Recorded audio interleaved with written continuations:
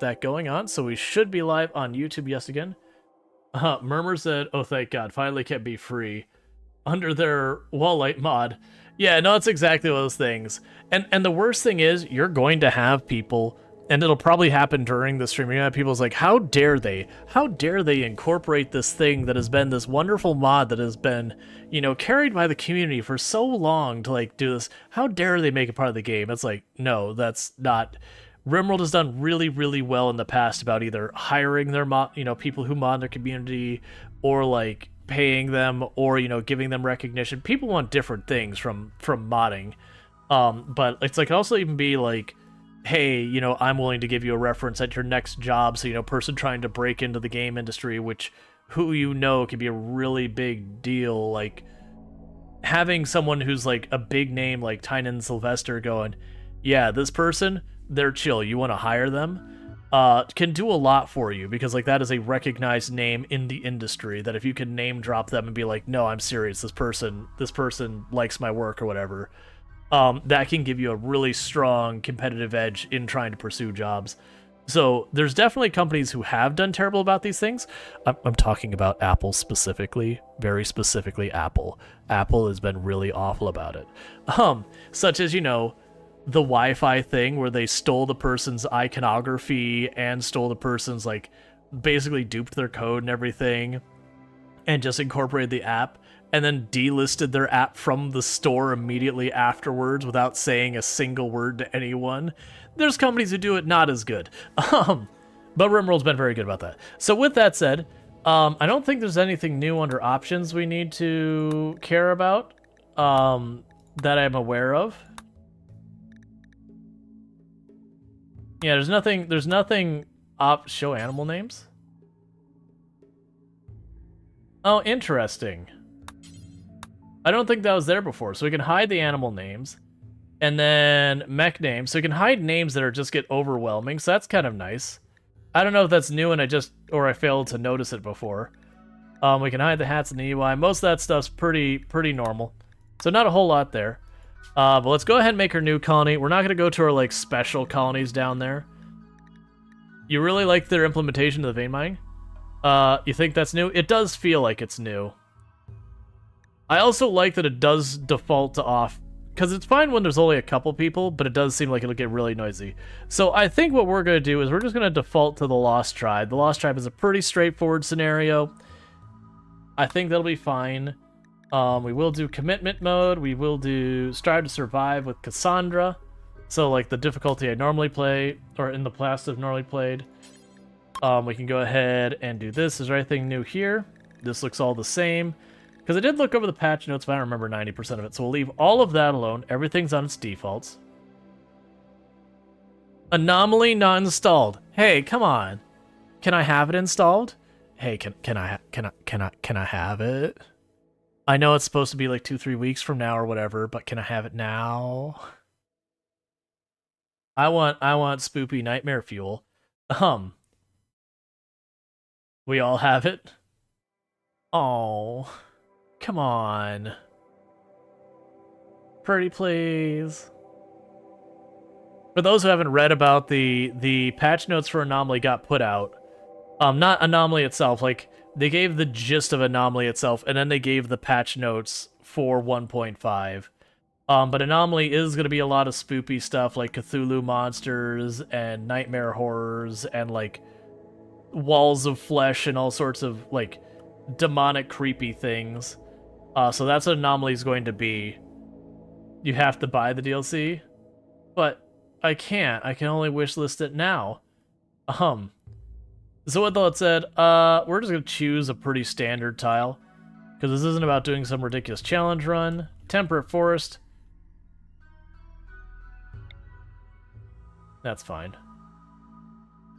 I wonder if the mech coming from the water is already a thing in the game.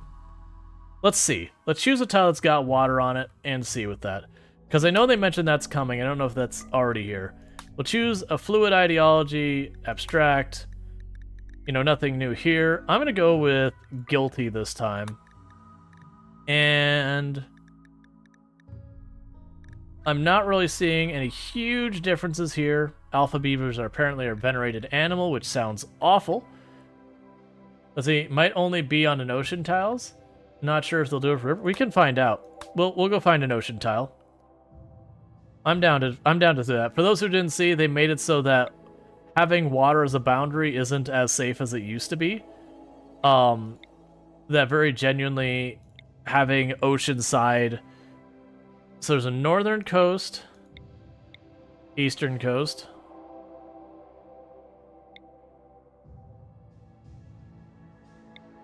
Yeah, so it'll be just coast on one side. That's just the way those work. Alright, so... Let's go in the wrong way.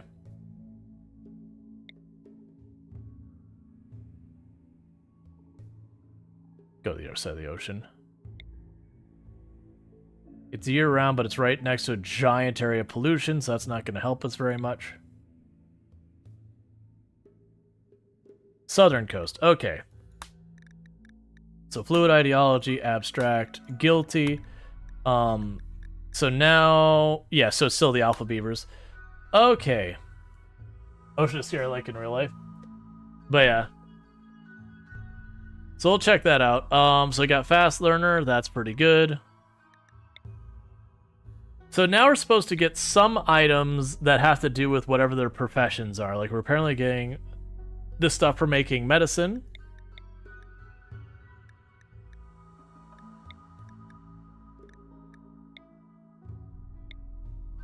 Alright. Oh, they did change it so aesthetics no longer get the eat without table penalty.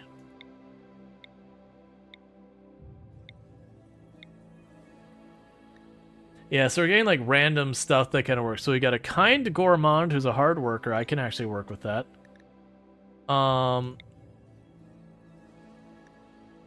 Psychic who's psychic who's got fast work, hypersensitive. So really the only thing we're missing is medical. We don't have anyone with a passion in medical. Do we have any duplication here? We got plants, we got cooking and construction, we got mining, construction, cooking and plants, crafting and artistic, mining and social. I think we already had mining. Yeah, I got a bunch of mining. So you're gonna switch. I would like to get someone who can do at least some medical. Some medical. A little bit of medical, please. Friend. Why do you hate medical so much? Does no one in this world have passion for medical? A quick sleeper who's a Raikut? Alright, well, I mean, I got medical, but that's terrible. Yeah, they've got the big DLC, and they dropped 1.5 update, so we're testing the new patch. It is a major update. A kind, staggeringly ugly person.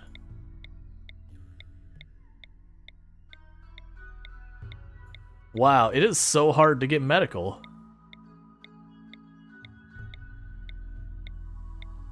Oh, I probably would have taken that 3 with a passion if I had paid attention. Why is the only ones that have medical the ones that 92-year-old pawn? Okay, yeah, let's not start with a 92-year-old pawn as our only doctor, because they're gonna last a week and be done. Hey, thank you for the ice cream cone over on TikTok. I appreciate that.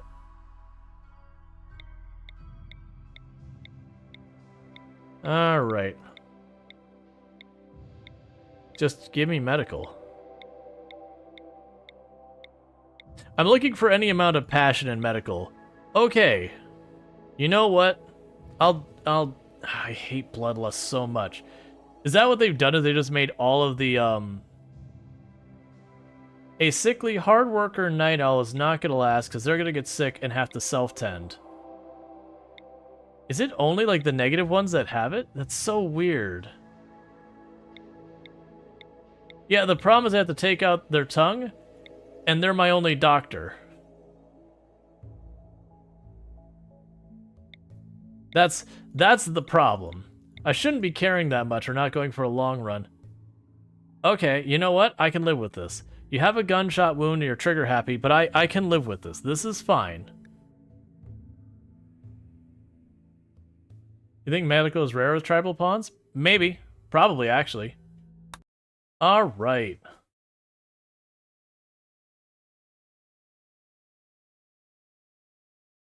So it's interesting. Whenever people started with a telescope and all that. Alright, so we do have water along our southern border. They got a lake up there. You got geothermal right here. So it's relatively a totally neutral start. Now in the past, what you could actually do is build your base along the bottom here. And that basically means you have one side. Oh, that's interesting. When you zoom way out, that's a nice quality of life. They've got all the animals are highlighted blue. So you can see them. And our stuff is highlighted white. I would assume enemies are highlighted red. That is huge in my book. Alright, so let's look at our skills real fast.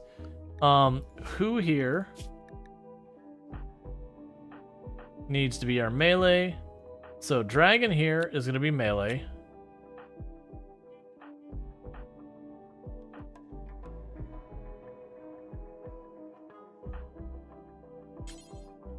So grab the bow, grab the gun, grab the bow.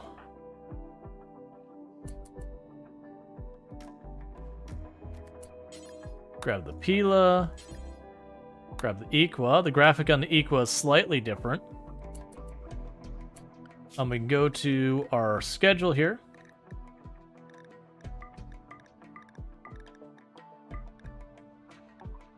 And Twilight Walker on their 10 stream streak, an extra 450 points. So thank you so much for that. Sip. What's the worst that could happen? Thanks so much for the hydrate.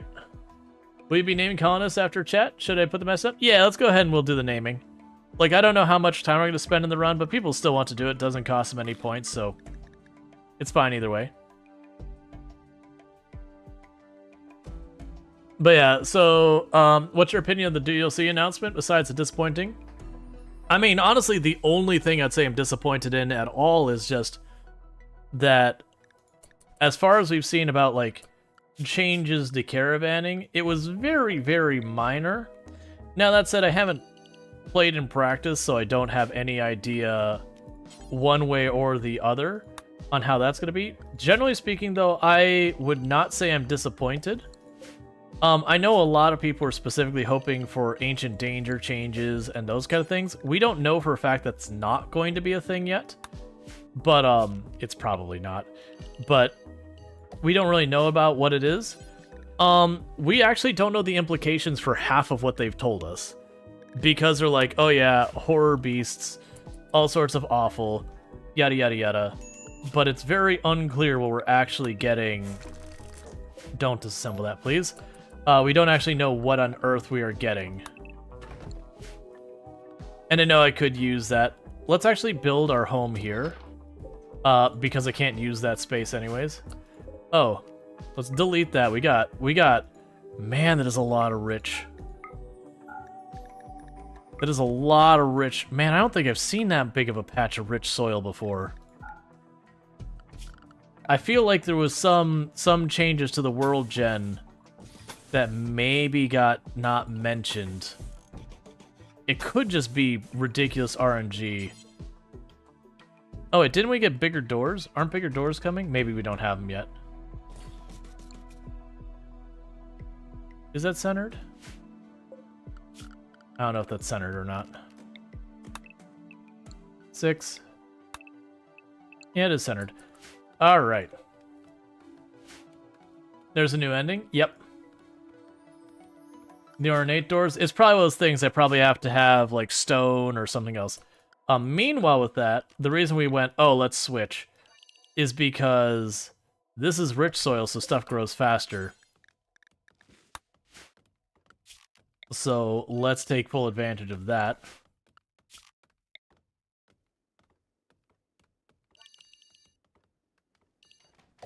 I also just realized I haven't fixed their priorities yet.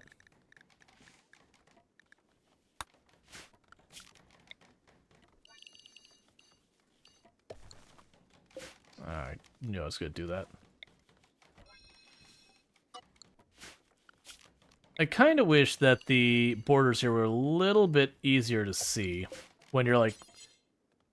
that you could make them out a little bit easier when you're working on it.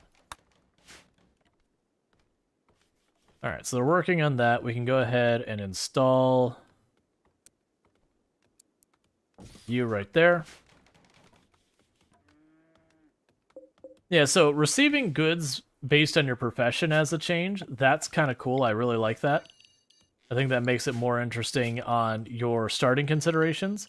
Like, some of the stuff is kind of a meme, like getting the Nutramine as a tribal basically means you're gonna have nothing there. Oh man, I forgot with Don't Stop the Music that the music straight up just goes on vacation a lot. Okay, so what we're gonna go ahead and do is I'm accepting. That's not what I wanted. That's 30%.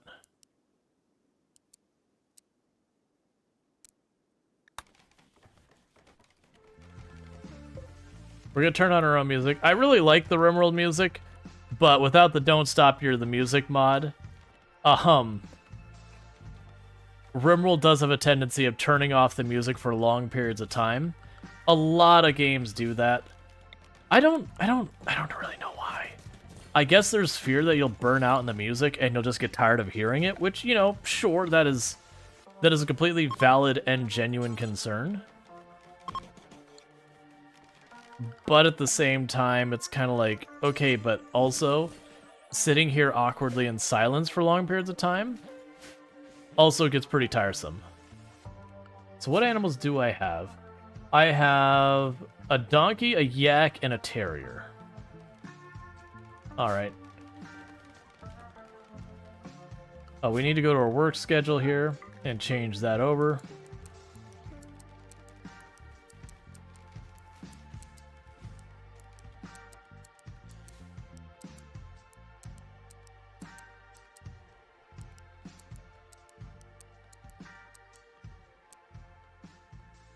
Alright, so let's think priorities. So you're going to be our crafter. You can research. You're also... So you can help with the research as you're available after that. I don't need you hunting. So you can grow stuff. You'll be our cook. I'll plan for you to do construction and mining. And again, they can fill in wherever they've got availability after that. So we've got our growing person. A second growing person. You'll be our researcher. So we've got our researcher, our crafter, our growing person, our construction / mining person, and our cook. And then Whale is also our doctor. Theme music is still your favorite. It fits so well. It feels like it's the official soundtrack. They did announce that they are also gonna be expanding the. I got ready to do like the forest carry. That's not a thing in vanilla, but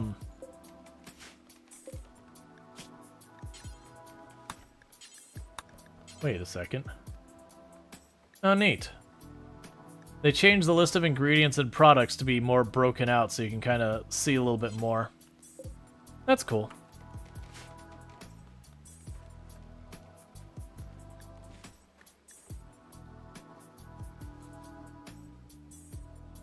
So let's find some steel to mine. There's a big chunk down there. We got plasteel over here.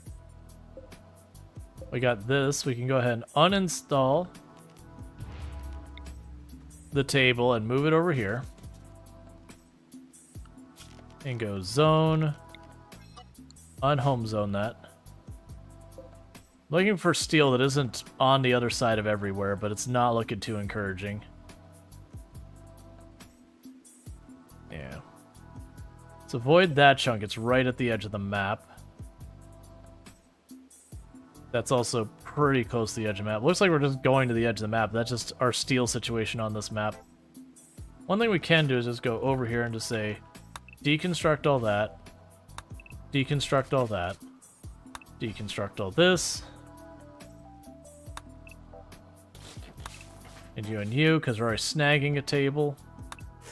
And you. And that, I don't see an ancient danger over here. If there is an ancient danger, I'm not see. Oh, there's the ancient danger right here.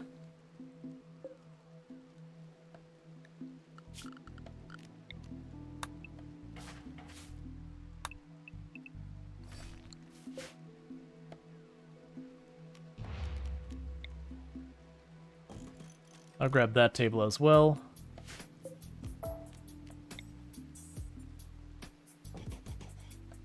Just to bring it over. Zone. Get rid of the home zone. All right. Oh, and we got another one over here. So I got a bunch of stuff we just queued up for deconstruction to get us some materials because we don't really have any good mining spots. This is the one I'm going to do. So mine vein. Yeah, so that to me is just how it should have worked to begin with. We wouldn't have to go through context menu, just go boom, mine vein. What's curious is I'm pretty sure that goes in farther than that. Ah, it only lets you mine what you've revealed. I'm wondering if as we mine it, it will automatically queue up the next tiles. It's fine if that does work that way. Pen oh, pen for the animals. I was like, pen needed? Why do I need a pen? So let's play it safe.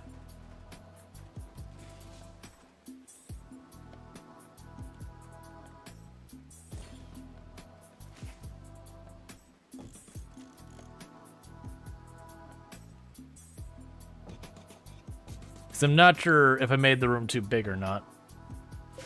So we're going to go ahead and do that.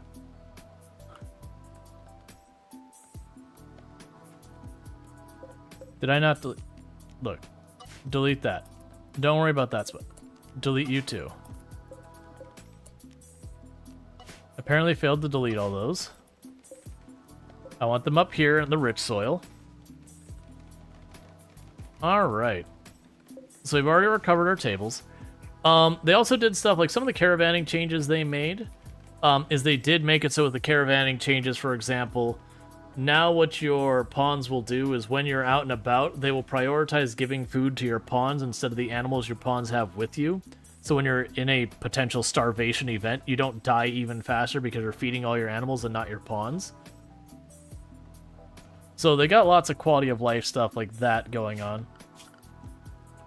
Recreation, hoop ring, we can go ahead and drop that here for right now. And we can drop you just, I don't care where, over there.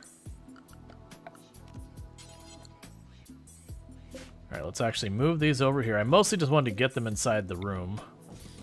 We'll move them over there. We will go boom, boom, boom, boom. We'll add furniture. A wall torch. Heck yeah.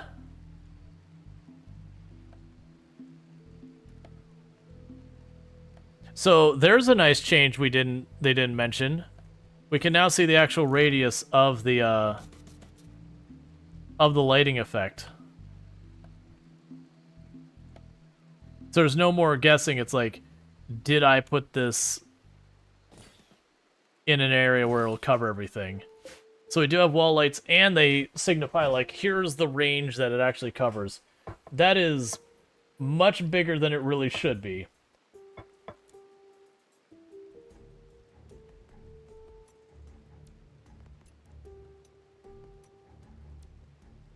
Meanwhile, I'm going to steal a little bit of my dinner I've been ignoring. That was parts of the wall lights mod? Yeah. So I appreciate that's just in the base game. I didn't use the wall lights mod personally because I don't mod hardly a thing. But that's a good one. So bear with me. I'm going to mute my mic. I'm going to eat my dinner real fast while we're waiting, and I'll be right back.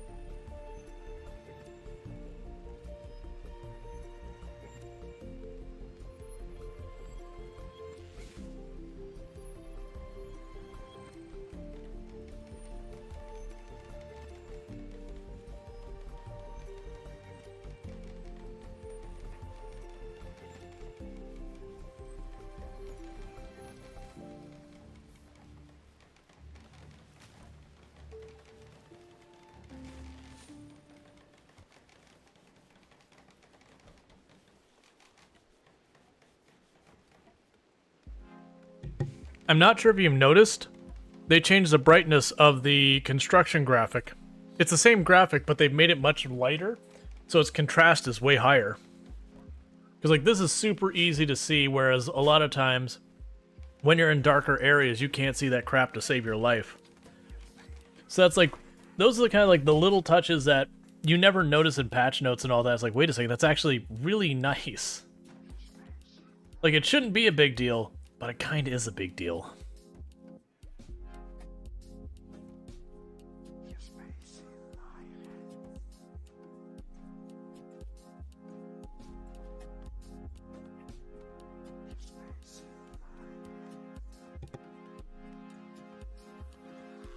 Yeah, Carol, it's the construction graphic. They've made it brighter. Like, the texture here is brighter than it was before, like the outline and the filling in the boxes and all that. So it makes it way more visible. Like, you can see this pawn. Beforehand, this pawn standing on a tile that's under construction would be really hard to see. But with how much brighter they've made it, so it's higher contrast, it's much easier to see. So it's just one of those things you're like, oh, that's such a little thing, but also that's really kind of nice.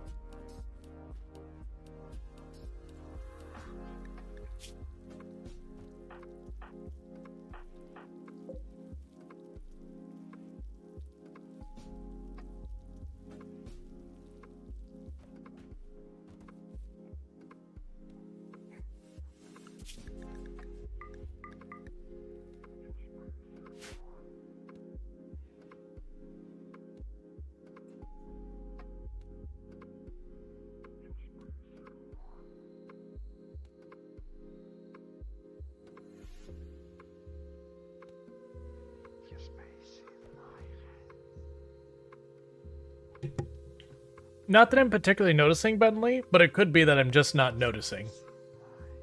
Like, the stools look kind of the same to me, but with, like, the stuff where it's just taking the same graphic and making it lighter, that some of the things they did, it could be that it is changed, but it's just not as significant enough that I didn't, like, I may not notice. So it doesn't look like it to me, but I won't say it isn't.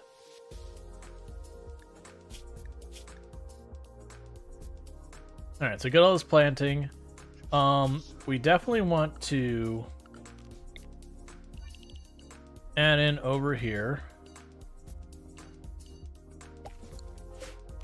We're going to be making lots of tea.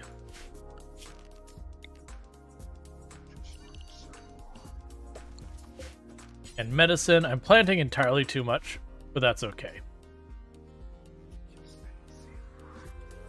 Yeah, no, it's a style thing. Looks like a cardboard box now. Gotcha. Yeah, I don't have the side-by-side, but they definitely did a lot of work with the graphics just to make them a little bit easier to see, which I am absolutely on board with.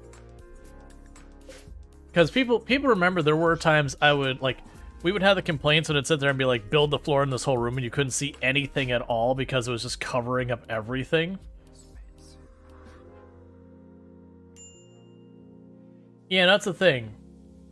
That to me looks similar, but it could just be that they've just lightened it up or changed, like, to make it have a more defined angle that maybe I'm just not noticing, which is entirely possible and plausible. Yeah, so you'll prioritize cooking. Yep, that's fine. So it could be different, I'm just not noticing, or it might not be different. Where's my cook? Who's my cook? You're my cook. Okay, you are cooking. I was about to be like, please cook.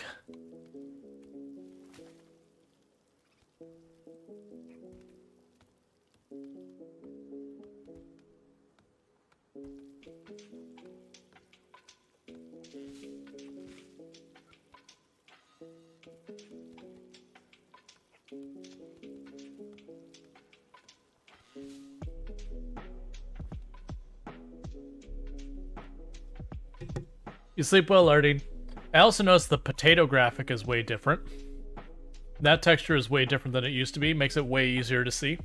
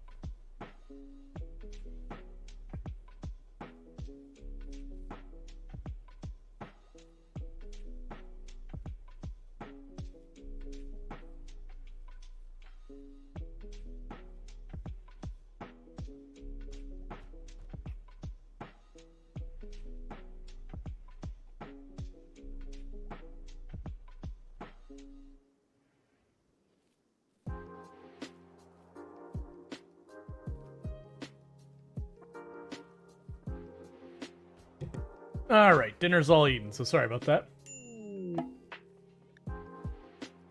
We got a group here for trading. Let's see. You did not know Totemex stools were different. It was not changed. Gotcha.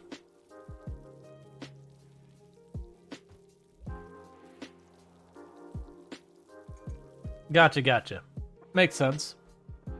Who's our best social person? Whale is. Alright, and I need to start drawing some names before we start having people die and all that. Okay. Take the extra melee weapons. I'm probably not going to use them. And I think we're fine with that. I keep looking for the hall priority thing.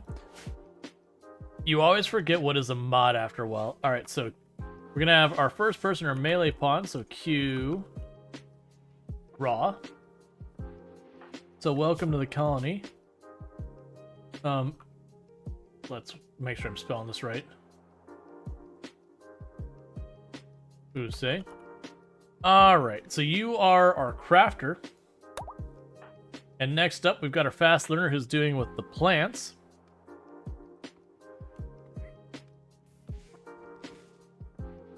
Which will be Kira Liz.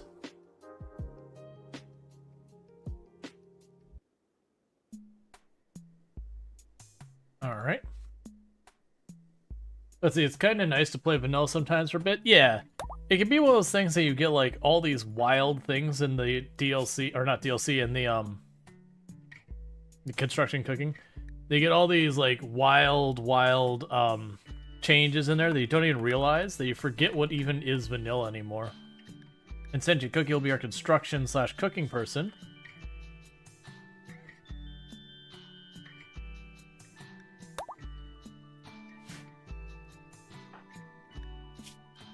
And then we have another construction/cooking/plant/animals person. I don't even remember who's doing what around here anymore, but you're doing stuff.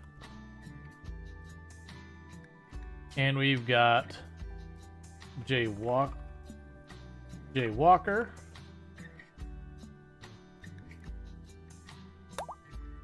And then finally, for our doctor, we got Marcos, please.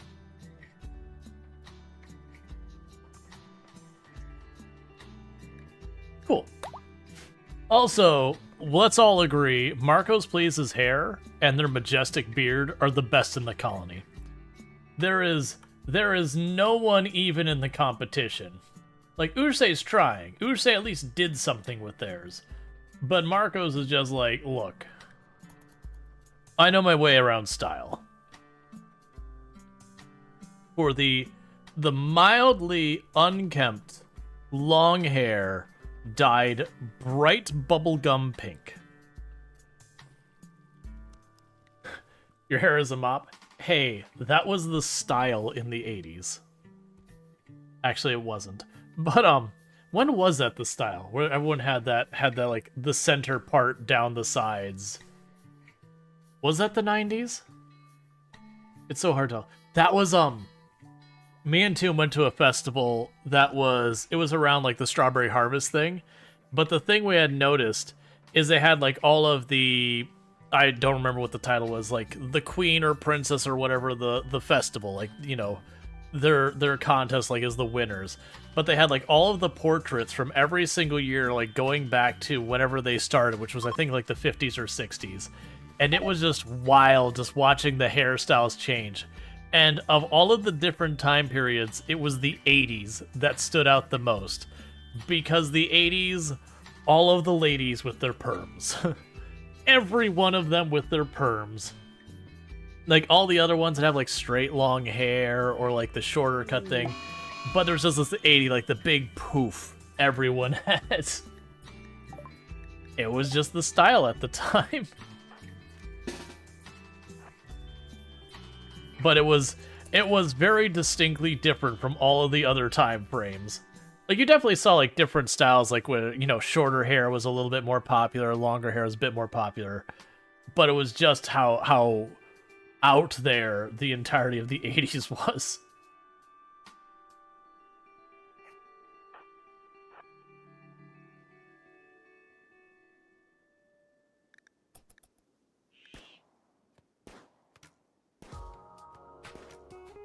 All right.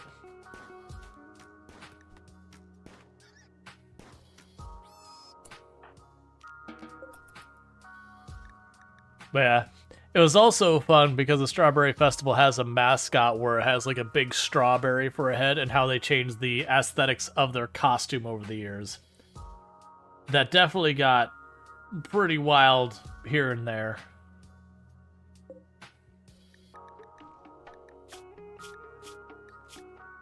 Oh. I don't know if it's a mods thing or they just changed it. I can't see how hungry the Timberwolf is to give myself some warning when it's gonna go and get to the point of attacking. I don't know if that's because of mods that I could see that before, like the expanded UI mod, or if it's just, that's just a thing they took away. I don't know, but that's kind of actually scary. Because that used to be the thing, is when you saw like an animal nearby that could attack your pawns, you'd be like, alright, how hungry is it?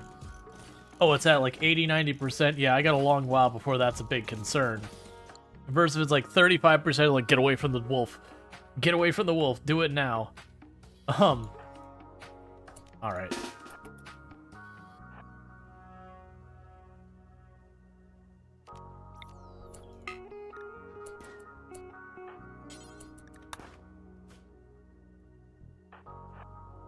Gonna scare the wolf away a little bit. So hopefully if it does go for an attack.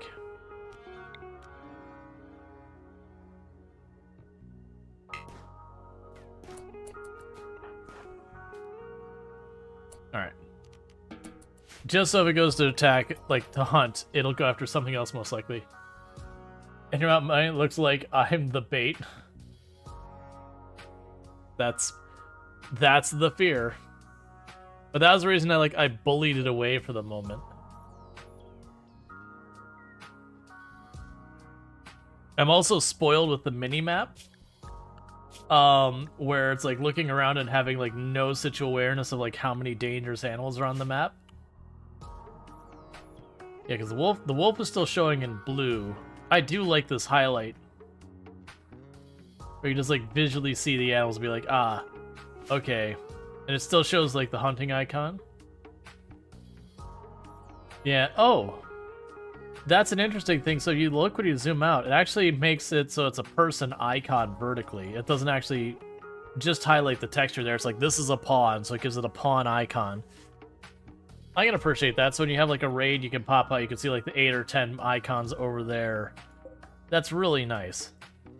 Or the same thing, like as like the terrier has an icon, the Timberwolf has an icon regardless to how it's facing. Attacking animals turn red. I kind of figured that was going to be the case. Makes sense.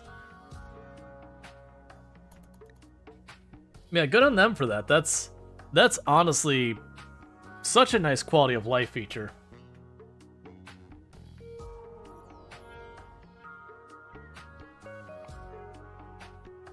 It really helps in games that there's like lots of visual noise too. It's like, because when you get zoomed out like this, you're trying to find anything of significance on the map. Oh, didn't they add a place where we could search for stuff? Search the thing. Yeah, so I can search for... So there's no pemmican on the map. So I can search for wood. And I could, like, jump between there. So you remember that thing I complained about forever? It's like you drop your gun on the ground, you're like, I have no idea where it went. I could just type in the name of the gun, and I can find it.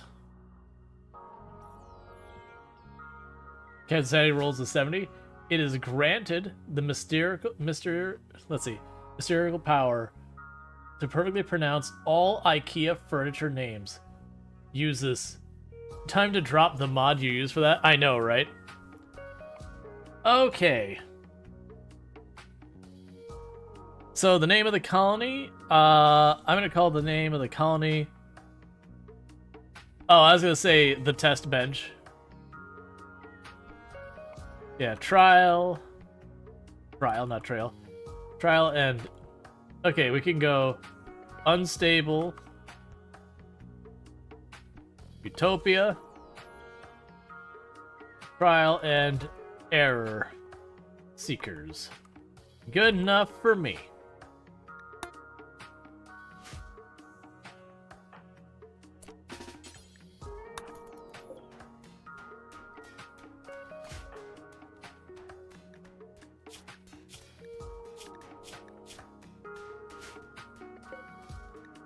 Yeah, so there's no needs tab at all for the animals that are wild.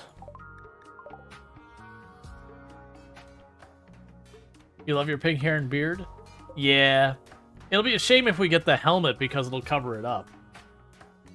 That just means you might have to turn off stuff showing on the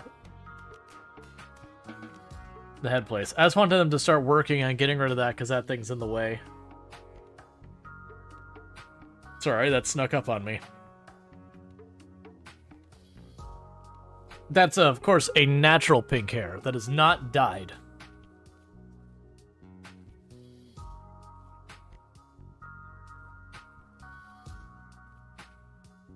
That's the reason they're going to be our ideological leader. In fact, let's do that. Oh, I don't have a,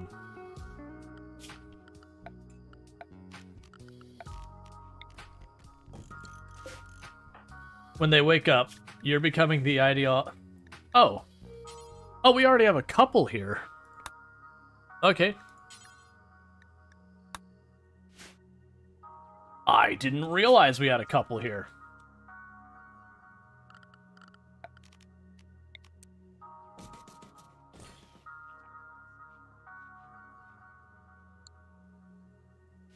It just happens so infrequently that you don't even think about it half the time. That you start with a couple where you didn't, like, go out of your way to, like, create a couple or whatever.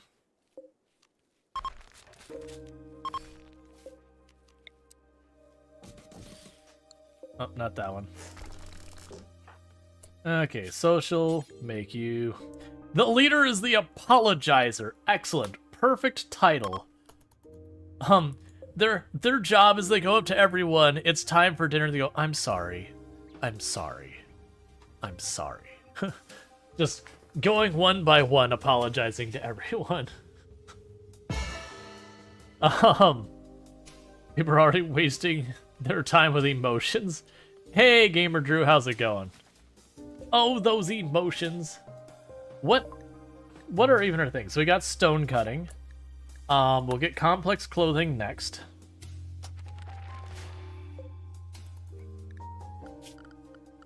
But that'll let us make a stone cutting bench.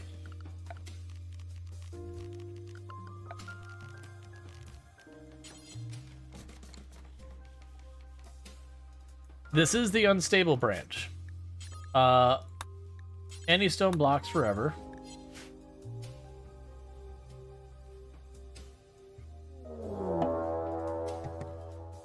Okay, so we've got Wasters approaching. Man with club.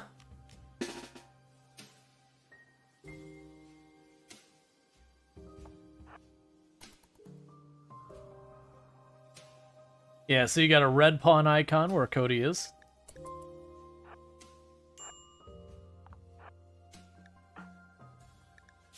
Minor break risk because you're very hungry.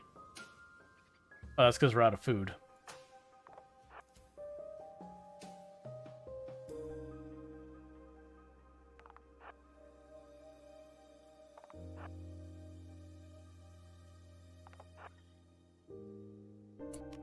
What's your range at? Okay, so about here.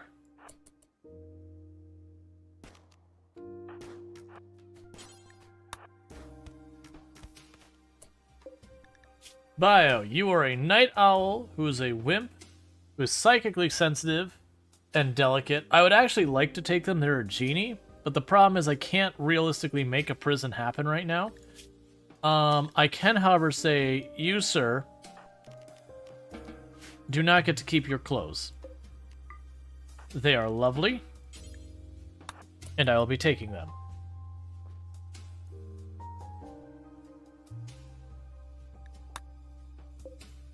Okay, so we already are getting more food happening. It's just not actually done yet.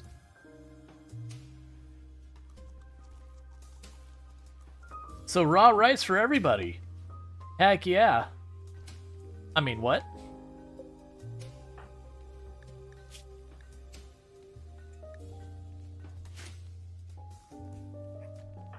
Yeah, so you're still trying to get... Oh, okay, that's cool. So even like the regular abilities here, they're now listing in the ability section. I appreciate that. Oh yeah, no, there's a lot of quality of life in here. And on one hand, I'm happy it's very, very much there. The other thing I will state is it's overdue. They made us wait a long time for it. I'm glad it's here, so I'm not going to complain about it. But also, how many times have people heard me vent about like stuff that was like basic quality of life? They're like, come on, man. It's been like 10 years. It's time. It seems like it is finally actually time.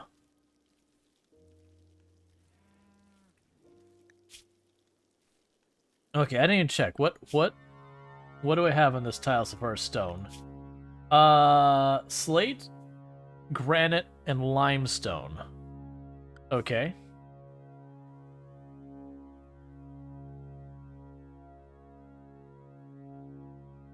Slate, granite, and limestone. I'm trying to remember. Granite, I believe... Yeah, granite is the one that's like a really hard stone, so it's good for making your base out of. Does it actually just give us information? Yeah, so sandstone's weak, that's hard. That just says generally. Slate, you know, doesn't look particularly good, also breaks easier. Yeah, so it's granite's the hard one, and then the other ones are like just fine. Okay. So, we've got to like a giant production room kind of thing. So I'm going to plan to put doors here and here.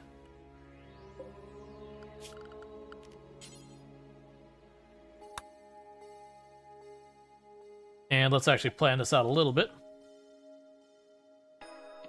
So I will put a hallway back here that is 3 wide.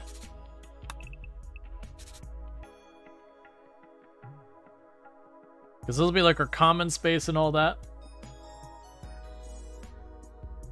And what we can do is for this hallway, right now it'll just kind of branch out this way.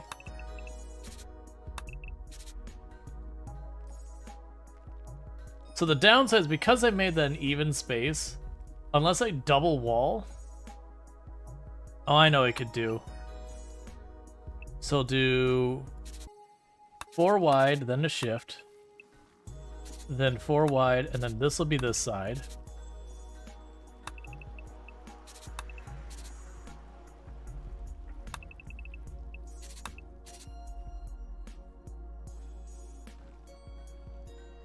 There's a new tier 2 door. Yeah, actually, we might have the tier 2 door now.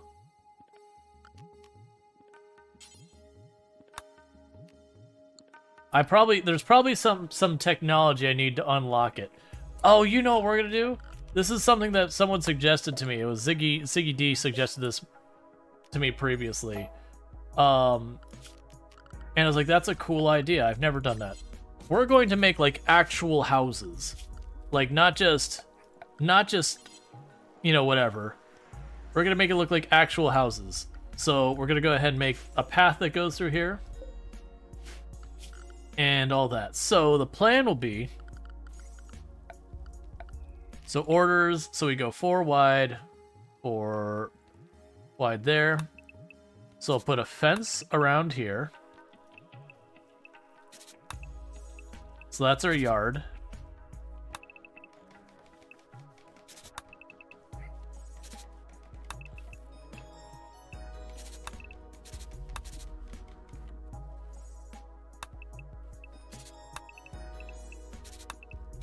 Alright, let's think how we're gonna do it. So that'll be the door, get rid of this wall.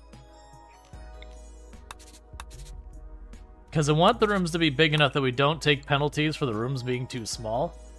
So it's gonna be pretty obnoxiously large. Like this is gonna be too small to accommodate that. Yeah, well actually we'll make the front yard a bit larger.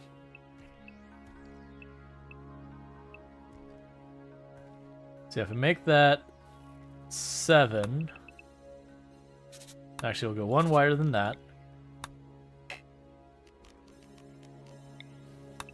Alright, this is going to be putting way more effort into this than I should, but I'm doing it anyways. So that's the bedroom.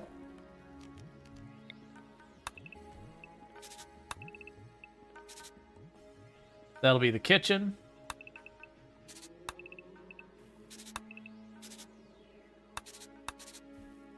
And then this will be like the dining room, living room area. And I'm going to make it 1 narrower. So there's a door centered on the wall. Wait a second.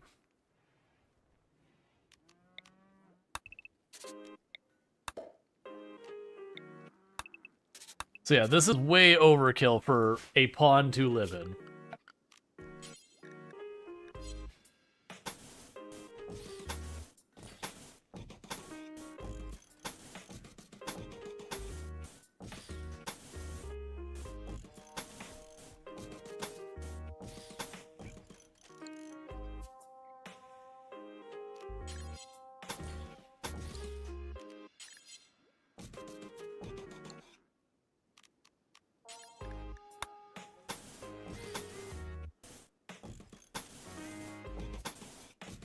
So this is not a good design at all for practicality side of things, but for just something different, we can go ahead and do this.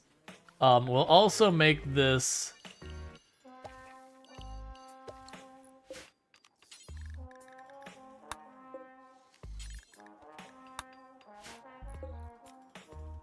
trying to think of how to do this. So if I grow the hay grass, they'll keep harvesting and it'll get obnoxious. If we grow the dandelions on here, we can make it look like an actual type of yard, sort of.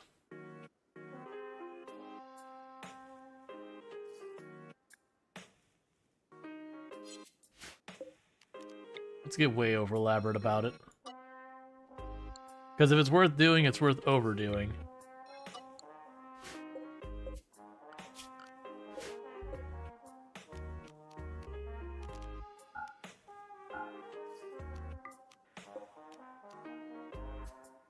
We can try and keep that down so it stays grass. We'll see how that actually works. So allow cutting but don't sow, so it just becomes grass. And then along here, we'll go here and say you have daylilies. This is not what I should be doing on any type of meaningful challenge, by the way. But, it's worth experimenting now while we're on a run that we're like, well, let's see how this goes. Now, Down says I basically screwed myself for being able to use that geothermal, but you know what? I actually don't care.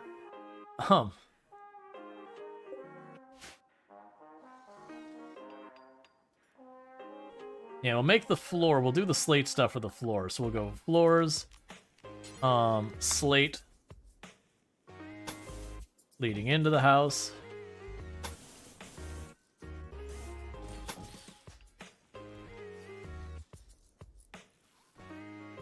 Okay.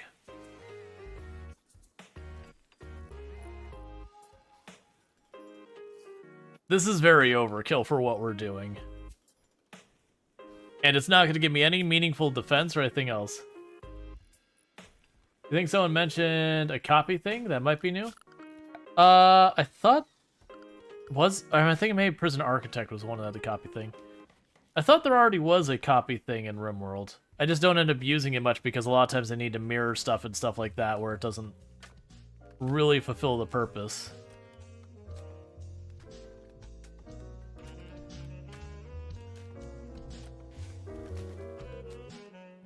Alright.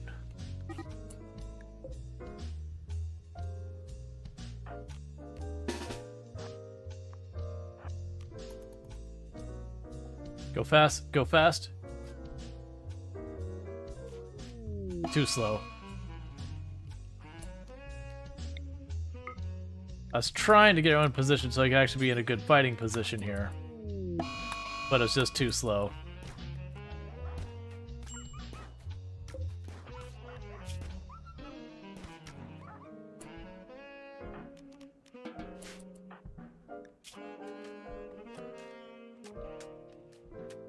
Or Terrier, you deserved better.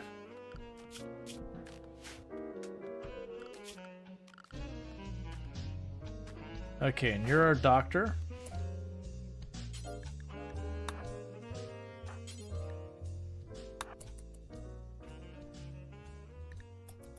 Alright. So you notice I could right click and choose clean barracks, and Carolus is now just cleaning the barracks. That's just a thing now. That we're like, oh, this room's disgusting. Just right-click, clean the entire room. You don't have to go and sit there and be like, alright, set the priority. Okay, clean this speck of dust and that speck of dust and that speck of dust. They'll just systematically clean the whole room.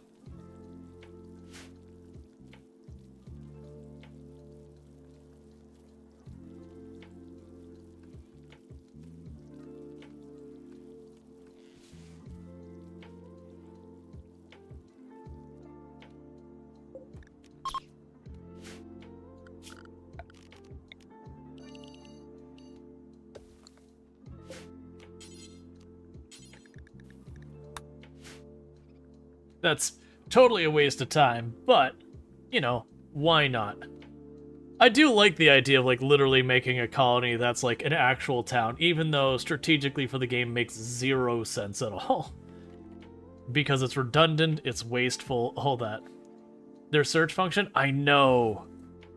You have no idea how many times I've complained about the lack of search functionality. Because you have that person have, like, the Masterworks Zeus hammer, and they would drop it who knows where, and you're running around going, where the is this Zeus hammer as it's just rotting outside in the rain or whatever.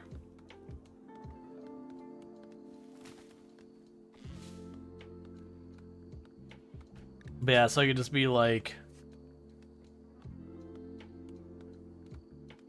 The best thing is it works for anything, so... If I'm wondering like, oh, there was a panther on my map, where did it go? It doesn't even have to be like my own stuff. You know, I actually didn't watch, because we set the vein mining in a bunch of these, and I never did watch. My assumption of how this is going to work is that as they reveal it, they'll keep like tunneling deeper and deeper and deeper until they stop finding whatever ore you told them to mine the vein for.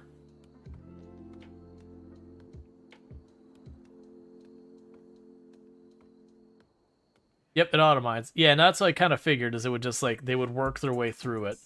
Like, once you queued it up until there's none there. So you're at risk of a break. Why are you so unhappy?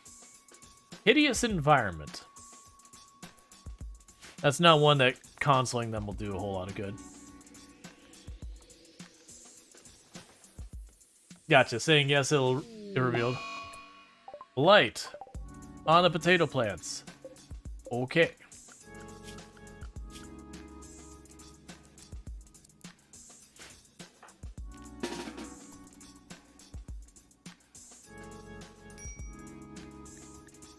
They'll deal with that when they wake up. I don't want to micro them on it.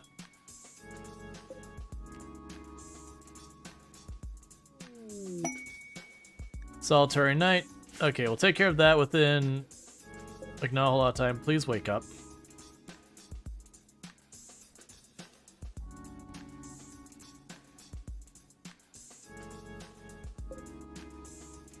There we go.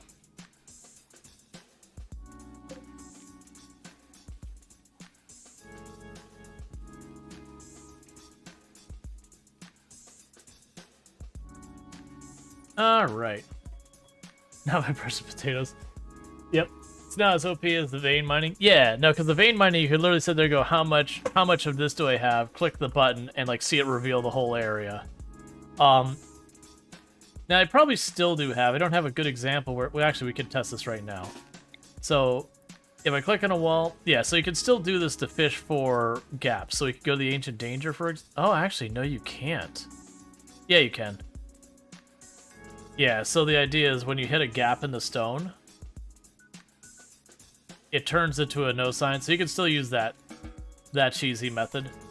So if you're trying to find caves in an area, you could just tell them to melee attack a wall, and then just put the mouse over wherever it says no as it's saying there's not a target. Heat wave! That is not going to be a good time.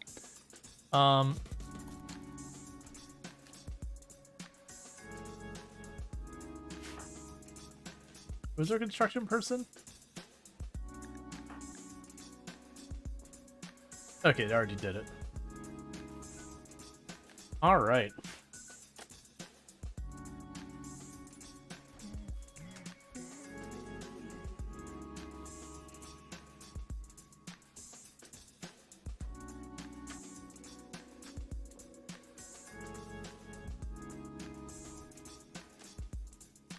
I'm thinking we're gonna make these carpeted places. Because we're tribal, I should make it... Actually, we can make it both. We can do a tribal living room. This is ridiculous what I'm gonna be doing here. Like, from a RimWorld, like, practicality standpoint, it is a absolute waste of time. Which is perfect.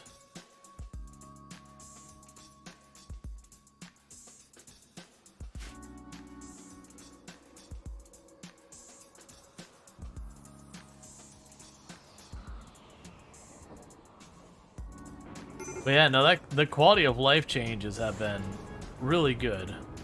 They definitely improved the fire effect. That's different than it used to be, the lighting to it.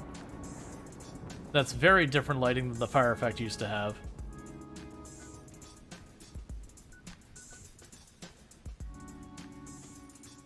I don't think it's, like, neither better or worse from anything other than just it's new and kind of, like, cleaner and all that.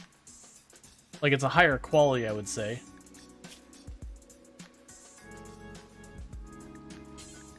Oh, alright, you're on your way. There's the man hunting raccoon.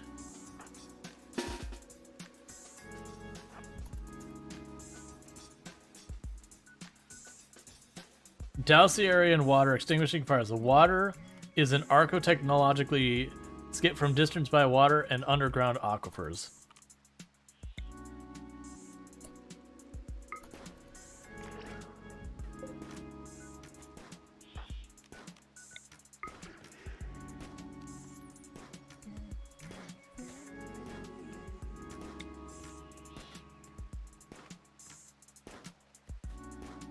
Yeah, so we gave the raccoon vertigo, and then stunned it.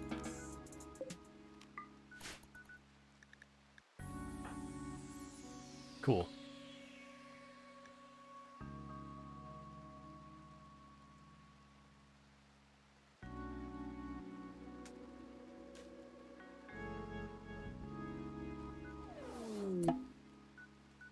And you can leave.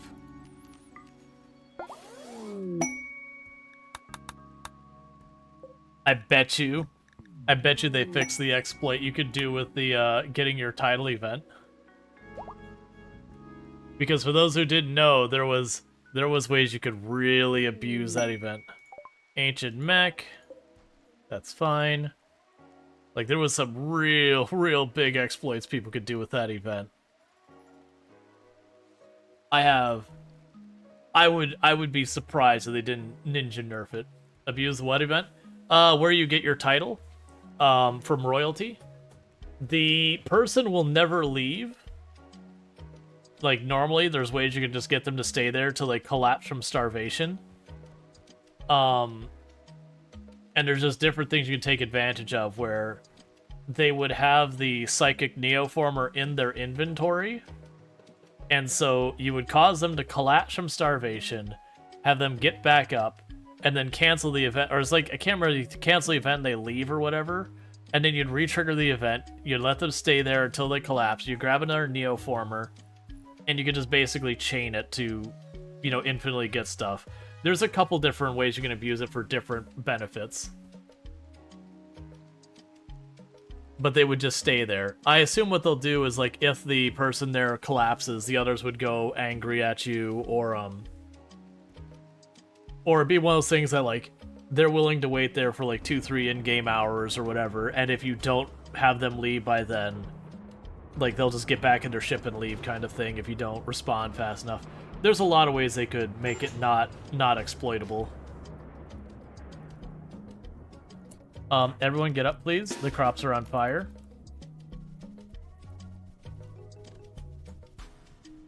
Oh, they also did improve the firefighting. Rejected proposal. Kirill's proposed marriage to Marcos, please. Marcos, please, rejected the proposal. Kirill is going to be unhappy about this. Look, at least you didn't break up. You managed to keep it together. You're like, it's not a good time.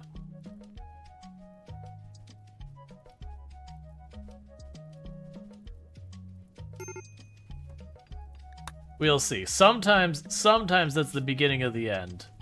Because if we now... Actually, they both have a positive view of each other. Oh yeah, the rejected proposal didn't even hit them that hard. Like, it's minus 15, but apparently they've had, like, deep talks and all sorts of stuff that, you know, the proposal didn't go well, but they're still working through it. It didn't go that badly. It was more of a, hey, ask me later kind of thing.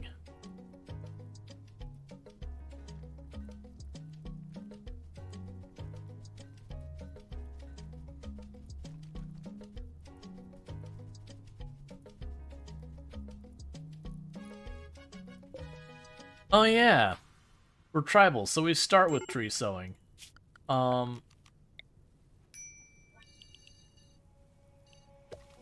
So we'll go here and say poplar trees.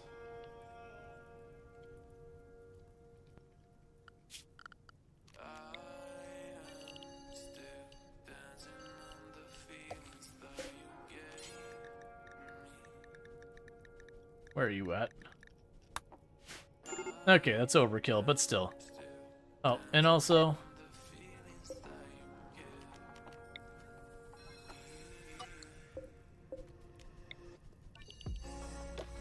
That's overkill, but we're gonna use all that fertile soil. Keep our planters busy. The fire looks way prettier, having that lighting effect around it. They also apparently made a bunch of performance improvements. So I do wonder if some of the art creators I know who have been doing the whole tile challenge, which that's why they stopped the whole tile challenge, is they ran into performance hurdles they just couldn't surmount. What is your deal? Food poisoning.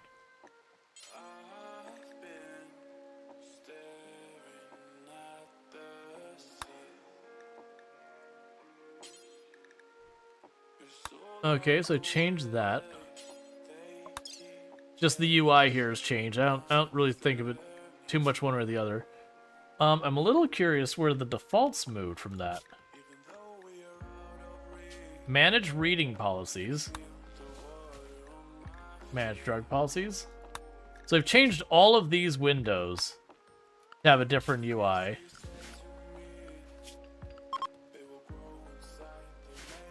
Which is curious. What I'm not seeing is where I can... Oh, change defaults. It's right down there. Boom. So, does that retroactively apply? No. Okay. That's still fine.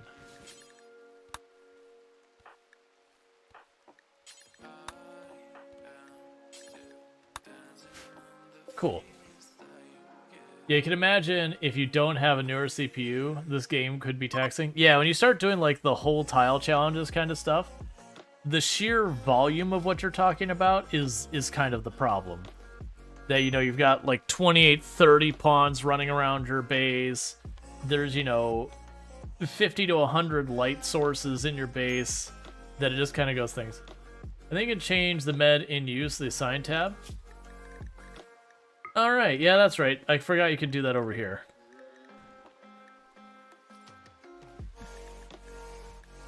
Yeah, so we've got the reading stuff. I don't know if the textbooks are in. I'm guessing they probably aren't. We'll see. Actually, that'd be one thing. Do we have... Sad Wander. Oh, right. I was researching the complex clothing, then I was going to do complex furniture.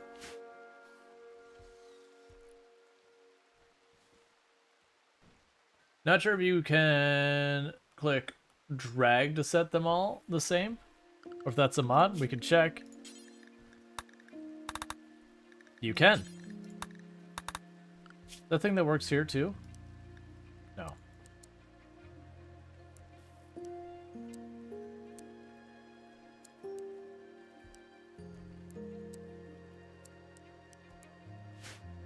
I was seeing if there's something where I could like highlight a number and drag it down. Because I know you can do that with stuff like the schedule you can drag and around and some of the other stuff.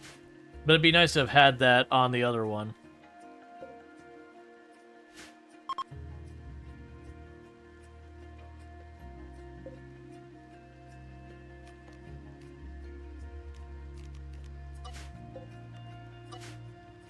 We can just leave that to grow whatever it wants. You feel like they used to be a mod, so is that new? I have no idea if it's new or not. They definitely went and put proper time in that for the quality of life here.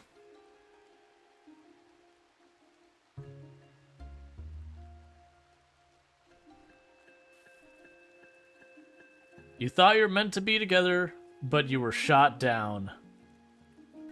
2 whole seasons. Negative mood penalty.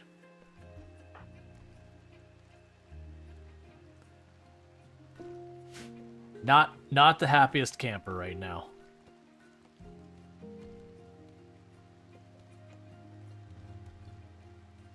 Can a moral guide help? Actually, they probably can.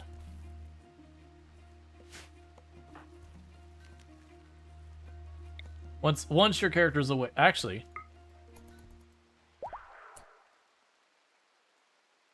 So apparently Marco's pleas and Kirill had a nice long chat about the proposal, and they've worked through it. Yeah, no, if you didn't catch that, we didn't have to wake them up. Kirill was still asleep, and it just like it went to it. I imagine you probably had disturbed sleep. I think you already had 3 instances of disturbed sleep, and I think that might be the cap. So I have no idea if that counts as disturbed sleep or not. But honestly, with some of the things you try and do, not having to wait for the person to wake up or go over there, draft them, have the other person do the interaction, then undraft them, is nice. That's definitely an improvement. Transport pod crash. Yeah, so we will need to jump to you.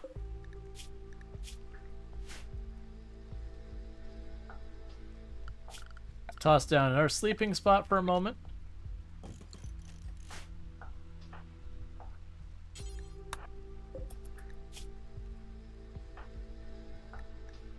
How old are you? 43? Alright, look, man, it's time to be okay with settling down or whatever. I was gonna sit there and make the comment like if he was like 21 or something. It's like I can understand that. Just not quite ready. But also you're like 43. it's time. So who are you if you join? You are a night owl who crafts. I can work with that. That is totally doable.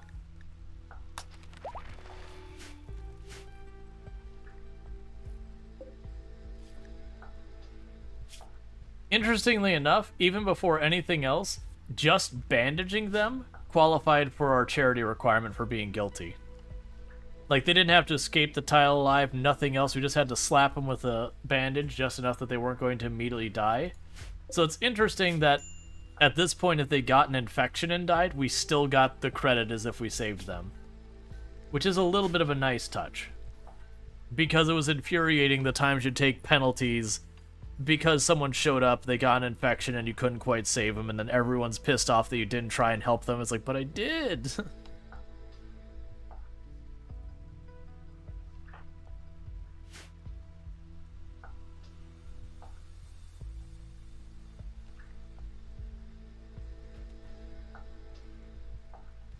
Alright, meanwhile, I'm gonna go exploring.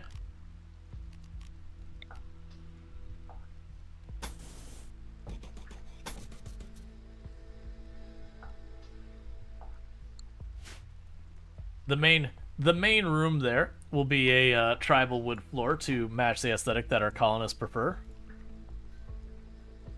This is a tremendous waste of our effort too. The time we're putting into this, like, this is definitely not challenge run kind of builds because this is very inefficient.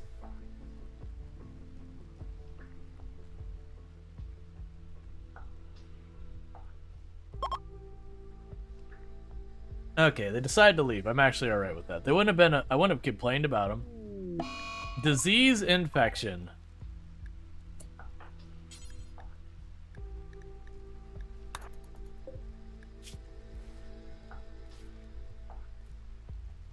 Let's start right at minor infection, but that's okay.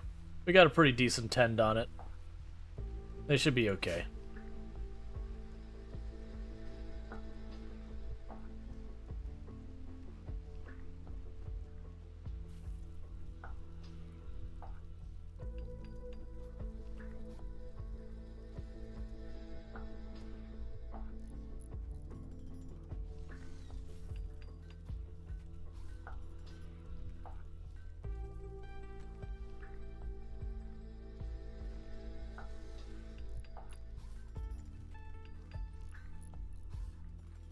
Alright, so we're just kind of waiting for the building to get knocked out. Oh, we got complex clothing. Production, hand tailoring benches. That's fine for right now.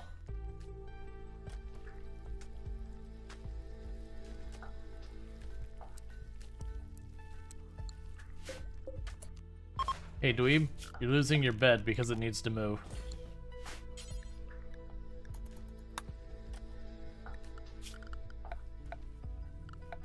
Nothing personal, man. I was gonna throw out the feng shui of the building, and we just couldn't have it. It was an insurmountable thing. One can just not. Oh, right. We need complex furniture. I was like, what? I can't build the tool bench or whatever it is, the thing that buffs all the crafting nearby.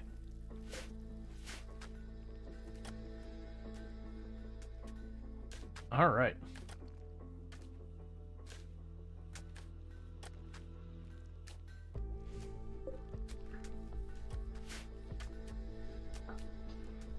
I kind of like the idea of effectively having a gardener running around the base planting all the flowers. Rejected proposal. Marcos Please proposed to Kira Liz, and Kira Liz rejected the proposal. Marcos Please is going to be unhappy about this for a while. Look, you two, you need to sort your stuff out.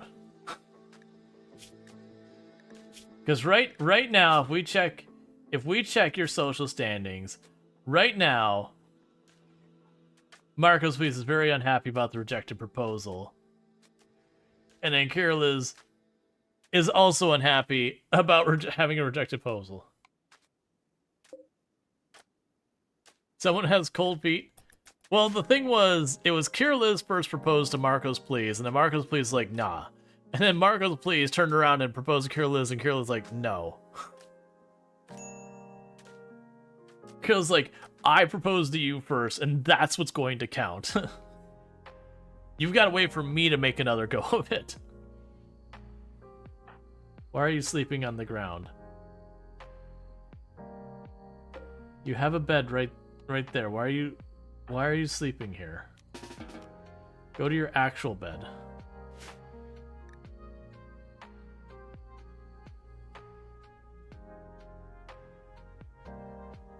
Hey gamer, how's it going? It's just drama on the rim. Marco's please is going to hide in their room because her proposal was rejected. That's fine.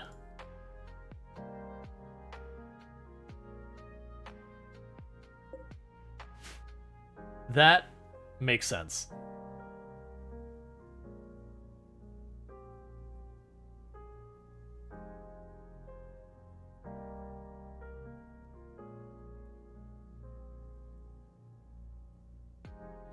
I'm kind of wondering with like all these separate houses and how much space this is going to take. Instead of doing like the conventional kill boxes and all that, basically having where we can just like run through the neighborhood like rolling retreat kind of thing, it definitely would not be the strategy. But I don't see how I build a proper area for this in any type of timely manner.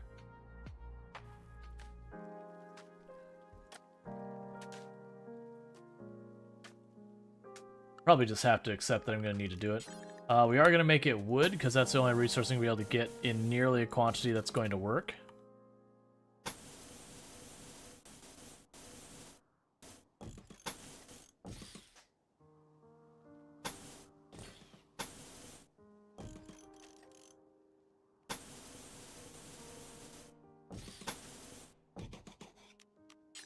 Okay, so door.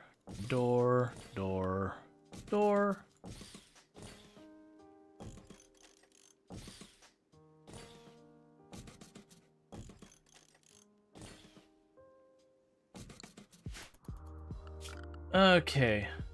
Oh, we don't need to queue up cutting down all the trees, because if we do that, they'll literally sit there and just prioritize cutting down all the trees, because I said it is higher priority than the rest of the farming kind of thing. So they'll just do their best to get those done. I don't have... Oh, right. We're going to have to set someone to have high priority clean. What we can give... There.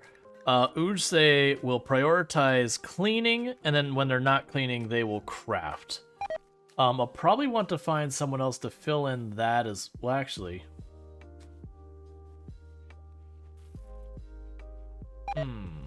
There really isn't a good candidate for someone to be like the cleaning person. But we'll figure that out. Alright, got another attack coming. They're gonna prepare first. Let's see where they settle in real fast.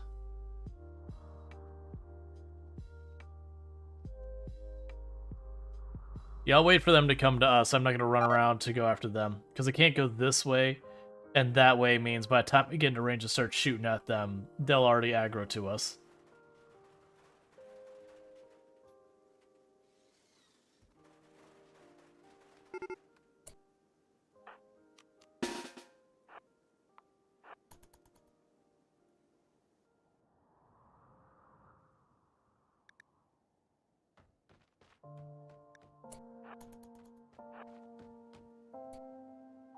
What? Why are you smashing my wall?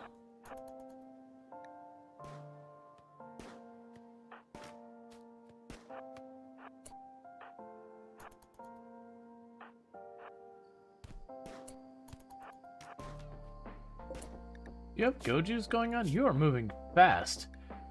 You're high on go juice. Okay, so you're gonna have to get really lit up before you go down.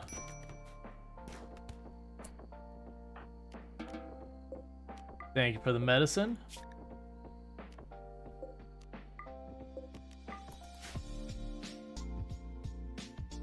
Oh, that's something we should do. Zone, dump, stockpile. Storage, clear, critical.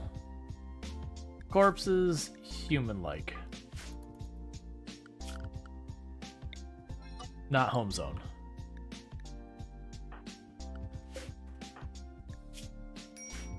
Yeah, so I got a bunch of people with food poisoning because this room's getting gross.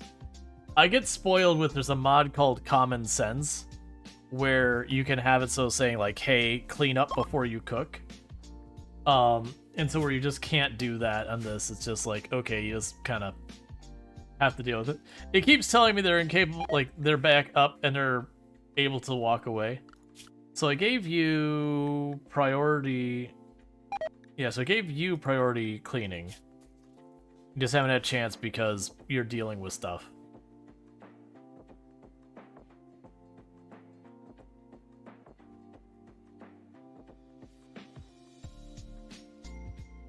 All right.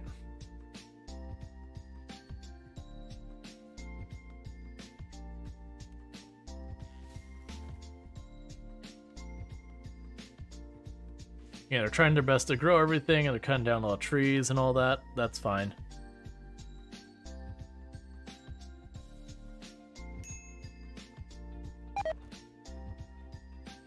Just food poisoning for absolutely everyone, because we haven't got a thing. Oh! That's really nice. That's a minor touch. So we now actually have it where it will let me know when the person's abilities are ready. So instead of just having to keep a close eye on it, it's just like, oh, they're back to being ready. Go for it.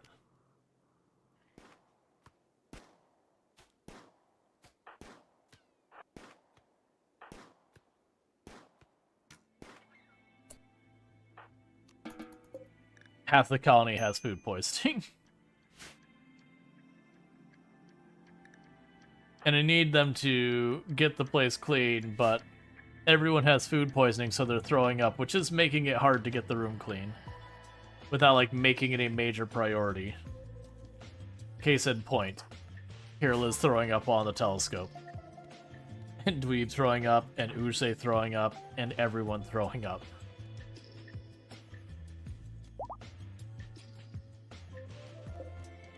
Okay, so Ursay has now officially started cleaning the room. We're gonna need a dedicated room cleaning person.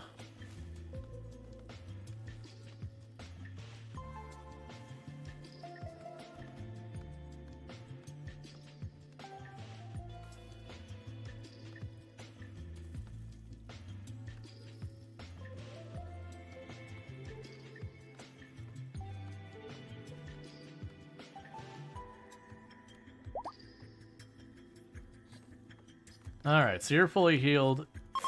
Get out.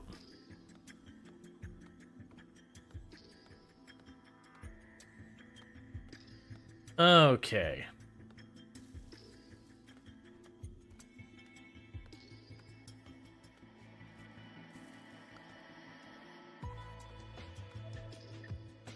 Yeah, so we also had limestone here, so I'm gonna go ahead and say...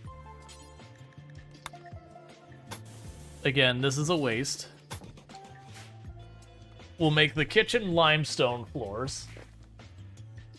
And then the bedroom will carpet. Again, 100% not how you build houses in RimWorld.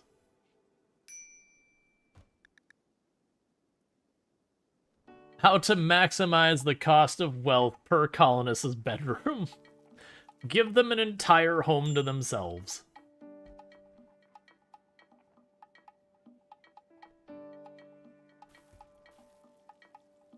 The only downside is without mods, you couldn't really reasonably do a fridge. I mean, I guess you could. You could potentially make like a tiny walk-in fridge. I mean, maybe we could actually, like, tiny walk-in fridge with like one refrigerator, like maybe just 2 shelves.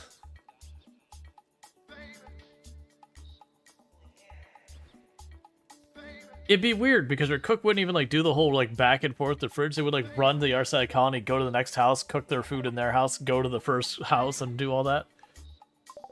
I don't think it'd be practical at all, but that's fine. So carpet making, because we are gonna do that.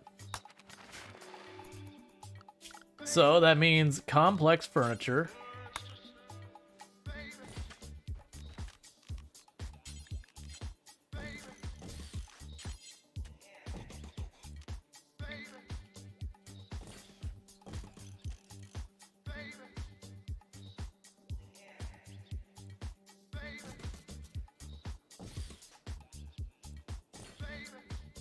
There again. Not making it practically. We're just making it. So furniture.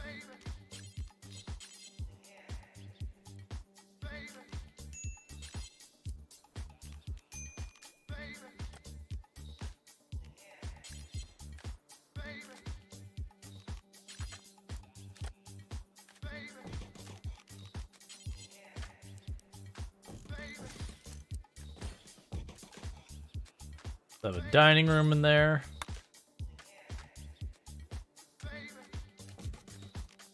They'll have a couch. So we do have bookcases in the game. They are already added.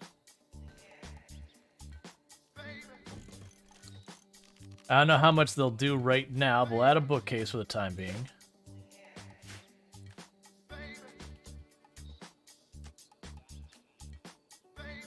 Okay, what else are we gonna add in here? There's something else I was looking for. I mean, we have the shelves we need. That was one thing. There's something. Oh, it was the MISC tool cabinet.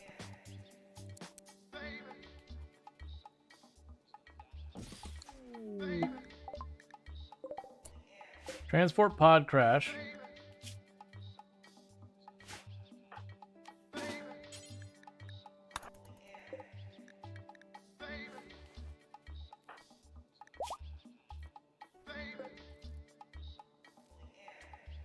So, the interesting thing is it already declares me as having saved the refugee.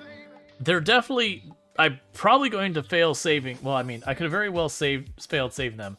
But just slapping them the very first time with a bandage was enough that it qualified it as me saving them.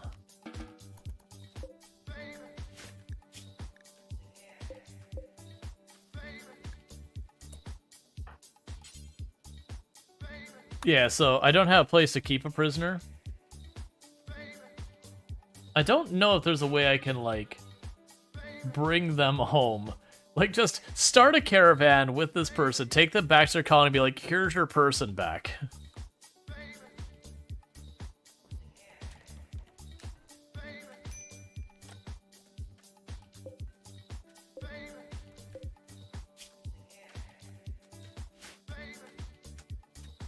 I mean, actually, we can do this. So for just a moment, prisoners, capture them, and then we'll release them when they can stand.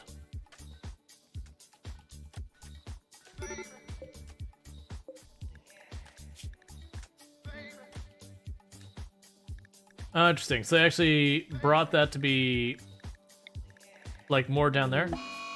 Disease infection on you. That's fine.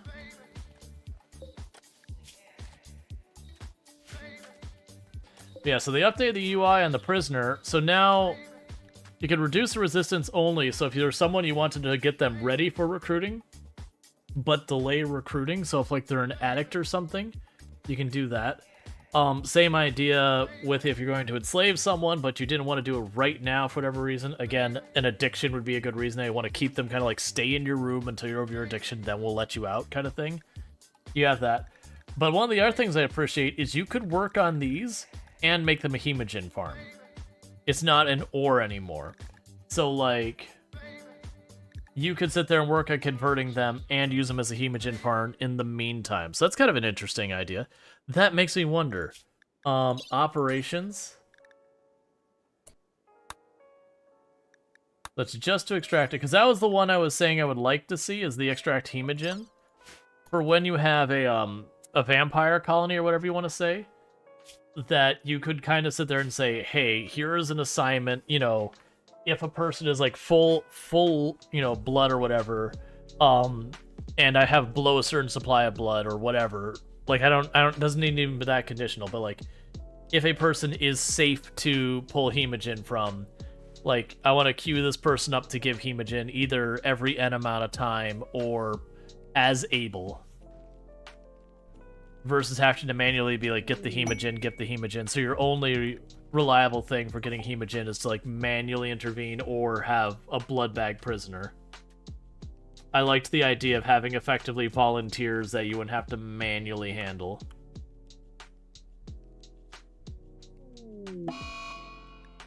You have a daze. Alright, so you're getting over the proposal penalty pretty quick. It's honestly surprising that they like each other still, considering that's a minus 45 between them rejecting each other's proposals. They both have minus 45, but have like such deep and meaningful conversations and all that they still are like, okay, you know, that's, look.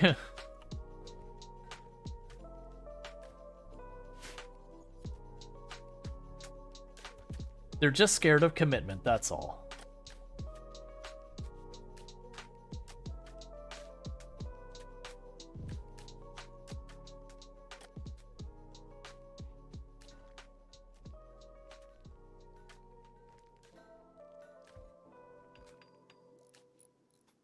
That said, I would really like them to not be causing each other endless grief. Did you just smash through my roof? You did just smash through my roof. I appreciate the berry delivery, but that's a little aggressive. Literally punched holes in my ceiling to give me those berries.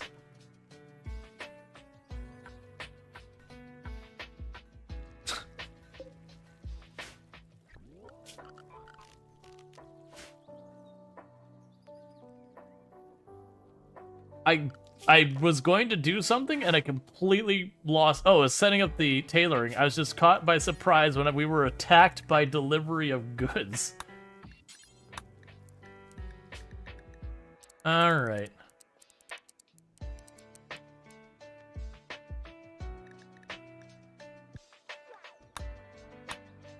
Oh, that's a cool one. I like that. So instead of like having to cancel out and like change all the values, you'd be like, just turn this off for a minute. That's nice. So we also need pants.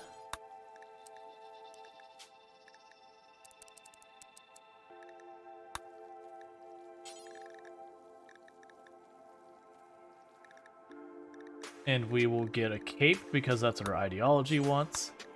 And we're not a tile that particularly need to worry about the others. What else do we need for our ideology? Let's quickly check real fast. So cape, tribal headdress. When we get our first reform, we'll get rid of those. I'll keep the cape, honestly. No, actually, I'll just get rid of those. Yeah, so I'm not gonna worry about that stuff. What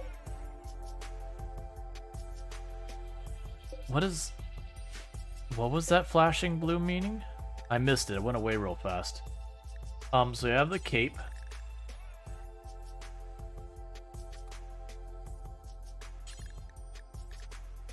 Okay, so we've got our pants.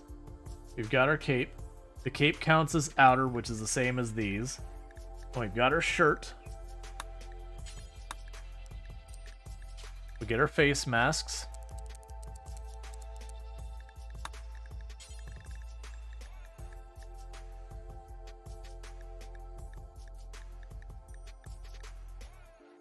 And we'll get cowboy hats. All right.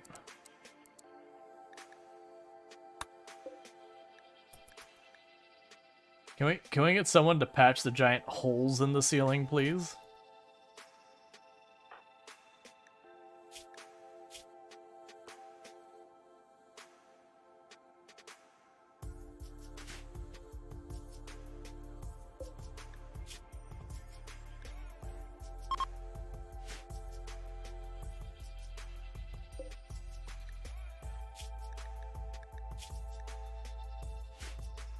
But skylights? There's nice skylights and, hey look, it's 80 degrees outside, you're letting the cold out. Our cold that would be, you know, a swamp cooler, except it's not working right now.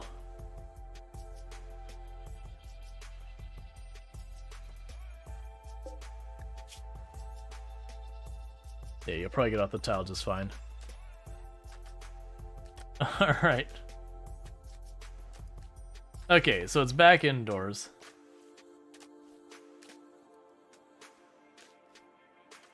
I'm gonna need someone to be a dedicated hauler as well. Yeah, so it's gonna really bite into our crafting time. But I've got Ursay doing the dedicated hauling and crafting. Or sorry, hauling and cleaning. Because it needs to be done, but with all the dark and all that, we're getting all sorts of penalties. Alright.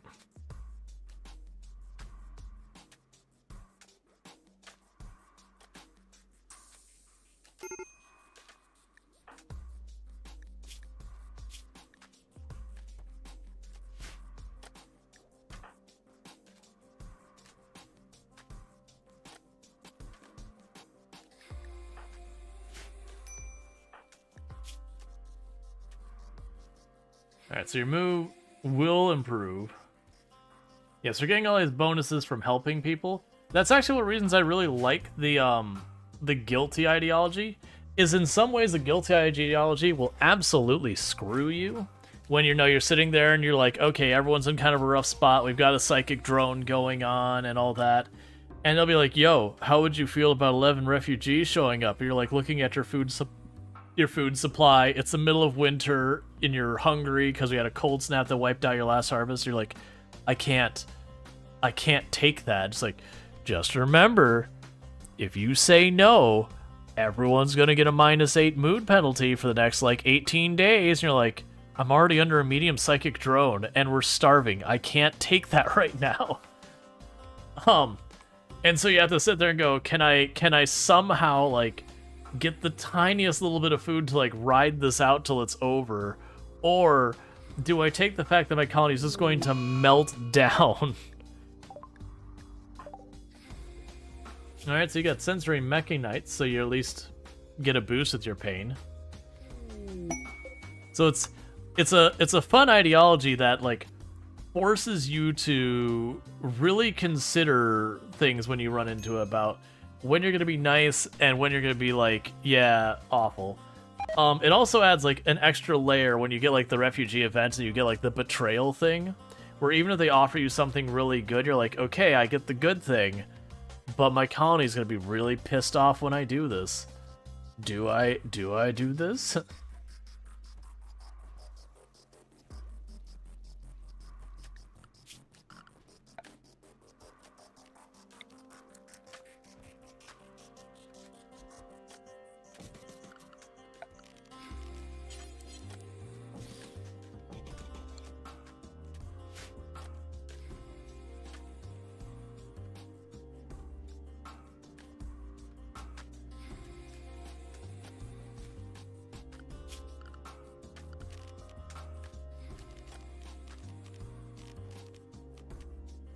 I kind of want something that will,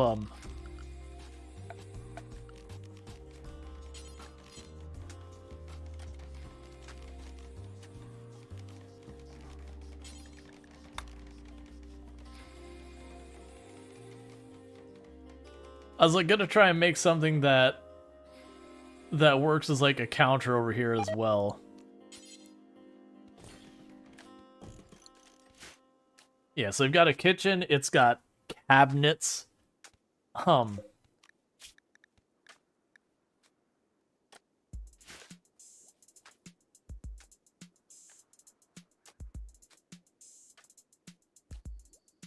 So this is definitely a very wild way of approaching all this.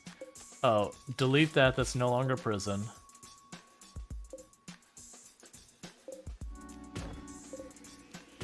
Drag all the stones out of their house. It's definitely different. and to research carpet making so we can actually put down carpets. What is our ideology's color, by the way? Oh, good. That's their favorite color. Okay, it's like lime green. I was about to say, like, oh, good. An ideology was slate as their favorite color. Excellent. Shelter for an ally. We would get Gordon Joins, who is a neurotic with annoying voice, who's good at animals and doctoring, who has an addiction and chemical damage to their kidney. Just offer me the best, why don't you? We can Weaver by the Zoo, which is this thoughtful and eloquent novel tells the story of a shaman as he deliberately pursues a lost treasure map from childhood. It is somewhat humorous from time to time, but the characters are trite and cartoonish. Or we can get the fundamentals of Cocoa following Uprising. This is a schematic for cultivating cocoa fails aesthetically. Despite this, every student will benefit from reading it, no matter how experienced. Smogfar, Tomb Filler, Caper, never loved the study of cocoa, but was obliged to do it. This proved useful later when she set up the best cocoa or chocolate shop in the sector.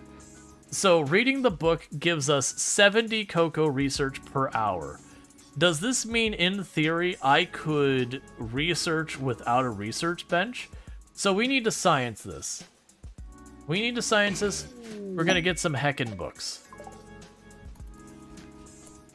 It's time to do some learning. And this was clearly the right time to do this, because Rio showed up here and has an incredibly majestic pink beard.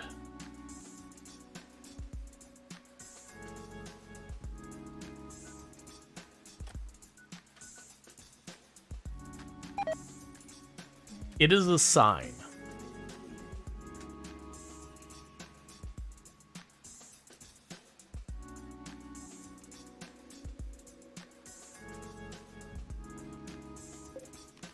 So this shelf, we're going to clear it, we're going to leave it preferred, and it will be for meals only.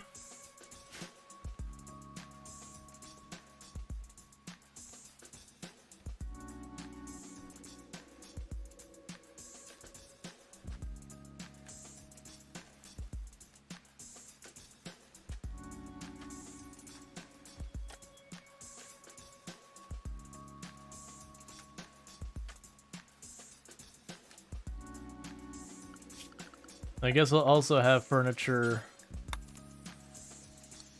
Not the right one. Put a table by the couch. And then later we can put a TV when we unlock the television.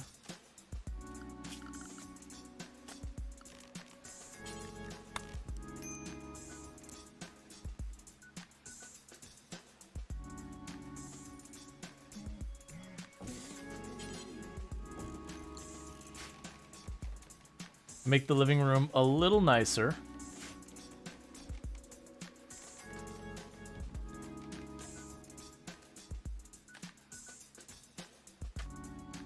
Alright, we're running out of wood, so it is time for us to go orders. Cut down some trees.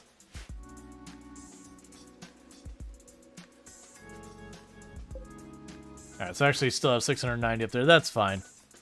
We end up needing... It is interesting, they've not built a single tile of that wall yet. Which, granted, makes sense. We did this first. So maybe they have a queuing system that's a little bit better than haphazardly put a little bit everywhere. I've also noticed they seem to be prioritizing mining the metal, the steel and all that, over mining what's nearby. Which to me makes... Well, no, actually, maybe it's just we had that much steel from tearing down walls. So you plan to build everyone a home? Yeah, we'll see how far it goes. Like, I'll try doing it. It's gonna be impractical, it's gonna take way too much space. But it's just a different way of playing. It was a suggestion Ziggy D gave me. Ziggy D Live, who's an art content creator. Which is like, you know what, they were like talking about, it's like, it's an interesting thing they've been thinking about and all that. I'm like, oh, that does sound weird. And so someone had mentioned, I think it was Kira Liza mentioned, like, hey, you're gonna build houses. Like, oh yeah. Yeah, it sounds like something different. But yeah, so that'd be the idea, is we build everyone homes and all that.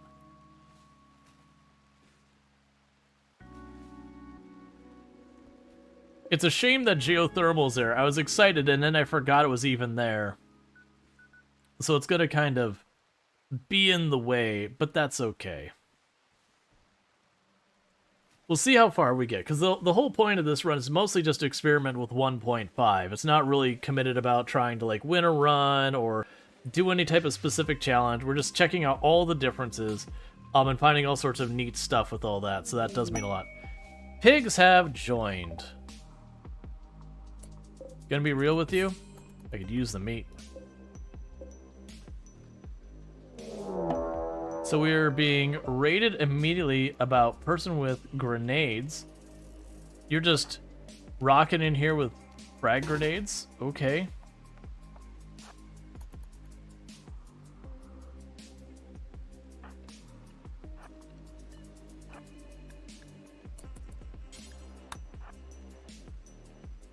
I thought it said attacks immediately. There you go, you got it figured out.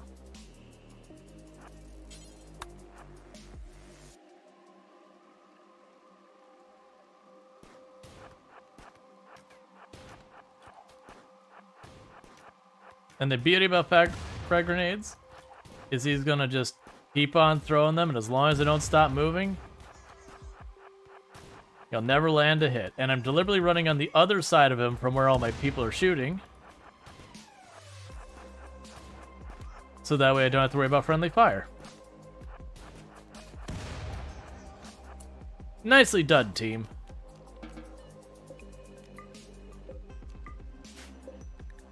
What do you got? What do you got? What do you got? You got some flak vests for me. I definitely... Okay, so we're gonna go ahead and once again make this into a prison. You have how long left? 6 hours? Okay, so you capture them. And then we're gonna take that flak vest from them. Go ahead and prioritize... Oh, you will never do work. Go ahead and prioritize hauling those, because those are both of value to us at this point.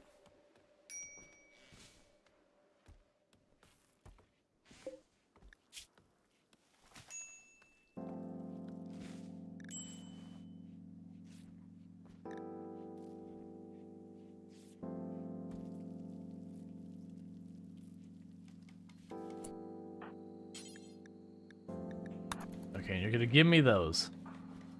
Because that normal flak vest is an improvement for us. And release them for the standings, and then we'll make this no longer a prison. But yeah, because I might experiment with this run, and then maybe what'll end up happening is if we like the way this turns out, we might turn around and then, like, future runs, I might mess with this more. If not, like, then we don't.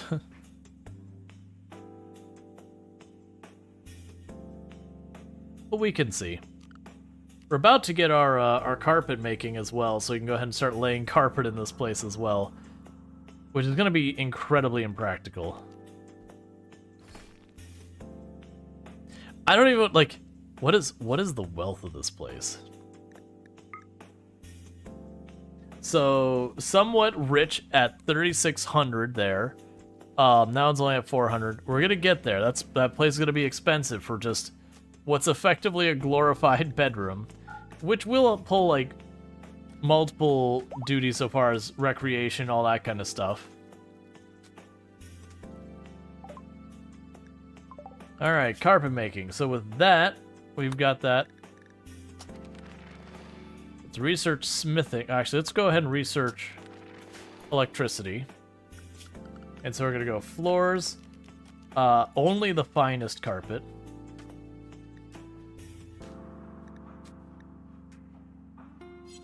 What is... So this will be Marco's, and so you like silver, and you like slate. Look. What is up with this color choice? Actually, This won't look that bad.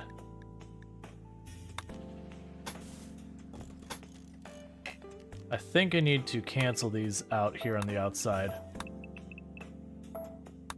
That canceled the bed and the stool. It's fine.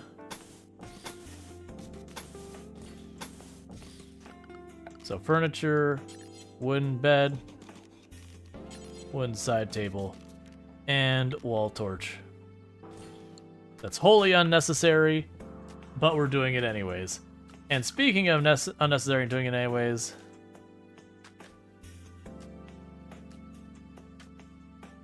we'll put it on the outside by the door. Enoch rolled a 51. The lights flicker ominously, and disembodied voice whispers, "They're coming." Great. Enoch rolled an alien invasion. Why would you do this to us?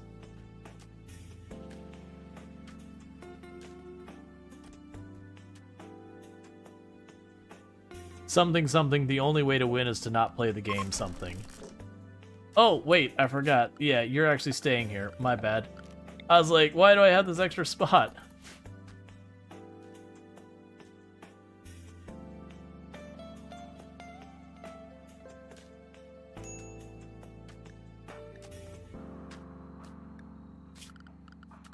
And then temperature-wise, we need to cool the room off, so we're going to go ahead and stick a passive cooler in the corner. I do like the aesthetic around this. That said, I also, because of seeing some of the screenshots from some of the others in the community, like their friends and all that, the bases they made, I have seen some of those absolutely ridiculous bases where like they have like the big spanning bedrooms that like each one its own like little design and all connect to each other in a cluster. Like, oh my god, this is art. And so it is just kind of one of those things of going, what do we even do with this?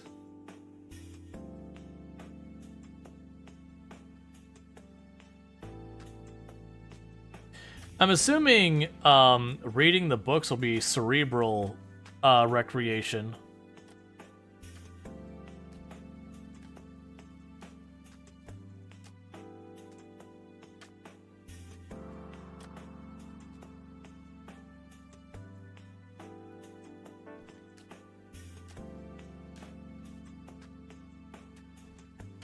Alright. Yeah, I got all that wood pulled up. We are planting crops again.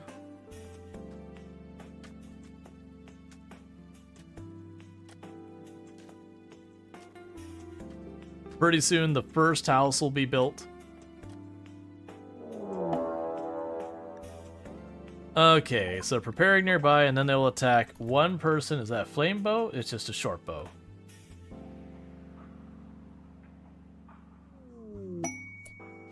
Bulk goods trader. So this might be one of those I can just ignore the problem and let it sort out kind of situations. I like when problems happen that I just don't even have to get involved with and they sort themselves out. So all of you, just go ahead and scooch on down over here for a moment.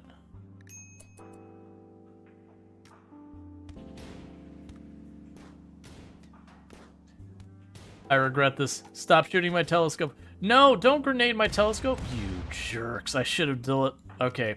You know what? That's karma. That's what that is. That is karma. I was like, let's make the caravan deal with my problems. Yeah, that serves me right. That karma was fairly instantaneous. Okay, we'll get the trace amounts of... Let's get all this light leather out of here. We don't need components yet. We don't have ropes. Okay, the needy pistol. Alright, we got lots of books.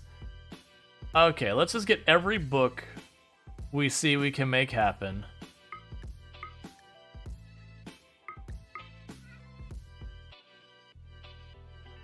Can I make this happen? That, alright, they can take that because I can't use that yet for a while. We're not getting rid of the steel. There's a somewhat worn clothes. Where are the books?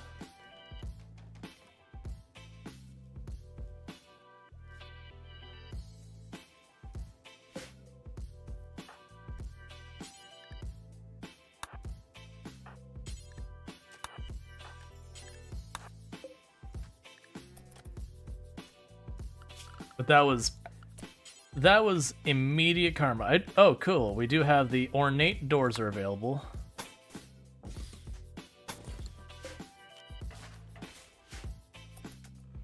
Yeah, no, I didn't realize they were rocket grenades, which is something I don't remember them doing in the past. So when I saw the grenades pop out to hit the archer, I was like, oh crap. Because for the damage the archer did, it was negligible. Oh, that requires gold. I see. So if you want actually nice double doors, you gotta be willing to give up gold for it.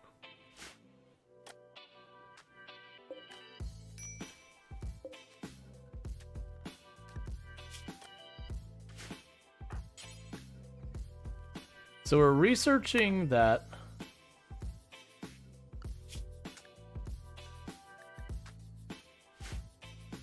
Yeah, so we can actually research by reading books instead.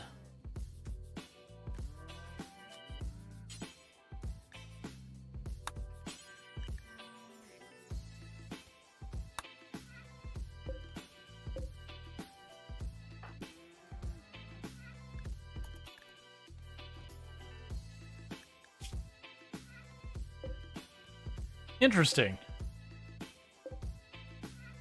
Reading room bonus outdoors. So there's a penalty because we're reading outdoors, because they blew up my wall.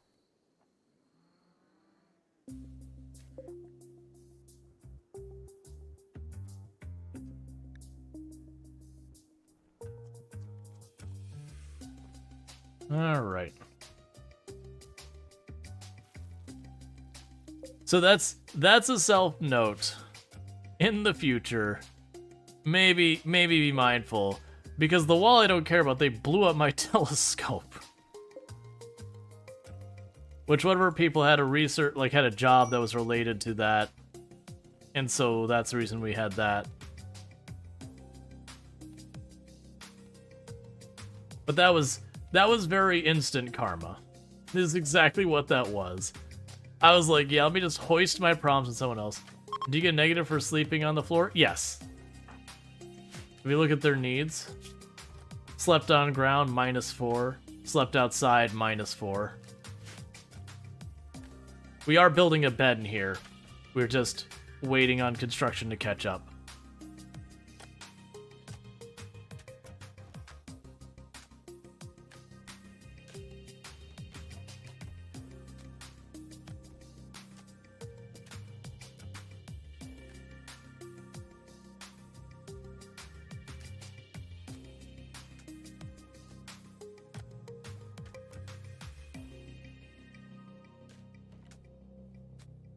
All right.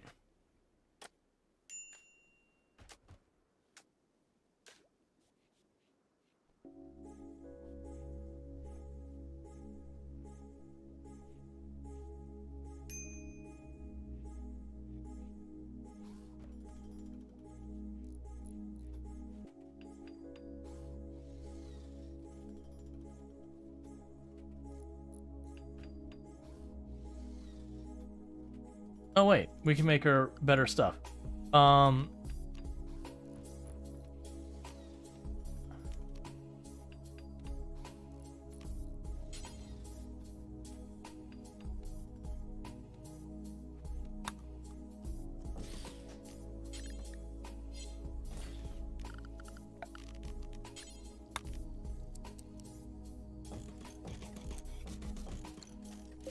Okay, so it'll be that for now. This home is going to be interesting if they have children. Well, that just means they have to have different homes. Like, honestly, for the babies and all that, you could just have the crib in the master bedroom. That's the way a lot of it used to be and is in a lot of places. Is that it's like, not everyone gets their own bedroom or anything. It's just not a reasonable thing. Deserter, no.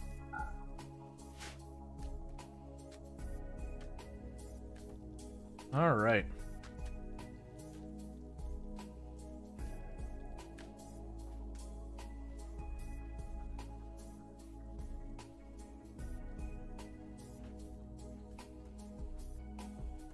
And just like that, going through piles of cotton and all that.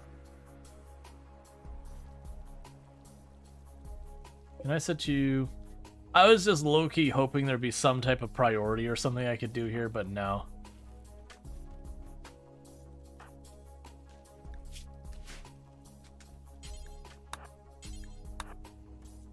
Trying to get them to build that real fast.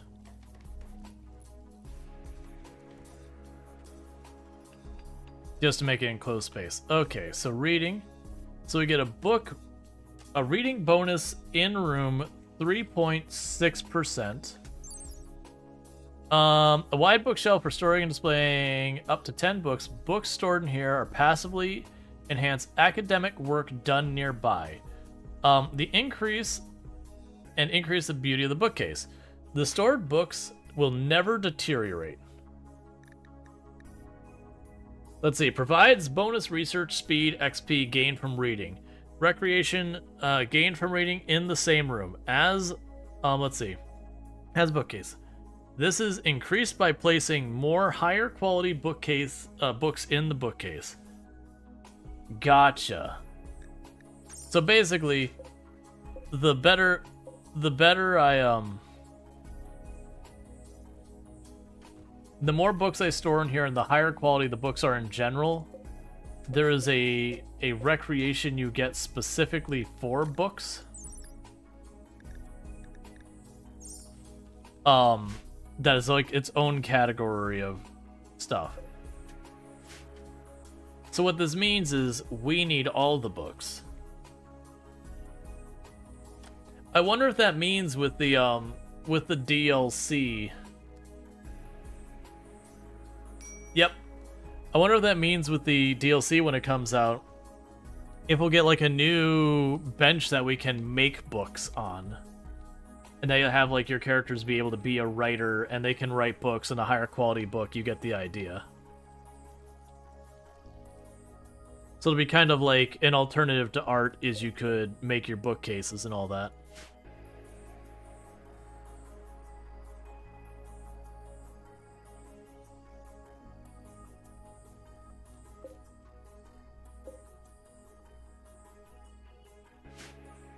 All right.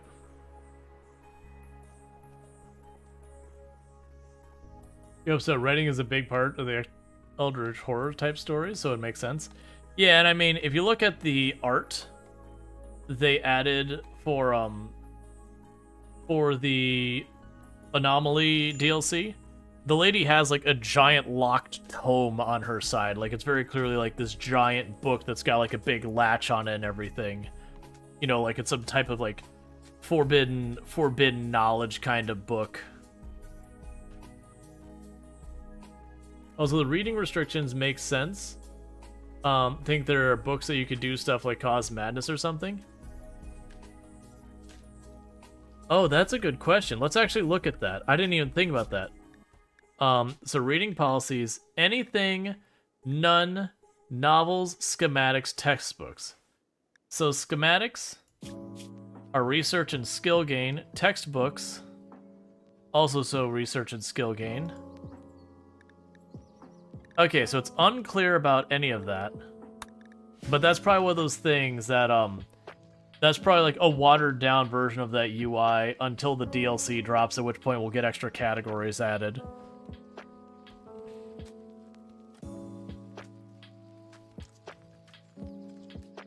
Like, read a book on necromancy or something, and it gives you new psychic powers, but, you know, that comes with, it comes with baggage. Because that was one of the things they talked about, like, the Eldritch Horrors and all that sort of stuff. Because one of the common staples with that is you'd have, like, you know... I believe they said tomes were DLC-related books. That's what I was figuring. But, one of the things that's been common with a lot of those types of things would be having, for example, you know, you'd have, like, your people that have, like, the necromancers or whatever. And if you are reading about and researching necromancy, you'd have what are effectively like monster slayers or whatever might come by your colony to take you down because you're reading, reading these books. Or like you'd have, the church or what it is that would be like, what you're reading is like an unholy abomination, like it is sacrilege, kind of thing. Now, granted, that'd just be like ideology. You'd have one of the ideologies who would take offense to like different things. So if you're reading about necromancy, you'd have like the life-based ideology be like, this is sacrilege to us. So we're now at war. Our relations have collapsed. Or if you were like reading a thing about pulling like demonic entities into ours, you'd have like some other, like you'd have a different ideology would be the polar opposite who would hate it. Or if you're doing the things where you get like the tentacle monsters coming off you type thing, then the body purist ideology would take problem with it. You get the idea. I could see the room for a lot of that stuff. Or you could do one that like you research what's effectively like disease and blight, and then you have like the tree huggers would hate you.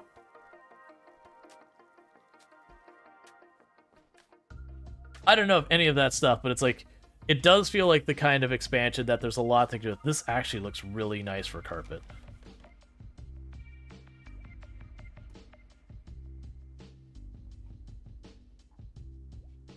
Like the two-tone, that's as first like, oh man, I don't know how it's gonna work. It's like, sure it works. You've got two neutrals, one's dark, one's light. You can put the dark as the boundary, and you've actually got a pretty good setup right there.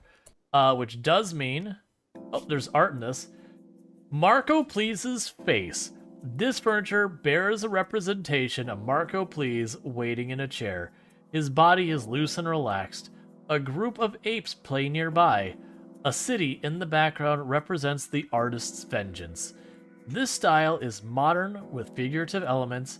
This representation relates to Marco's Please relaxing at a hoopstone ring on the 13th of December, 5500. The weird thing is, I'm pretty sure... So Jaywalker made that. So what's going to happen is set... I was going to have Marco... Well, actually, right, you're not... Those two aren't married yet. They're struggling to get engaged. So Marco's Please is going to sleep in a bed with Marco's Please's face on it. To be fair, that's only slightly less awkward than if someone else was sleeping in a bed with Marco's Please face on it. Because I don't know about you, but if someone makes a bed of one of my neighbors, for me, it is going to be really uncomfortable and awkward. Alright, so what we're going to do here is I'm going to go ahead and say medicine.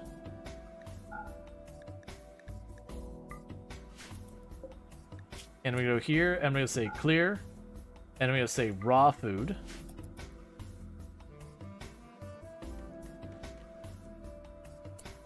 And go clear here. And we're going to say, let's say apparel. I don't know.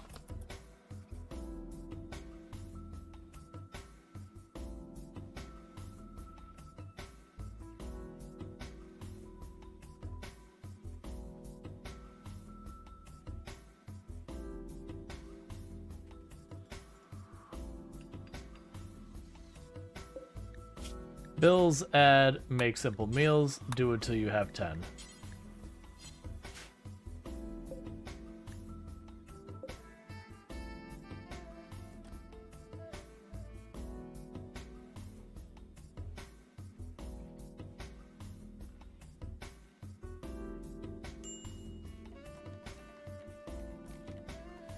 Hey, they're starting to build the wall.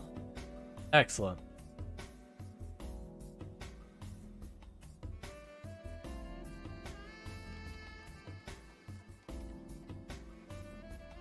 We probably need to decide where the kill box is going to be. I feel like this is... Well, I mean, other than that's right in the way, but we can get rid of that.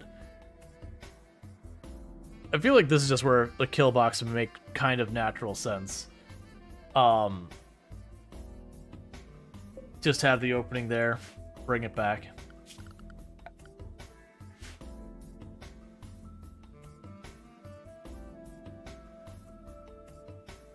Because once we finish the first house, we'll build the second house. But in the meantime, What style kill box do I want to do? I have heard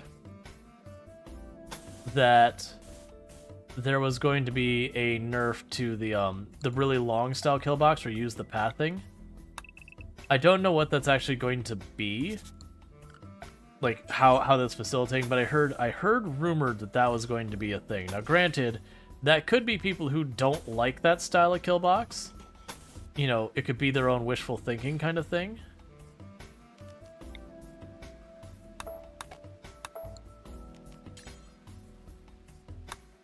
It would also not be unlike Tynan to nerf something like that.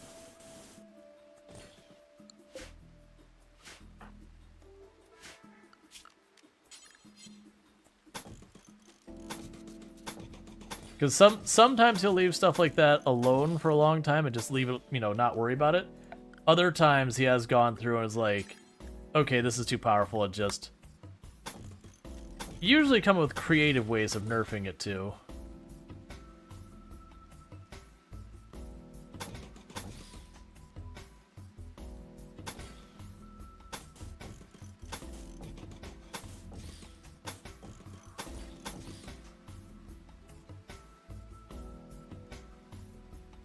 I have some... Oh, I know I did it wrong here.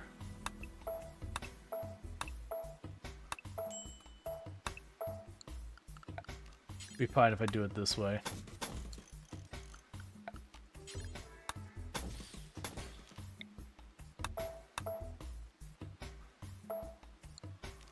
Because if I make it so it actually comes to a point in the back, there's one spot where a person can't get to cover.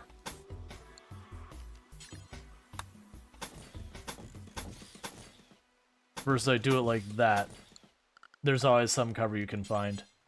Alright, so we got a door over here to the side. We'll put a door on the other side as well.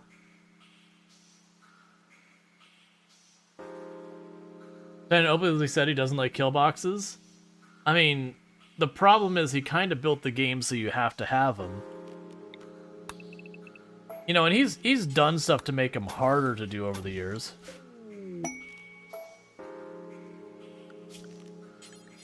That said, I wouldn't mind if he sets up ways to make the kill boxes not as useful. Honestly, that'd be more interesting to me.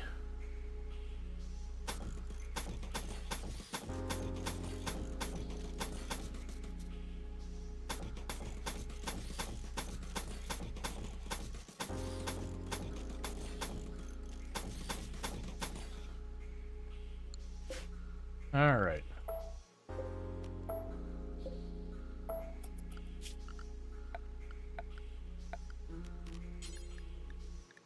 Because it is one of those things, if you try to do like the straight up fight, like everyone out in the open kind of thing, it's just not really a doable thing kind of deal.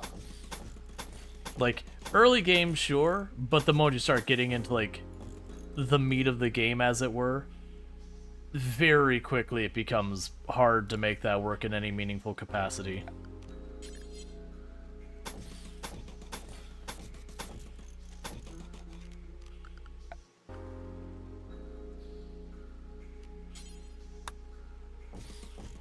That's fine, they'll get caught up on that.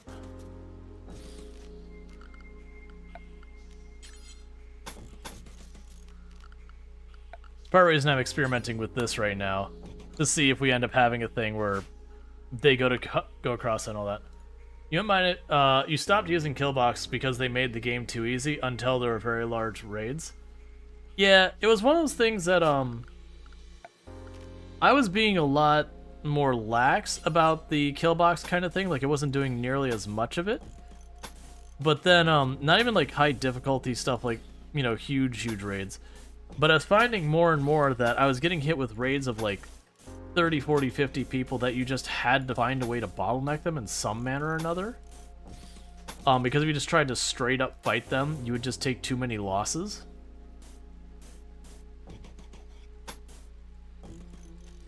So it is one of those things that I do wish that as a game, RimWorld had, I don't know, had more nuances. Part of the reason I don't play in the harder difficulties, I used to, and you'd end up making these like trap maze kill boxes where you do like the traps on one line, the barricades in the gaps in between, so the enemy would walk straight across your trap, so your people would like zigzag past it. And you could even use them for cover, like shoot at them going through the trap sometimes if you felt like it. Usually didn't though. And you end up doing like these ridiculous exploited kill boxes because when you get to these raids of like 150 people, you just get overwhelmed. And it's also one of those things of just like the RNG that you'd have a person with a relatively okay weapon and they would one-tap your person in marine armor in the head and kill them. It's like, okay, I get that, you know, in theory that's plausible. But I'm going to build my kill boxes as best I can to prevent that, because just instantly losing a pawn to RNG feels bad.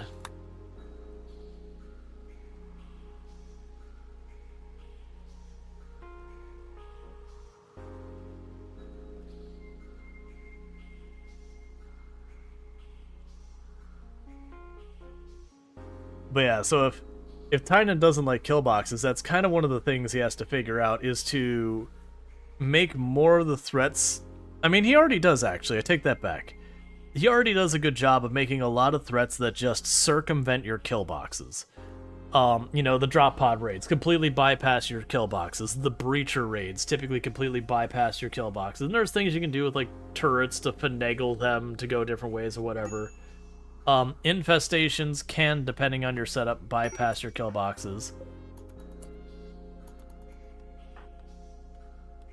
Oh, that is uncomfortable. I hate it. That is not my favorite. It's good. It's actually a good thing. But yeah, the crawling injured person feels really, really uncomfortable watching.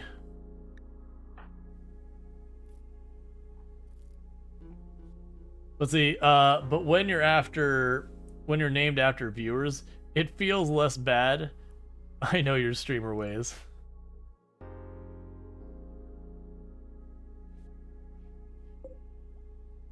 That also felt fairly authentic, that the person got into a fist fight, you know, lost. They got to the point that they were still hurting a lot. And so they just crawled away as opposed to getting back up. Let's see, combat, especially versus other humans, is strange combination of realistic risk and Zerg rushing suicidal enemy swarms. Yeah. Well, I mean, it's kind of, it's weird. So, there's definitely ways that if RimWorld really hated kill boxes, they could be done with kill boxes pretty quickly. If they were like, no, I am really against kill boxes, they could make kill boxes not a thing pretty fast. Now, the problem is most of those things would take away some of the levers we can pull to fight off larger numbers.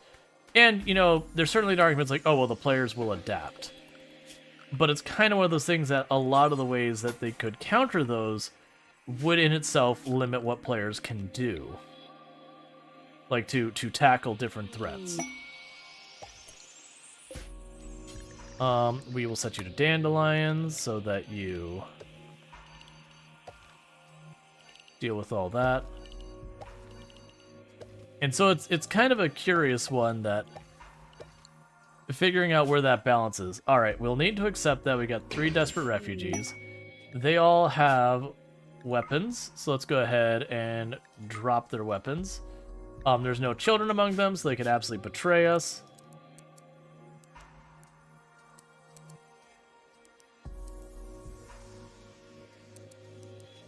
You know, actually, these are not bad refugees on their setups. Don't cook, you can handle. You won't be allowed to hunt. You can research. No, as you work on all this stuff, I guess. You know, I'll let you mine as a backup. Alright. Ancient danger. That's totally fine, don't care. Let's see, there's also a thing that the game just spawns enemies when you get raided. It's not like they're actual pawns in a living world. It's not like the faction will become weaker if their raid wasn't successful. Yeah. There's not a stickiness to the world, as it were.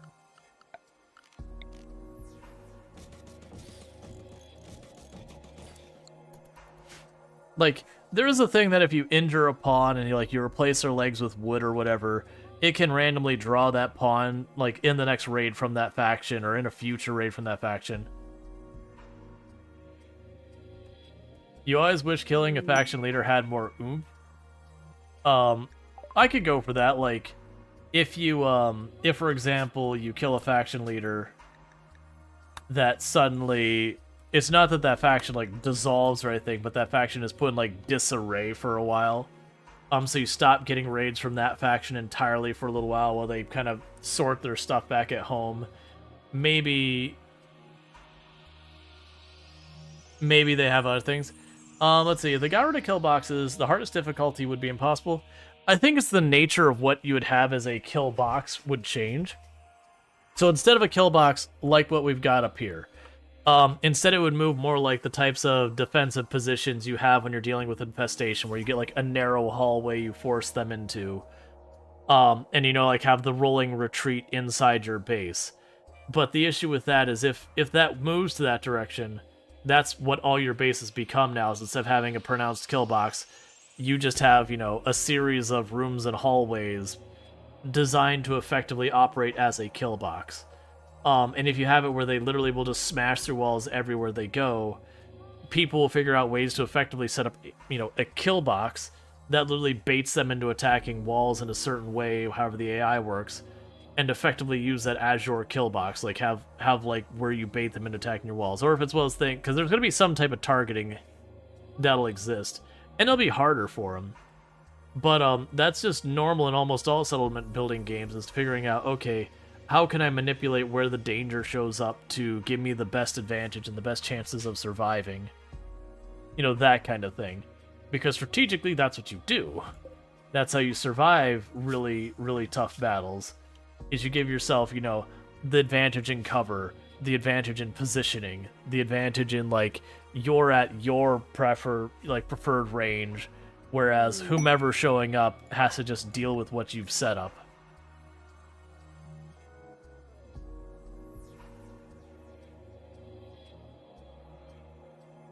Bongsbill says, imagine they'd have to reorganize, argue over who'd lead. Right, that'd be a thing, that you could deliver a decisive blow to one of the other factions. And I could see it being a couple things. So, like, one, they would stop attacking you for a while. But let's say I wipe out the faction Decor here.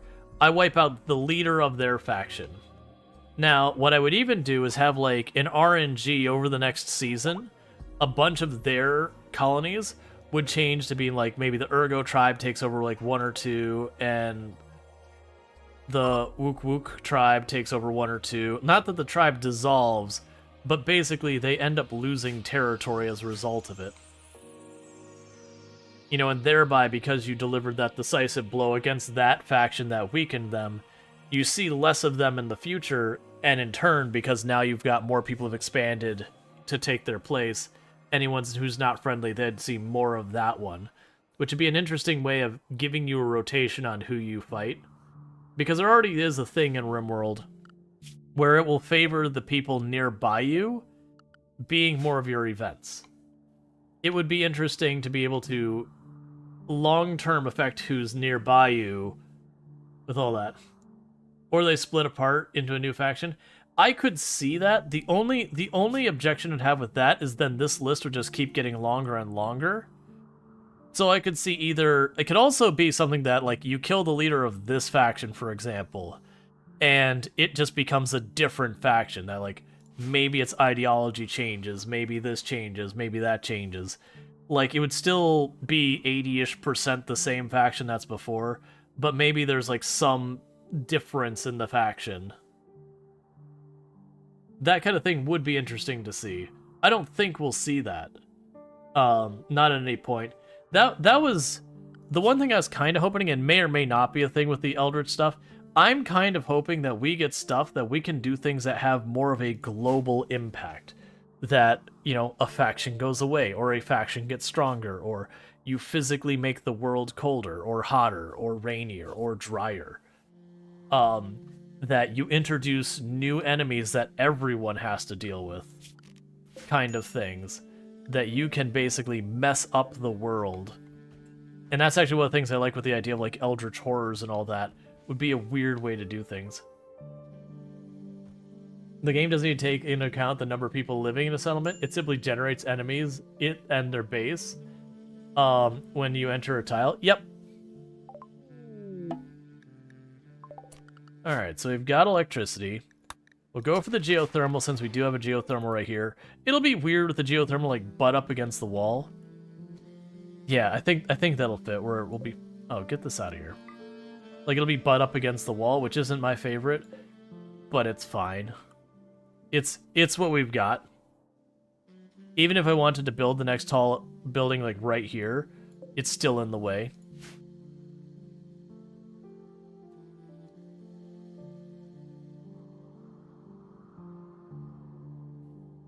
But yeah, no, I'd be on board if they want to change the game such that kill boxes are just the way of the past. They don't really work. You'd still need some way mechanically to...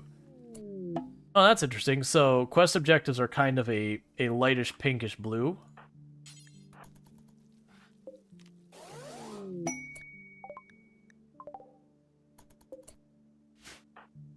All right. Prioritize hauling. Prioritize hauling. And a wild woman wanders in. Chemical interest, you're extremely intellectual and social. Of a type of person who is specifically bad at being intellectual and social. But yeah, no, I'm hoping, and I keep saying it hasn't come out yet. I am hoping that we get more here. Like right now we've got this map, and for all intents and purposes, unless you are doing the Ship to the Stars run, it's really about only this much of the area that matters, like kind of around here. Past that, you're not going to probably caravan to it, not unless it's extreme situations. And so it really becomes kind of irrelevant.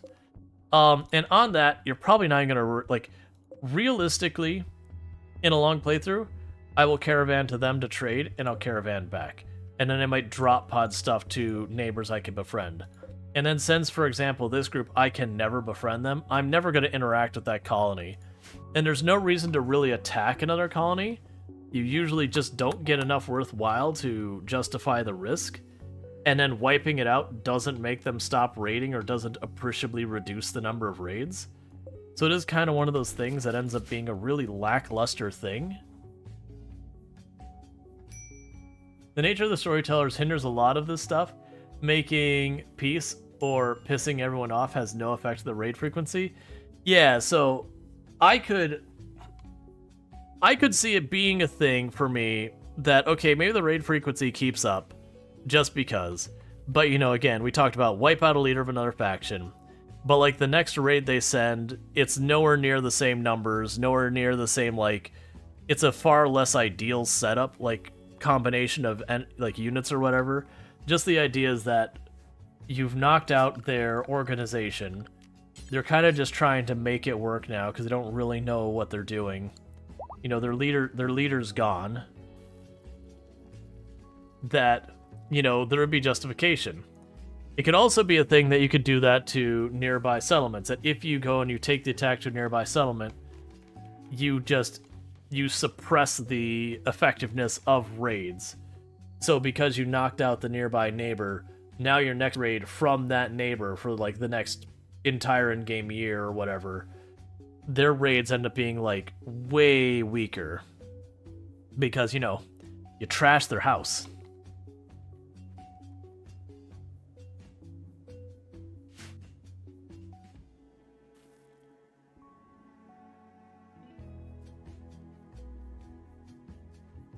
All right.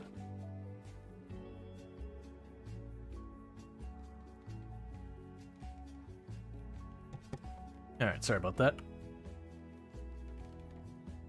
But yeah, no, I wish we had more of that. Like, I understand the basis of the storytellers and all of that. That's been around since forever and all that kind of stuff.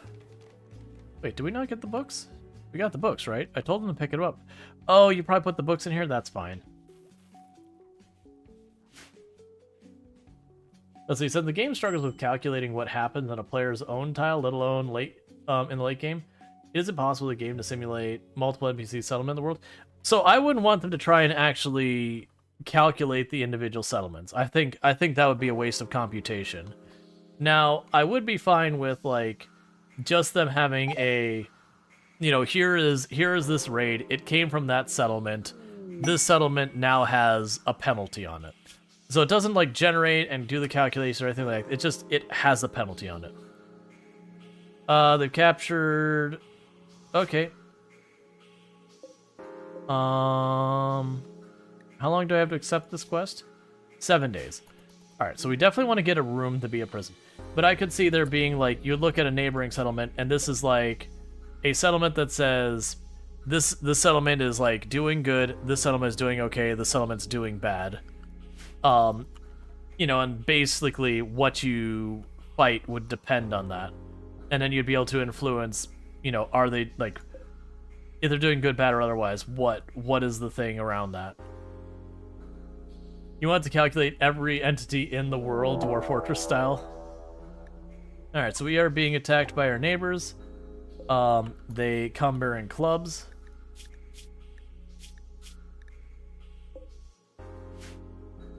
And they have brought packaged meals.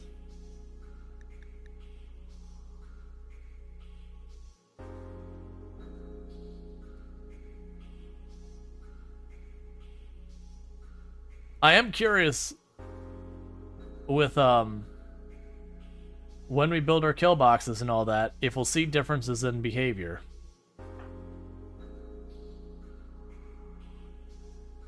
Because it wouldn't be the first or the last time if they tweaked the AI without saying anything.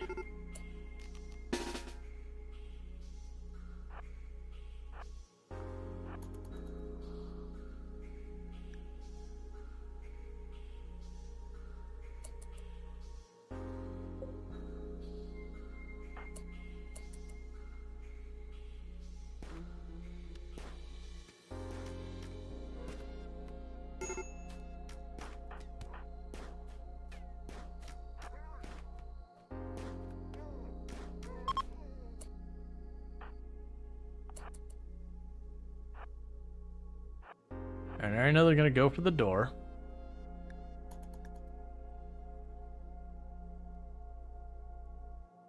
It's one of those weird things that they just do.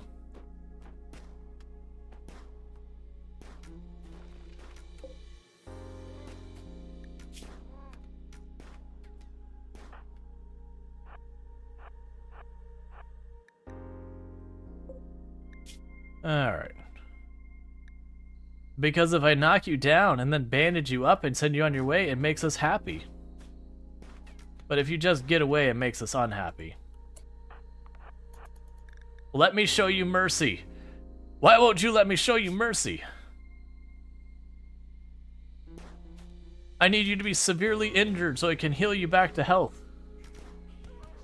Ah, we over severely injured them. I also wanted the food. There's something dark about it's like, why won't you let me show you mercy as you absolutely obliterate a person?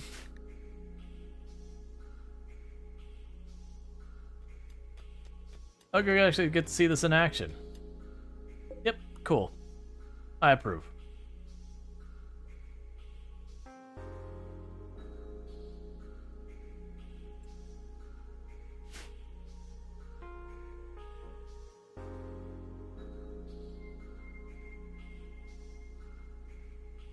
Let me hurt you so I can fix you up to make me happy. Alright, there's a lot of commentary that could go around that best left alone. I keep wanting to start the next house. I'm like, no, I need them to build the wall around here. It's been good that we haven't had a proper raid show up. We've just been getting these kind of softer raids that have been popping through.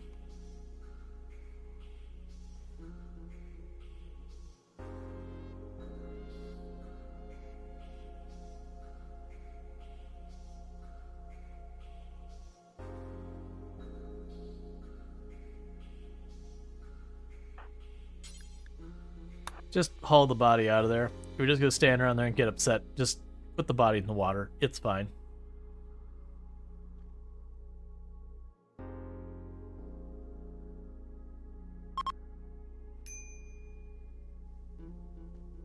I'm so used to having a prolicizer as one of the traits that we just harass people endlessly about our ideology kind of stuff, that not seeing that message popping up all the time about, you know, people being upset about the ideology thing just throws me off. It's like, wait, what? We're not doing that? I don't understand. Alright. Deconstruct that nav beacon, because it's just gonna sit there in the way, and that can be walked over by people. There we go. Alright, so the west and the south area are mostly done. We're missing a door there and this little spot of wall here and here. But the south, the only thing is in the way is that individual block of stone is, you know, in the way there. Are you still awake? Then you can haul that limestone chunk out of the door.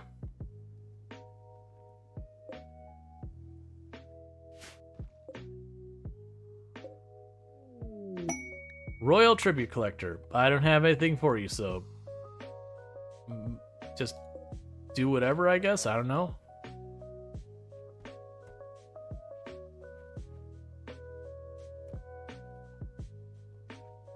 Okay, so we're probably at the point here with our meals that we can bounce these up to 20.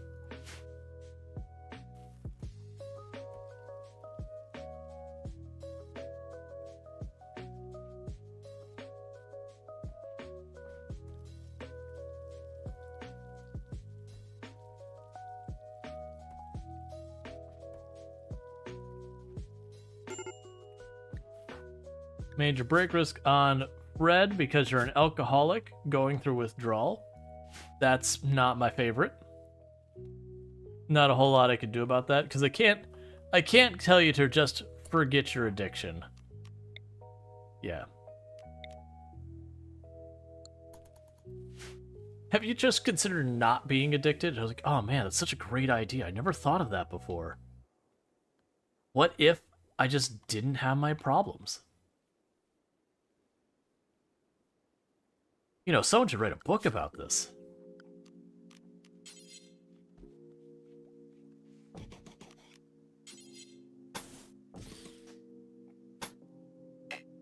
Let me go 5. 5.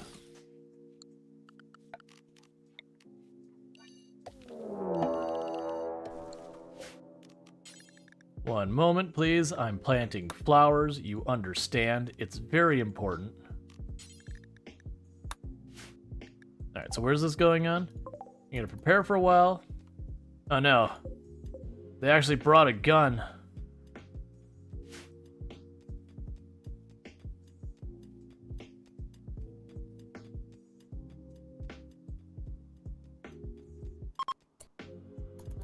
Leave top left. You know what? That might be enough. All of you, pop back here.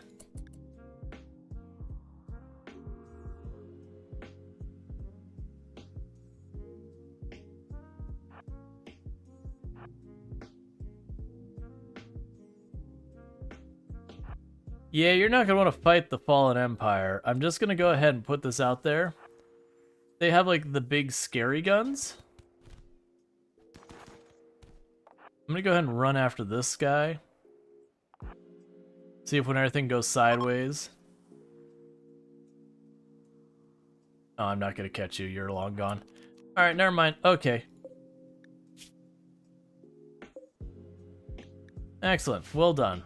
I was hoping to snag that gun, but that's not in the cards right now. Man, I need a location to make into a prison. Look, I'm sorry.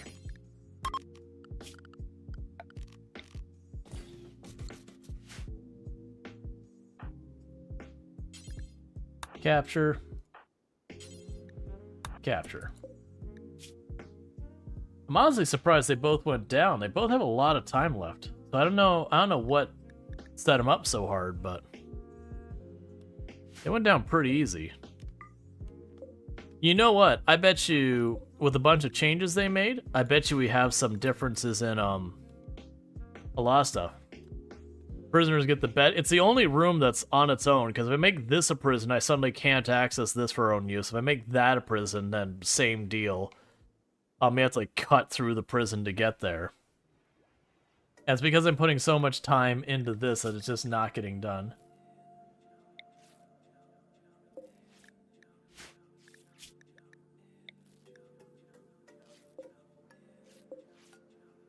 I didn't look. You're wasters, so you're not. We couldn't keep them alive if we wanted to. Nimble great memory would be nice, but we don't have what we need to keep these people alive well.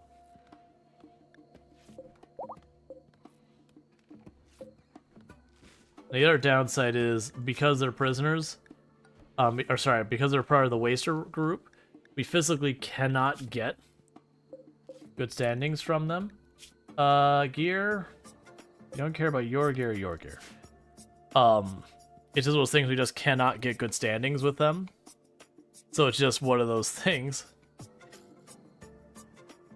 Which I've gone on to like vent on a couple times. I don't like the idea of a faction that can never, you know, be friendly towards you. Don't get me wrong, I'm okay with them being jerks to you and you have like kind of this, they're demanding kind of relationship that is probably not worth maintaining. But like the fact that like there's a group of people is like, yeah, we will physically never be capable of not being hostile to you. It's like, but why? Because. That's just why. Because. But that doesn't make sense. If I am just feeding you wealth, feeding you food and drugs and whatever you should desire, why would you fight me? That makes no sense.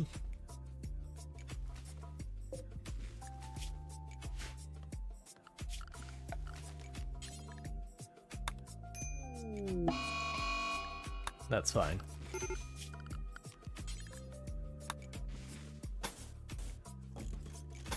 Like, I could see them, like, rolling through town and being like, yo, it's time for your tithe, like it or not.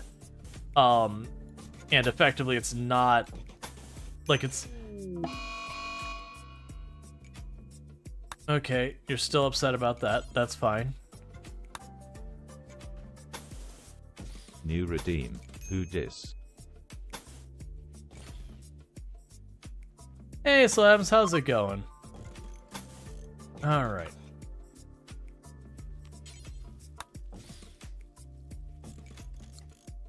So start building the next house.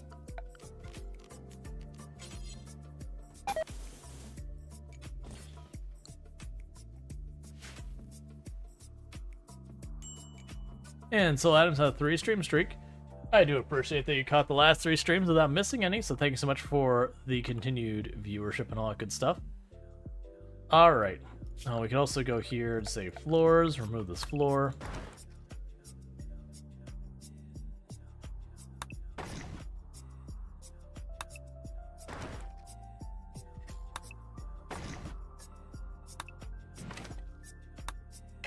No real priority on any of this. This would have got no other construction to do. Go yank all of that up. Alright.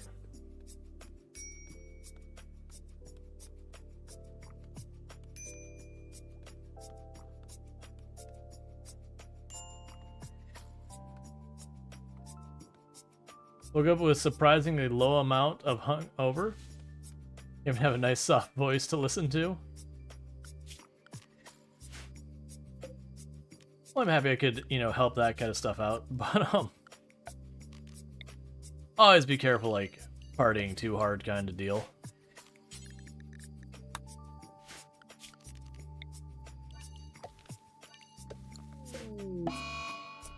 Psychic addiction? Of course. Alright, well that's gonna be lovely.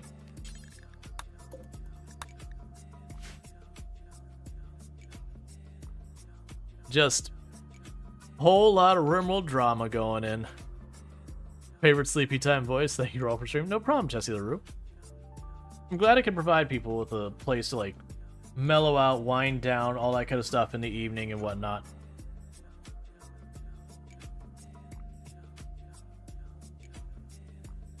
Meanwhile, deconstruct that. Deconstruct that. This room is no longer for prisoners. It's for colonists. I'm just remembering it is not for colonists. It's for prisoners. And the reason for that is we have another quest here I was sitting on. So we can get Glitter World Medicine and Uranium or Goodwill. I think I'll take the Glitter World.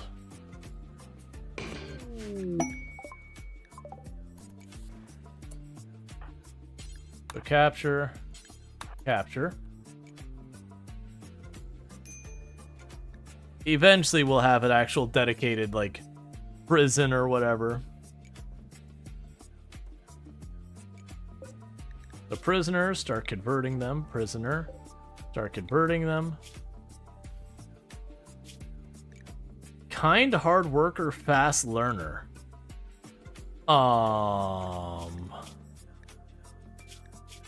Look. There might be a mistake where I accidentally recruit this prisoner. Because kind hard worker, fast learner. Oh darn, we might fail this quest. Oh no. That'll be an awful shame when we fail this quest here, where they're offering us only 4 Glitter World. Oh no, such a shame that we will fail this quest. I'm keeping I'm keeping this person.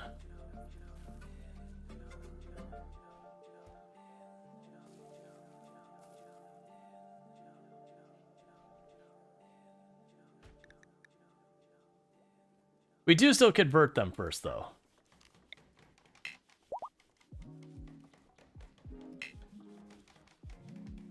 Wait. And you're already my ideology? Why are you kidnapping people of my ideology?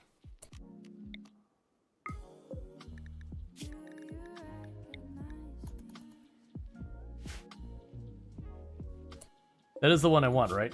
Yeah. The other one's terrible.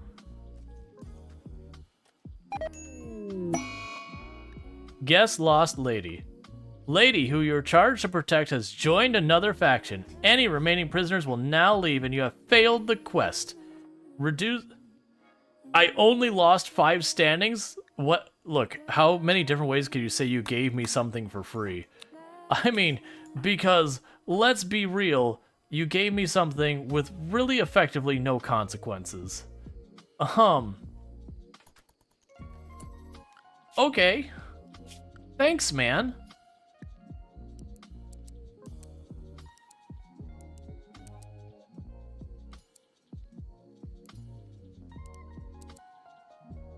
So that's now my dedicated constructing person.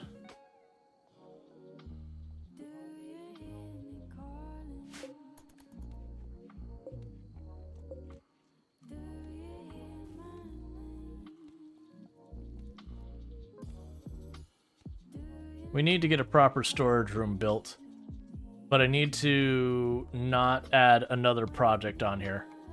I mean, I guess for the moment I can just put some shelves in here for like some short-term shelves.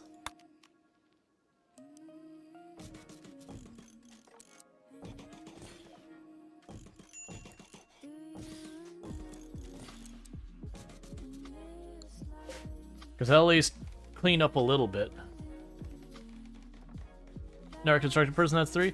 No, not really. So I've got 3 capable, but if you look at this, this person is cooking, that one's constructing, and that one, sorry, that one's mining.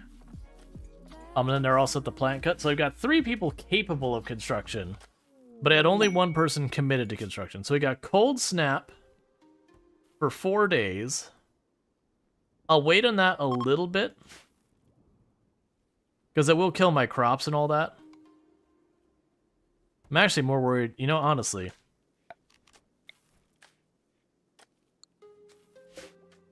We got wild till geothermal.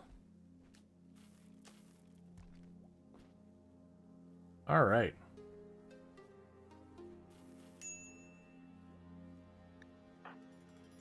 I know, Hunter lacks weapon. I thought I had a bow laying around here somewhere. Alright. Bow. Nope. Gun. Auto. Nope. Because it was a short bow. I'm pretty sure I traded away. Gold snap. Well, if you're gonna do that to me, give me the advanced components. Oh no, not a cold snap.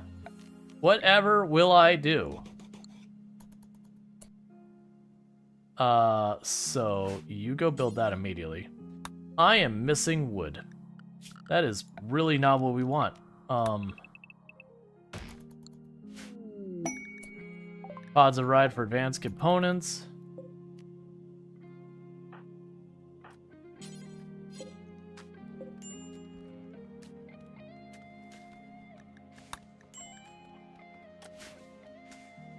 All right. But do you wonder where your name comes from? Because 9 times out of 10, when you read Rural Storge, then Rural Storge, sometimes it's amusing. Yeah, no, that's one I hear a lot, but no, it actually has nothing to do with that. Quite literally, every time people have brought it up, the screen name actually comes up with the fact that I was playing Ultima Online when I was a teenager, and I was like, oh, I need to name a character. Hey, that sounds like a human name. And that's pretty much the entire story. There's not a lot of story in that story. Oh, I'm gonna need a second fire. One fire does not appear to be cutting it. Maybe the double cold snap was a little much of an ask. I'm not going to because of the double cold snap. But yeah, once the double cold snap's done, we'll move on. Even 2 of those fires is very struggling to keep that room from being frozen. Okay. If 2 isn't enough, have you considered 3?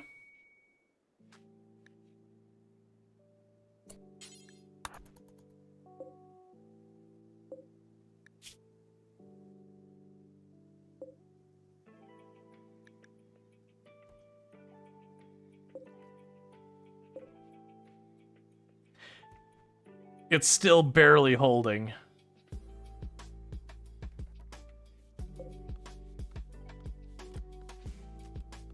It's not even getting warm. It is just straight up struggling. It's a big room.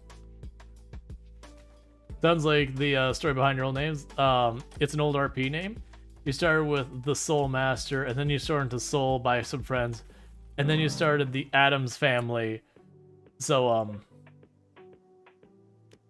oh, I still got credit for the refugees. That's curious. So I got credit for successfully saving the refugees kind of thing, yet they definitely died on their way off the map. Because it was like negative 30 or 40 degrees outside, and they're basically naked. Yeah, one of them made it off the map, but not the other one. And then this one's probably not going to make it off the map either, because they're just very quickly freezing to death.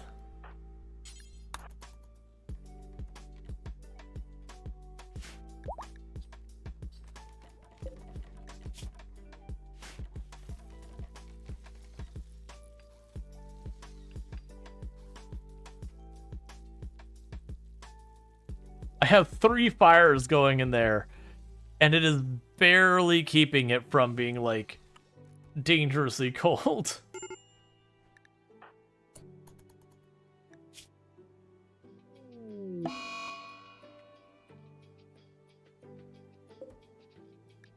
Alright, attempt number 3 to walk off the map.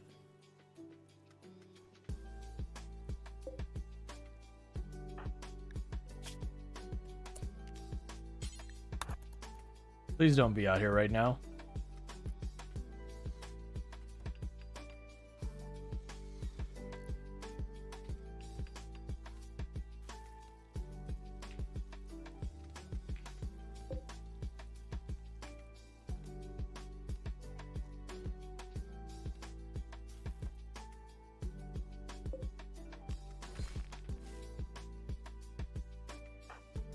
Meanwhile, for our new person that we got, Q Draw.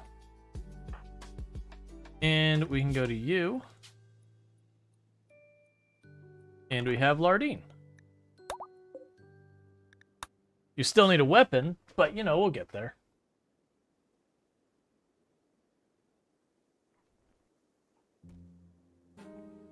It's 57 degrees. We got basically a bonfire inside the room with us, and it's still barely keeping it.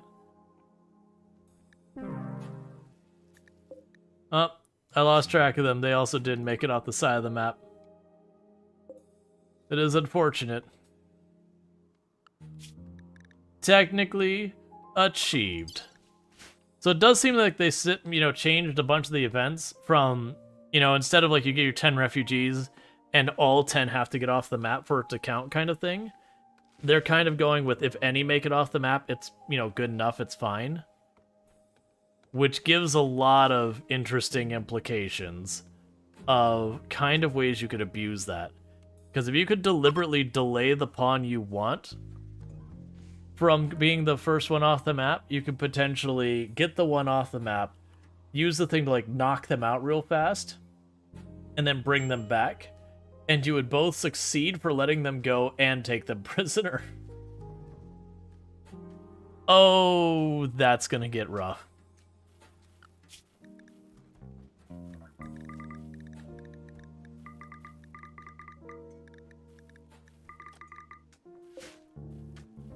All right.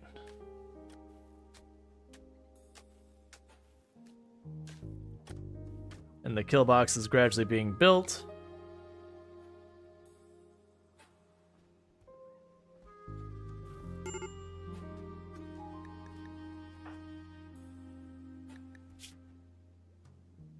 Observe rotting corpses.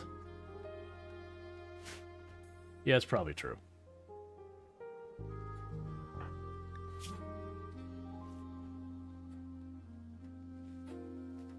You have a dull barracks. As soon as this cold snap goes away... Actually, that room isn't as bad with all those torches in there.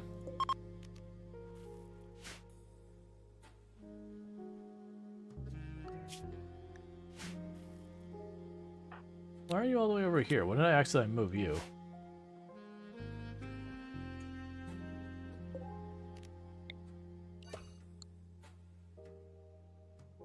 Alright.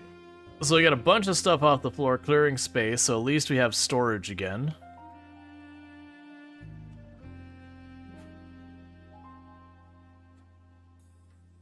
I don't think you have a fresh water source anymore. Luckily, there's no such thing as water in this game so far as consumption. Water's an obstacle, not a benefit. Well, I mean, the obstacle can be a benefit. But, like, there's no hydration or anything.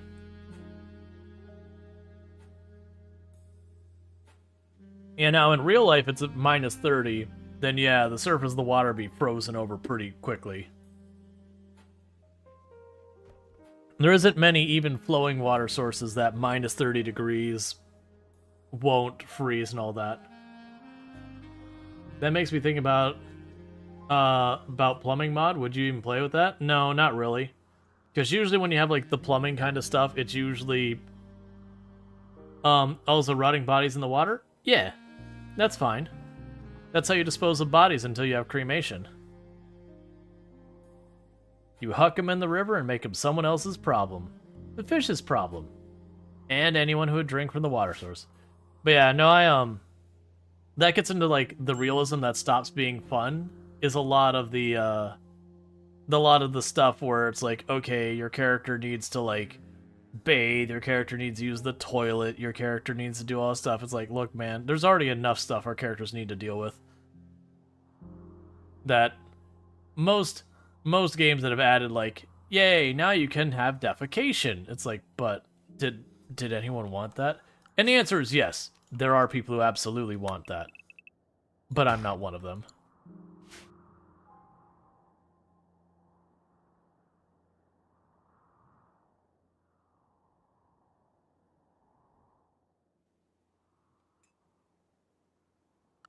All right.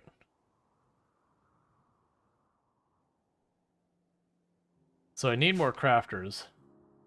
You like needing water? That's fine. That's the beauty of mod. Play the game how you want to play. Absolutely. I think it's correct to not require that in the base game, but that's available in mods. Because that's how you get the best of both worlds, where you can add that functionality if you really want it, but also you don't have to have that functionality unless you really want it. Because the moment you make that the default behavior is that that exists in the game, then that'll be the expectation, is that everyone does it. And you go, oh, well, you can customize your game and get rid of it. And sure, that's not wrong and all that. But at the same time, you'll have a pressure in the community to not disable it. That like, oh, disabling that. Oh, you're playing easy mode, yada yada yada.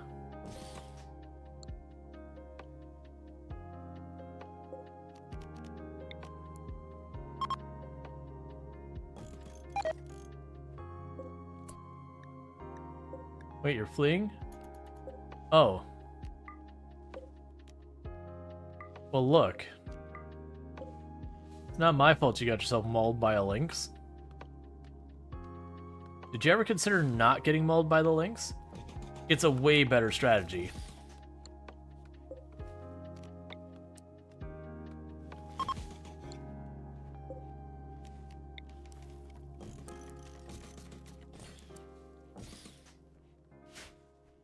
Alright, so we'll let them work on getting that sorted up and we'll start putting the flooring down. So is that stone flooring in the bedroom? No, that's carpet.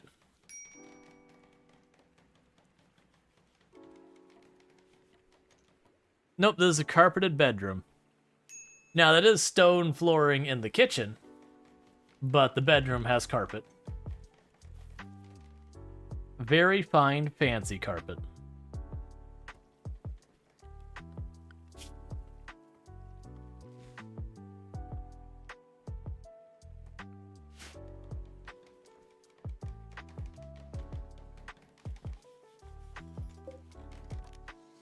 So, copy settings, paste settings, copy settings, paste settings, copy settings, paste settings.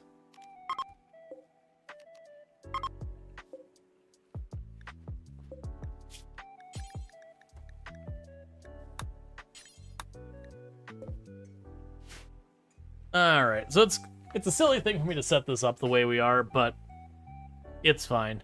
I want that cold snap to go away so it's not, you know, like, super cold outside. Honestly, this place does seem to be warm enough to be worth considering. So we'll set the owner, set it back to Marcus. Marcus, not Marcus. Macros.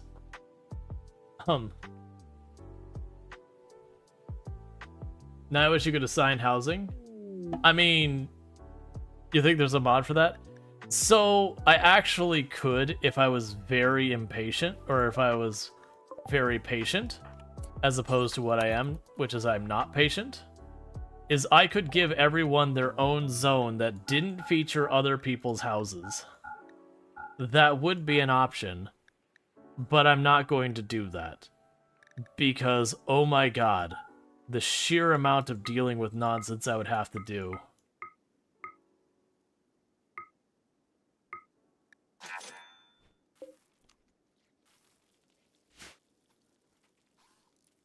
Because that's what I'd have to do, is I'd have to have, like, one zone that, like, this zone is for Marcus only.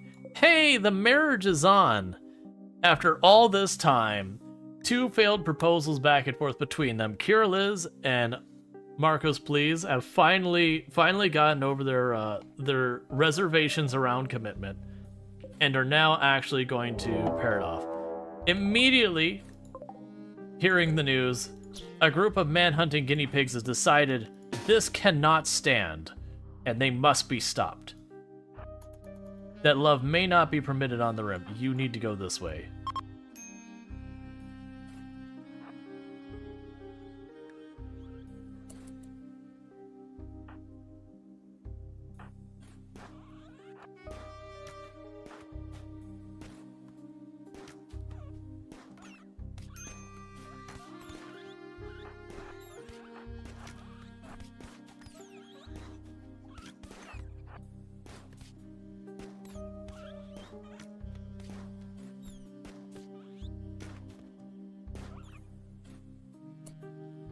The guinea pigs volunteered for the wedding barbecue.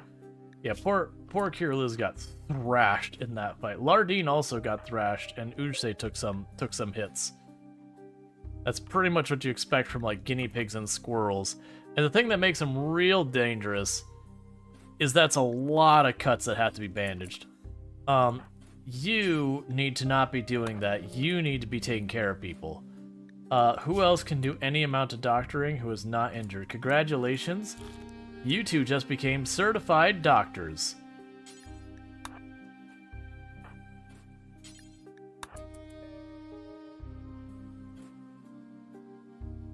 And it bit your ring finger off.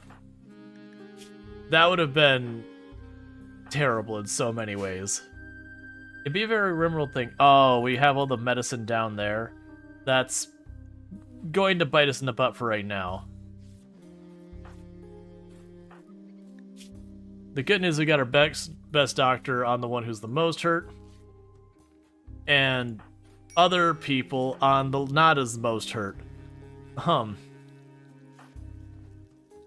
Okay, so everyone's all patched up. There's a good chance with that many injuries and using some non-ideal doctors in a room that could be more clean, we're probably looking at an infection or two.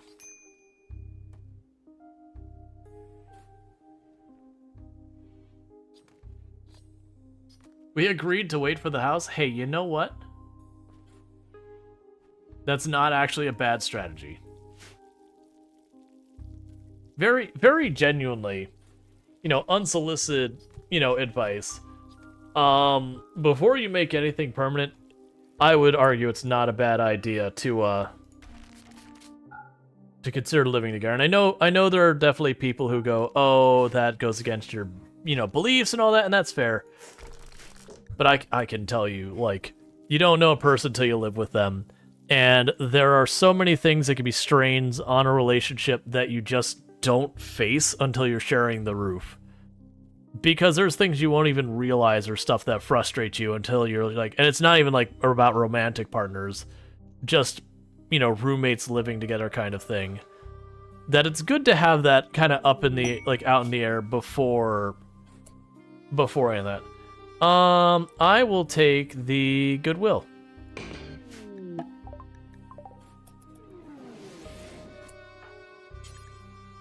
I didn't realize you were an animal. I should have read that more carefully. It's still fine. I can just go here and say, animal sleeping spot, boom.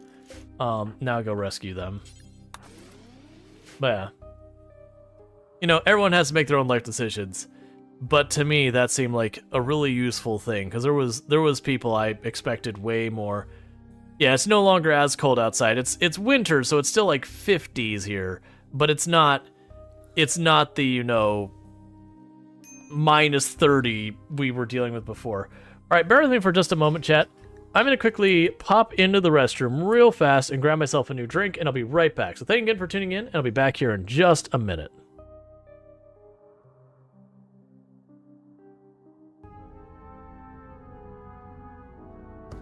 Get out of my way, man.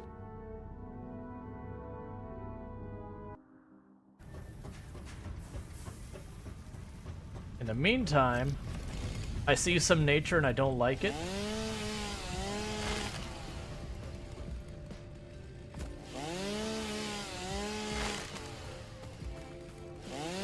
Look at nature's hubris being all over the place here.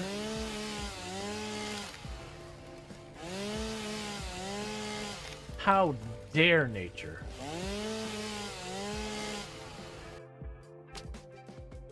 It counts. It counts. Yeah. Your child will be 100% safe in that treehouse. I wish it kept the treehouse up there, and we could build a bridge that stands. But it takes an engineer to build the bridge that barely stands. All right, I have a potato harvest. Yeah, it'd be awfully. All right, you know what?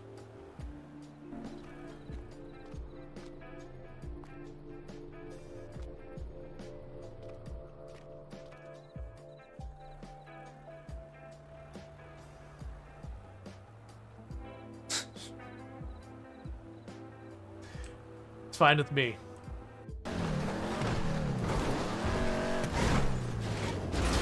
All right. So I do hope everyone's been enjoying the stream so far. And thank you, Illicit NZ, for the 40 stream streak. I really do appreciate that you've caught the last 40 streams without missing any. So thank you so much for that continued viewership and support and all that stuff. I really do appreciate it. But yeah, so definitely 1.5. Yeah, that was pretty much... I did say we were almost certainly going to have at least one infection. With what we got here. So it is a leg.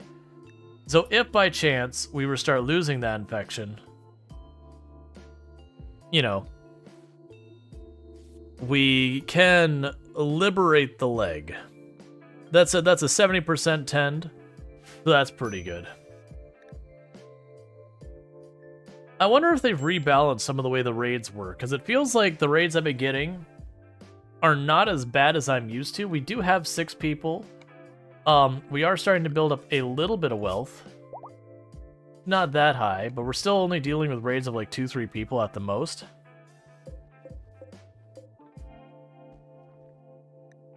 Baz's exploration. Oh, it gains us mining skill for reading it. Do you know what this means? This means I can literally have a tile that is just... If you remember that sand tile we had, where there was literally nothing to mine for the very beginning, I could, in theory, have a character sit here and every day read that book until they are the greatest person at mining that has ever walked the face of the earth. Now, it could be something like there's some cap of how high it can go or something like that. Oh yeah, it does. It has a max level 8. But still, that's an interesting consideration.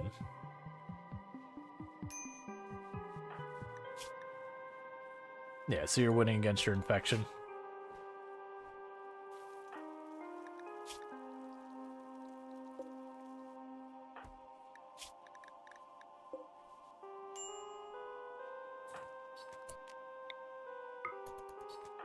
Let's just really lock that in, because if we're going to get an infection on Cureless, I feel like we would have already had it by now.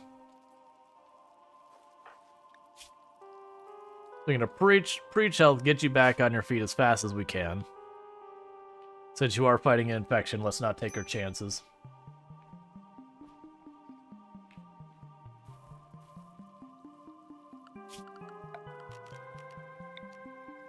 And you're all enclosed off on this side.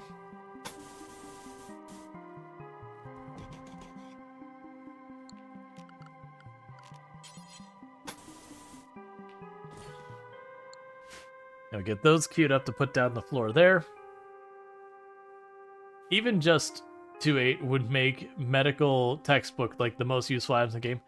Oh man, like that's the curious thing is if we will get an option here. Oh, you know what? This honestly makes adding recreation to the schedule way more meaningful.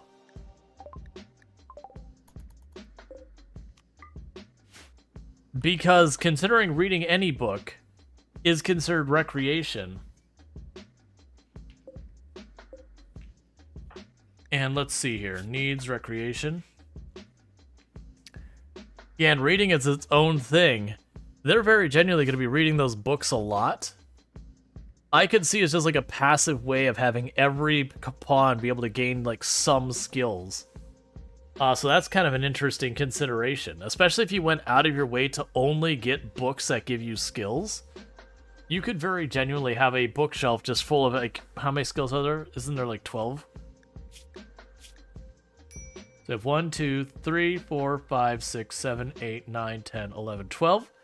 Yeah, so you get one bookshelf that has all but like 2 of the skills and get all the other ones. You could literally just have them gaining stuff. Kids also have a reading desire on their learning. Nice. Hey, FG. How's it going? Instead of children reading from adults, learning from adults? Yeah, that sounds like it'd be really interesting. But how are things going, FG? Welcome in. For those who don't know FG Square, absolutely a fantastic content creator. Definitely someone I recommend. Has played plenty of RimWorld in the past. If you're looking for some RimWorld, you could definitely find it there as well. Alright, so we got a bunch of people with bows. So we will definitely not be excited about that. But, wait, were you attacked immediately? Did I misread that? You're wait, right? Yeah, you're wait. Okay. You got your doors and walls all closed up. Let's go here and go zone, expand area 1. We'll do that to include the walls, so I can patch up the walls if necessary. Schedule area 1, just so no one goes outside perimeter. But yeah, how's 1.5? There are so many quality of life. Like, here's one. You have little white icons, you got little red icons, you got little blue icons. You can look that these are Muffalo and all that. And all of that makes it very easy to distinguish, like, what is a threat? That I don't even need the minimap mod just to be like, where are the baddies? Oh man, there's so much. It feels like the balances on the raids may have been tweaked, which I don't think is a bad thing. As in, not as bad as I'm used to seeing. But we'll see. That could just be entirely in my head. Oh, we just had an entire stack of meals go, that's fine. Alright. But yeah, no, I've been really happy. It's like, very genuinely, this has been mostly quality of life stuff. The books seem like they're going to be extremely powerful. The idea that while you're doing recreation, your characters are just gaining skills they would not otherwise necessarily be interested or whatever doing. Like, just passively gain medical by reading a book while you're filling your recreation. Uh-huh. Alright. So, put you here, put you here, put you here. Man, let's see, if you had single tile fridge, it'd be perfect. Oh yeah, and we're also, just because of the one-off, this is a bedroom, effectively, that we're giving everyone their own little, like, houses. It is 100% not practical. Are we doing it anyway? Yes, we are.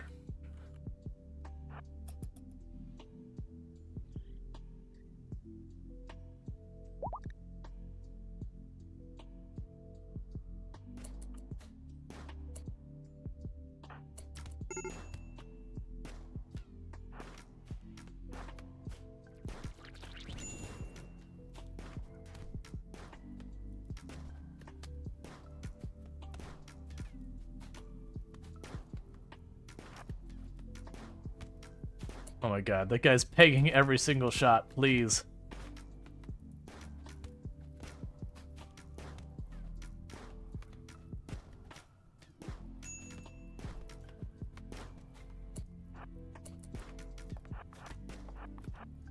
Alright, you were just sorry, I did not actually want to retreat you. Retreat you two for a moment. So how badly did you get hit? Because you got hit twice. What? Oh no, you're actually okay.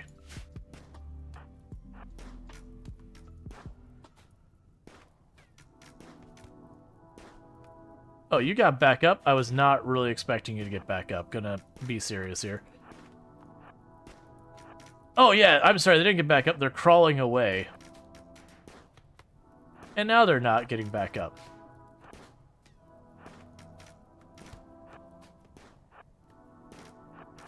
Oh, they've wised up.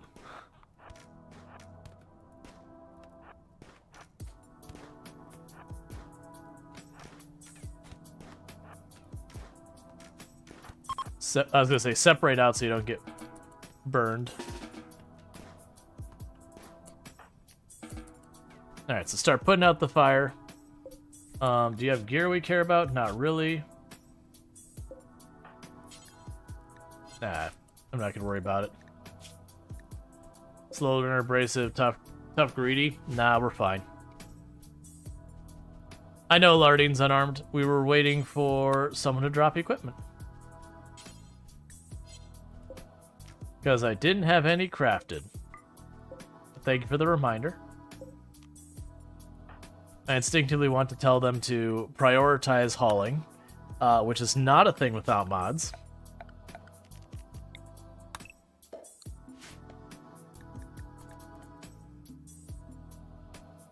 Okay. If I had room for a prison... Wait. When did that get lit on fire?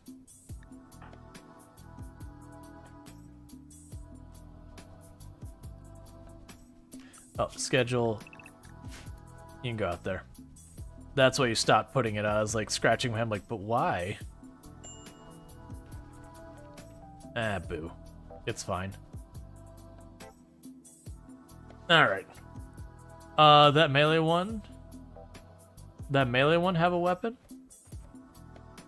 Everyone of my people has a weapon. The melee one, they didn't have a melee one on their side. But yeah, like, Lardine didn't have a weapon, which is why I had them meleeing. They're not meant to be a melee pawn in our group.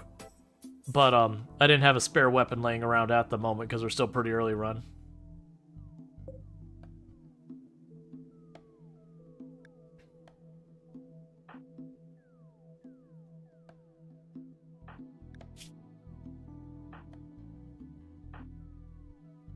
Alright.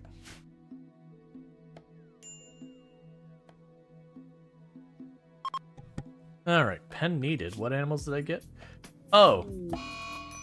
That's fine. Insulting spree because you're ravenously hungry. Everyone's asleep. Does that still work now? Do you still actually get insulted? You do. So I do appreciate now that they made it so a lot of like the interactions when people are asleep work. They are awake? It had Z's on them. I mean, unless I just missed it. Which is totally possible. But they did make it for stuff like consoling someone over being insulted or whatever. You could do that while the person's asleep and it just works now. You don't have to like wake them up then deal with it kind of deal. Which is really nice because there's always like the weird thing being like draft, talk to them, undraft.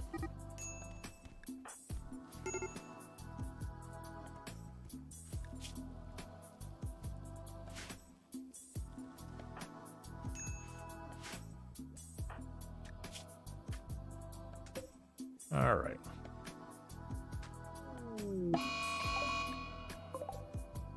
Cool. That's fine.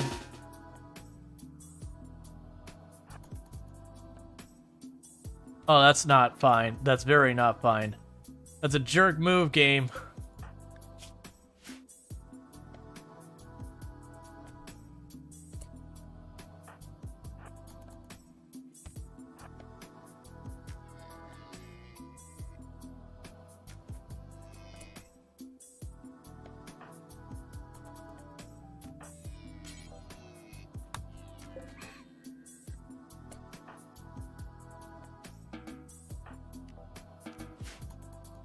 It just like went mad with someone standing next to it.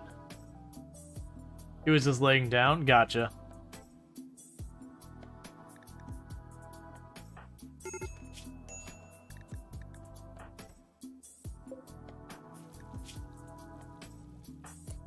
I need you to tend them, please. Doctor never gets to sleep, it's not allowed.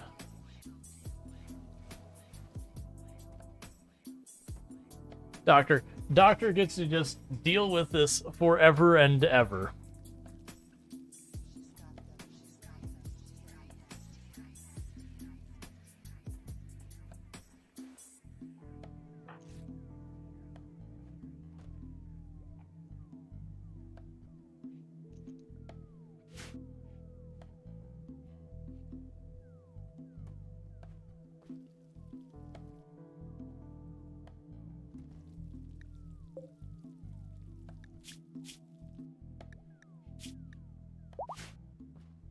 Okay. So hopefully people are back up and about pretty soon. Because it'd be nice to get this sorted.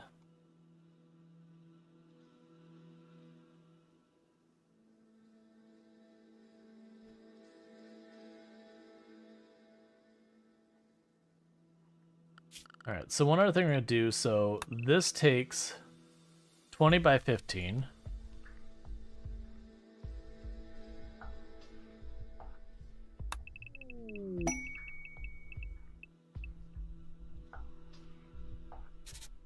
By 15.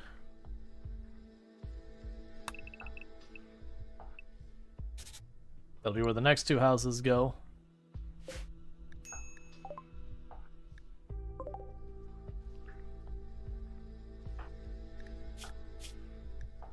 Everyone's injured. Does anyone have any social skills other than Marco's, please? No? I don't suspect there's going to be much I want from them.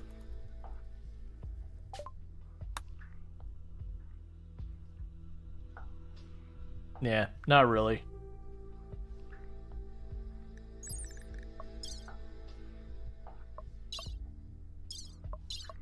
It's not a terrible one, but it's fine. I don't have the funds.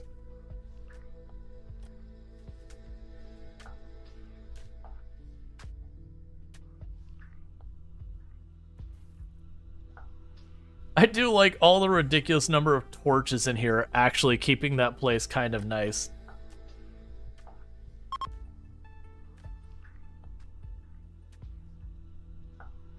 That little alert that tells me that my breach health is back.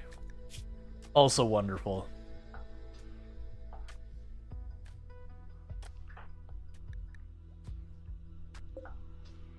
That's fine.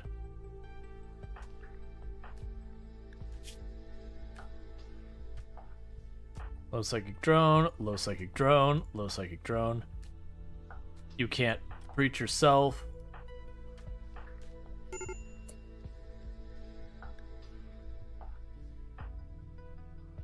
Okay, so you're on extreme break risk. Let's just see with Insulted 9. I assume it will replace one instance of Insulted. Yeah, so it took away one instance of Insulted. Or countered it, or whatever one you will say. Still probably worth doing. The floors, slate.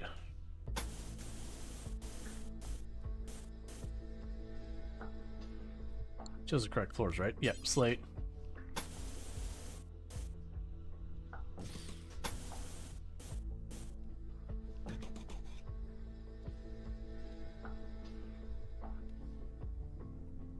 Alright.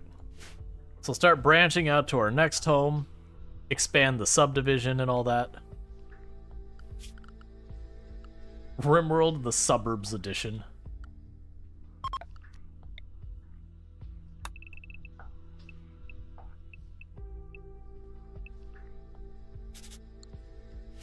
And now we see, like, the negative of, like, suburbia in its efficient, like, how efficient it is on using the land, i.e. it's not. It's just not. Oh, that suddenly makes me realize, you know what? Put a back door out of the houses. We'll have, like, a backyard of sorts. I don't know what we're gonna put in it, but we'll put a backyard of sorts.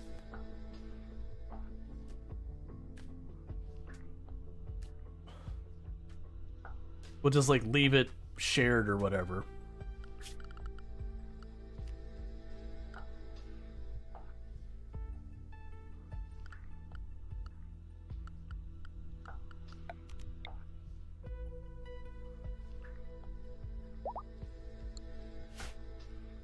This is arguably more efficient than suburbia.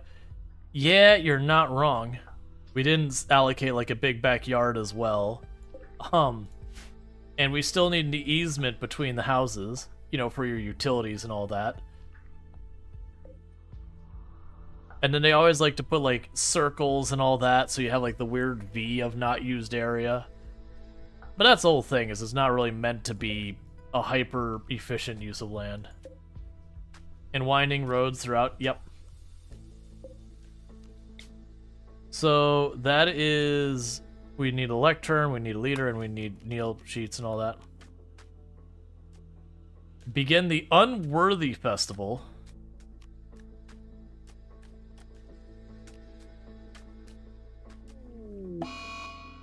So that's a drum party. Well, I cannot accommodate that.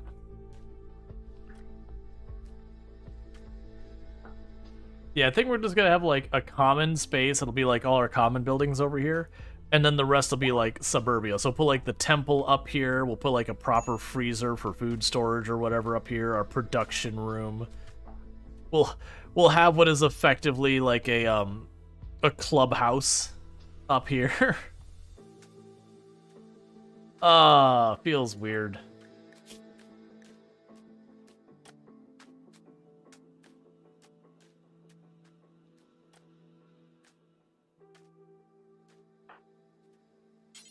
Build the door, please. There you go. Would a tiny freezer in every house be too silly? I was thinking about the best I could come up with would be you'd have like the freezer be that like this size. You'd have the AC here and then 2 shelves on either side. It wouldn't be the worst. I just don't know what to do with the rest of the space kind of thing. So, you know, sure, it'd be silly to have like the tiny freezer or whatever. I mean, you could also cut the room in half this way, but I kind of like this looking like a bigger kitchen. But yeah, so it is the thing that's... It would feel weird. The other problem is the amount of components. Because, like, well, I put an oven in every house because they're wood-fueled. You know, if we don't use it, it's not a big deal. Like, it won't break down and use components. But the moment I make an electrical one, every so often it'll just break down. You have to do the components. So that would be a very significant overhead on components. Because even if you think about it, like, having 10 additional ACs than you'd normally have is going to be that many more components on average you burn through per year.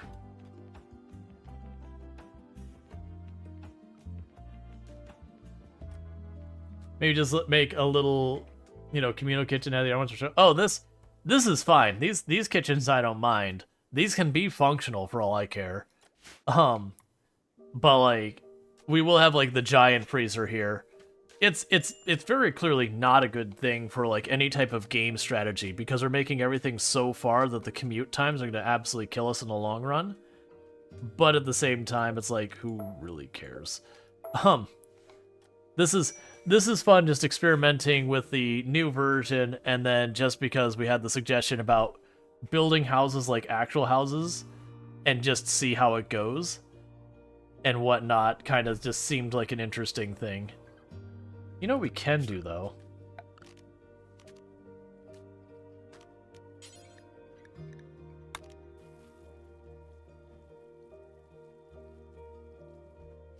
Make it 2x2. 1x2?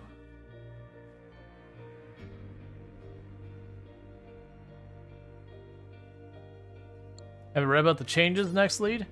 I have not, but I've heard nothing but good things. Like, I know a lot of people are talking about it's just like the quality of life league.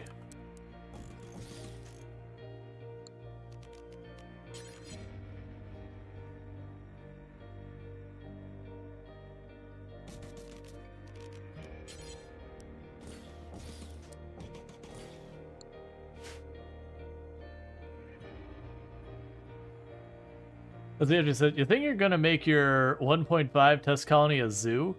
Really put that new multi-threading to the test? Excellent. Sounds like a good idea.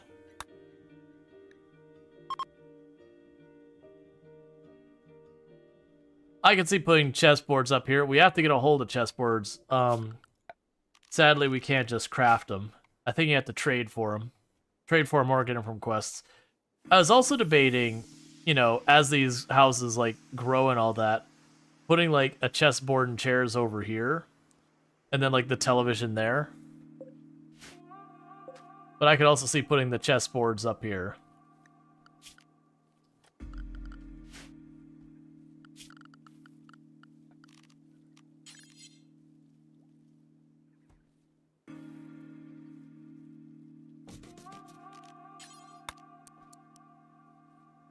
Actually, be one more off the side, wouldn't it?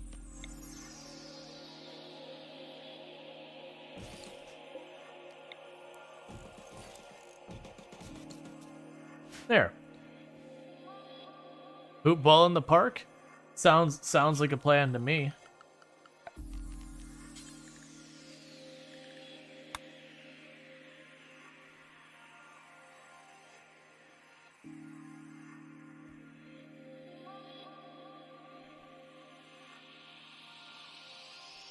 Let's put it up here so it's kind of out of the way.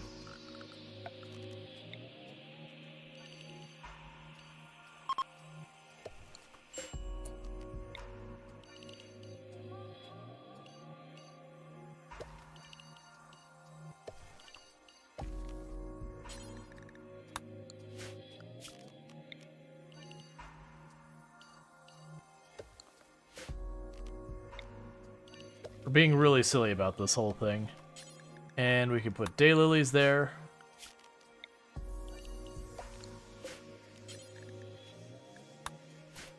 There. And then if we get art, we can put like a couple of statues or something along it. Let's see. Oh god, that water in your base gives you anxiety now, but you also really want to see the mech spawn there. Yeah, so the question we had was there was discussion about, they mentioned the mechs spawning in water, but it wasn't entirely clear what the conditions were. Like, ocean is obviously 100% without question qualifies. And there was questions about, okay, what river, what lakes, like what can and can't. Is it just any tiles of deep water whatsoever? Boom. Is it shallow water? Boom. Does there need to be like a certain size?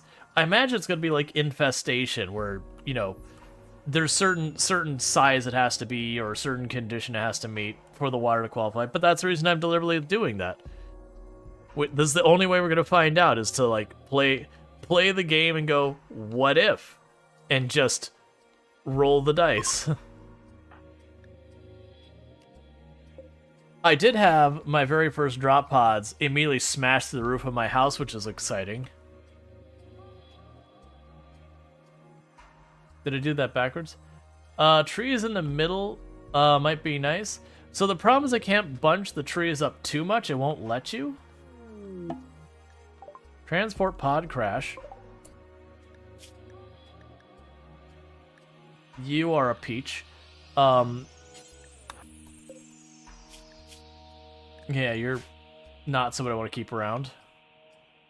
Even just two or three trees.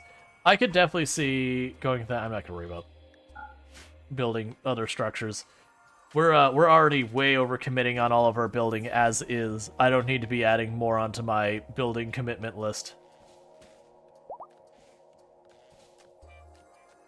I have noticed the things that qualify as charity take way less to get there. I will have, like, if I have a person who's got like 8 or 9 potentially fatal injuries and I patch up one, it goes, you did it, you charity, you rescued them, and I could just leave them to die and it still gives me credit for saving them. It's like, with the refugees, I found if a single refugee successfully exits the map, you get credit for succeeding, and then you can, you know, do what you want with the others. And it's like, you did it, good job. We had a group of 3 refugees, and we had a double cold snap because I had a cold snap and then a quest cold snap stacked on top of it. And the one, it wasn't even the main one, but one of the other ones got off the map. It's like, you did it. And then the main one froze to death, and I kept trying to save the last one to get them off, and they ended up freezing to death. Why are the animals blue? When you zoom out enough, it marks them as basically being neutral. So blue. That's part of 1.5. So white is what is it, just most everything is. Alright. So I've got electricity. So we're gonna circle back to smithing and then power. And they just live next to the geothermal plant. You sent an update in Discord to your friends. Very pretty base. Nice.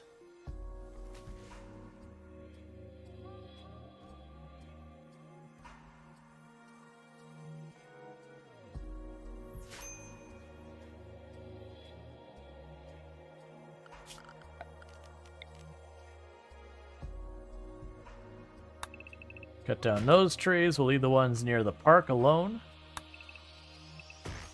Cut down these and those because I need more wood.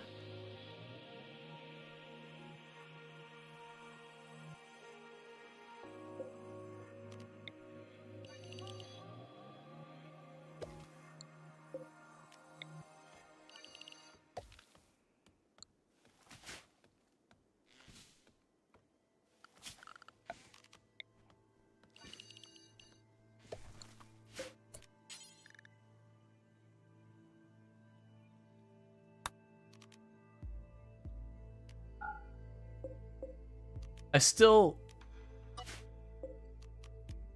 kind of want to plant something in the front yard just to keep it looking like grass, but nothing would really fit that thing. Like, the hay grass is the closest, but it'd be like jungle grass. Versus like random bushes and all that we can at least pretend is not a disaster. And if I planted it all flowers, one, that'd be impractical. But also two, then it would also look kind of silly for everyone to have that.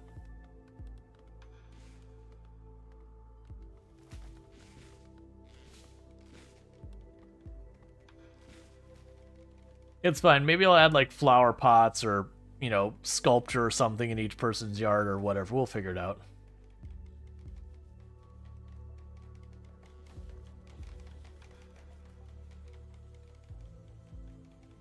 Wait, planting grass isn't vanilla? You've been playing mod too long. Oh yeah, that happens with everything. You have what's called hay grass, which is for, you know, making hay for the animals, and that's about the closest you get. How are you doing? Go bang that so in the future they don't use that for cover again.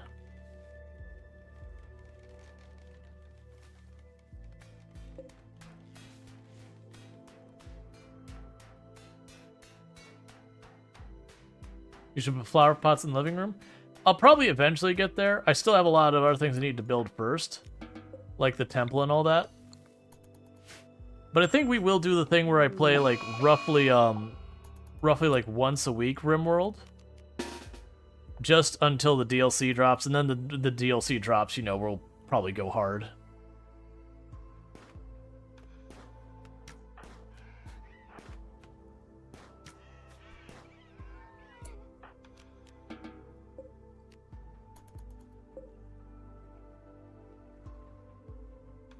All right.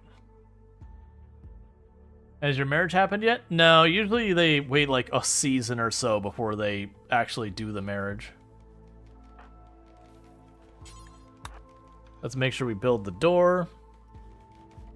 So at least I get the bonuses for that being an enclosed space. And everyone's reading their books. Would you put down a pretty marriage spot? I don't really have much.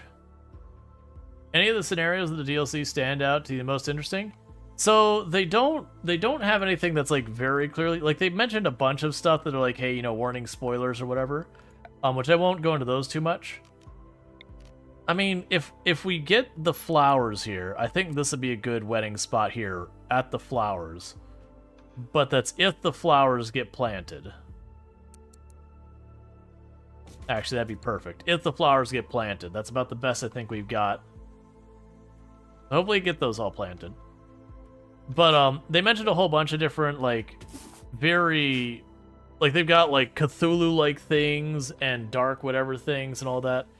I do like the idea of having to face a threat that is, you know, unknown that you have to figure out. Now, for it to stay interesting, they're going to need to have those threats be difficult to discern on the beginning. Because, like, you sit there and you have it, like, you look at it and go, oh, I have the brain worm threat because I see this one thing and instantly I know it's the brain worm. That would be kind of a disappointment. But if it is one of those things, you have some colonists who are acting weird and you go, okay, this could be one of like 4 or 5 different threats or 2 or 3 different threats, but I don't know which one. And you know, I have to like trying to work through that. That on the other hand would be very interesting.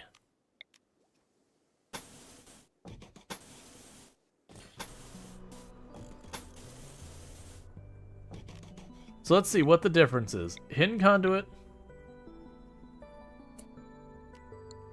Okay, I like this. Yeah, for 1 extra steel and a little bit more crafting time. Congratulations, everything's a hidden conduit now. And even though it doesn't make any sense, we're fully electrifying all the walls in the house.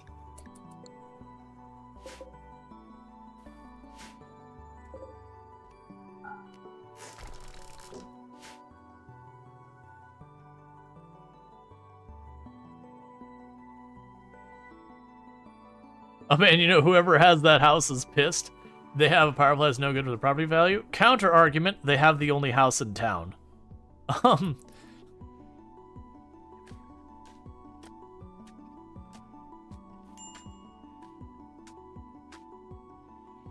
That's my counter argument. It's literally the only house in town. So if you don't like it, I mean,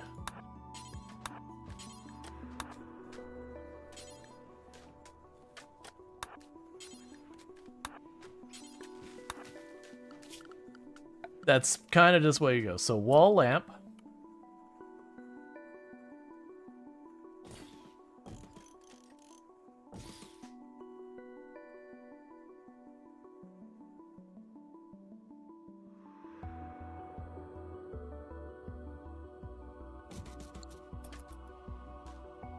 And I do realize I'm overkilling the amount we're putting the lights on here. I'm partly doing that because just the interest of, like, you know, lighting was one of the things that performed very badly in the other one. So it's like, all right, let's just see what happens. And also because pretty. Hey, Argith, thank you so much for the raid. I really do appreciate that. I do hope you had yourself a good stream, and what were we streaming today and all that good stuff. By giving Mo to get that back, we'll go in there. But welcome in, Raiders. For those who caught Argus stream, what was the best part?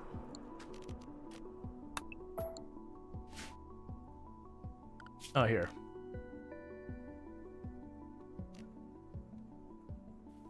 Hey, Aurora, how's it going? Yeah, we'll actually go around this way. Good evening. Tonight was Pacific Drive. Also looking at the 1.5 patch notes before stream. Sounds like a good time and all that. You can go ahead and take the corners off so it's uniform around the whole thing. But yeah, sounds good. But for those looking for Pacific Drive and Product Zomboid and RimWorld, Argith has that. You can check them out. See what you think.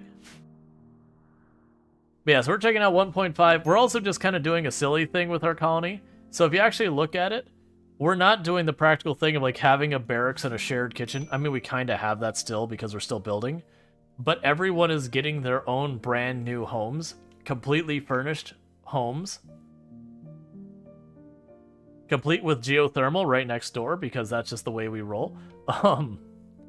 Including front yards and flowers and everything that doesn't really make sense, but we're doing it anyways. And it's been lovely.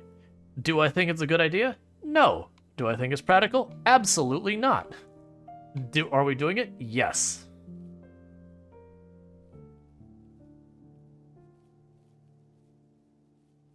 Looking forward to the new DLC as well. In Pacific Drive, we found a quirk where when you go in reverse, the car pops the hood, but close it when you drive forward. Yeah, no, I have the same perk. In my car, I had that one. The quirks are fun. I hope they're varied enough so you can't, like, learn the handful of quirks and then, you know, they're just kind of sorted. Like, you just, you know, oh, that happened, just let me look at it. I hope it is, like, RNG on a lot of them. Like, you know, maybe they got some, like, pre-established ones, but, like, have enough variance.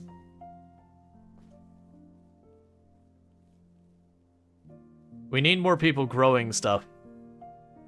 I made my my farming area too big.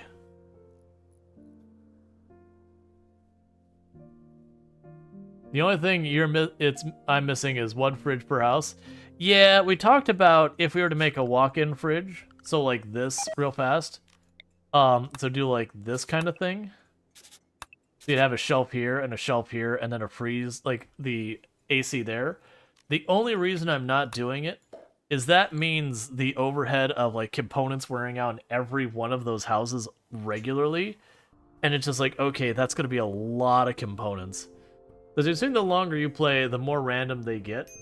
And liking how your base is going. It's very nice layout. Let's see, are mechs doable at this point? Aggro hands and Roombas? If I did a Mechanator start, sure. Like, technically I could break the mech thing and do that. Yeah, but the aggro hands would definitely work. That would be a thing. But yeah, I need to go and knock that thing apart. No, actually, I take that back. I would need the... We would need... It was what, the microelectronics. Then I would knock it apart. Go to the Mechanator to get the thing to plug into our head. No, actually, do I need the second bench for that? It's been so long since I've done this without starting Mechanator. Yeah. So I do have to get microelectronics for standard mech. Oh no, there's basic mech tech. Basic mech tech. Okay. Yeah, so I'd have to break this, grab the thing. We would then get the information about where the Mechanator is, and then we'd have to go get the Mechanator's tech or whatever. Or actually, wait. I don't remember if you had to go to a location or they crashed a ship down in your tile. I don't remember. But there is a way, but at the moment, we're still running around with a fistful of bows and a pointy stick, so... Probably not the time to start messing around with the mechs if we're not ready for it. But yeah, otherwise I could, you know, turn loose like 2 or 3 aggro hands and just let them run around and work on that. Alright, so we got damaged shuttle landing. No matter what we get, a bunch of things. We get a legendary recurve bow, which is nice in the short term. We can get honor, which makes it a pain in the butt, or we could get goodwill. I'll probably take the recurve bow for now, because all of them get me the development points, because we are a guilty ideology. So, we are expected to help anyone who wants help. And if we don't, then our people get upset.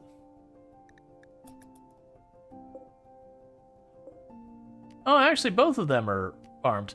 I've had a lot of times where the main person just isn't armed and gets rocked.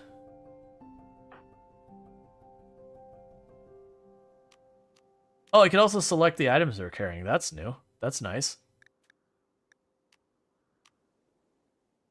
Alright, about 5 in-game hours, we run to go to the defense position to help them.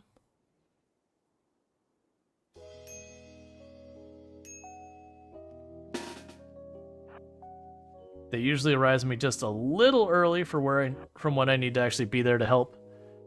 But it beats when you arrive entirely too late to do anything. Oh, this might work out real well depending on where that raid shows up. Come on, raid, show up any second now.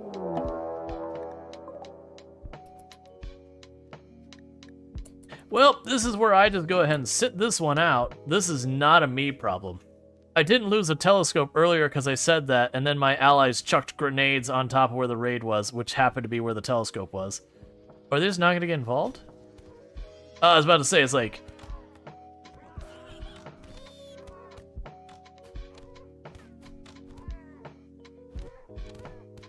Excellent.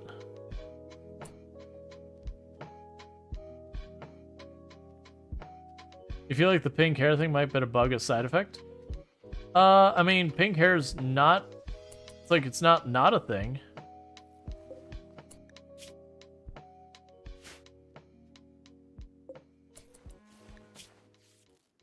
That doesn't feel great.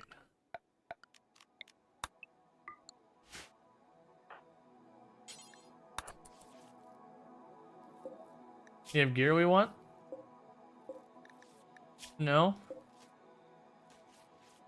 I'd patch them out, but, or patch them up. Sorry, not out. But, I don't feel like turning our one bedroom into a prison again. I keep switching it back and forth, like, you know what? I just don't care.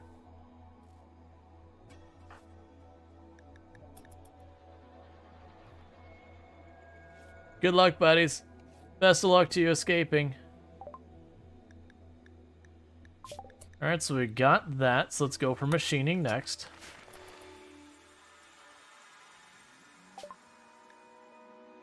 What's wrong with you? Second withdrawal. That's really inconvenient. I don't care about any of that. That's fine. Go about your business.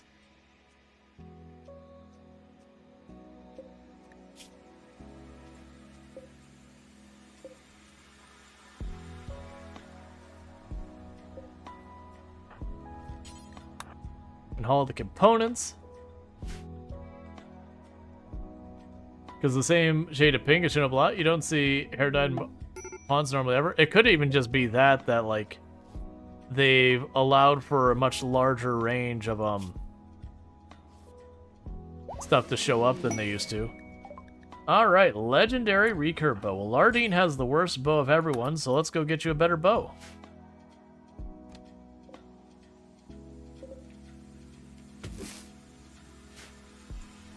Cool. And that gave us some more points. How close are we to being able to reform? One more point.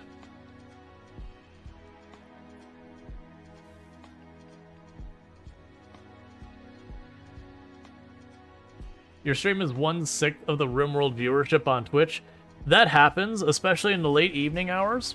There's a lull, like, between kind of the late night US streamers and the earlier morning, like, not earlier morning, but like the European and Australian streamers. That there's just like a gap where there's not that many people who play RimWorld. So it does end up being one of those things that, you know, it ends up being a pretty good amount. You gotta go now? Alright. You sleep well, X-Ray. It's 8:30 a.m. there?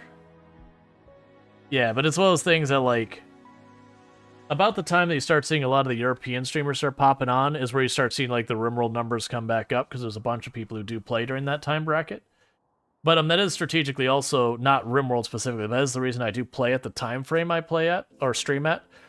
Is I kind of start right around what's going to be like leading into like peak US times, and then I stream all the way to like right around the time that a lot of European streamers start picking up for the day. Which is usually like when I wrap.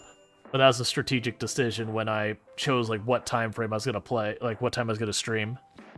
And it's worked out like no matter what category I've been in, that I usually kind of catch that gap that's underserved for people who speak English. That really, it's mostly Australia and New Zealand, and previously some in South Korea, that kind of covered that gap.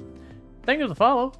Welcome to stream. Which, for those who don't know, South Korea is no longer able to stream to Twitch. Basically, the ISP's rules there are pretty awful. So unfortunately, there's like friends of the channel who are in South Korea who no longer can stream on the platform, so they switched over to YouTube out of necessity, which is a bummer.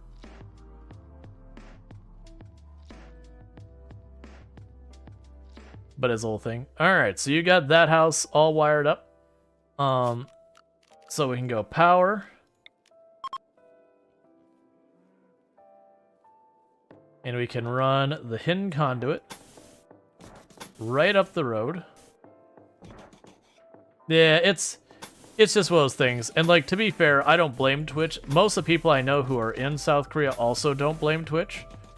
It's the ISPs in South Korea are pretty awful even by ISP standards. That they basically made it so almost every single, like, streaming platform has either massively increased their costs there, you know, to offset the increased costs, or just stopped operating there entirely because it's way too expensive.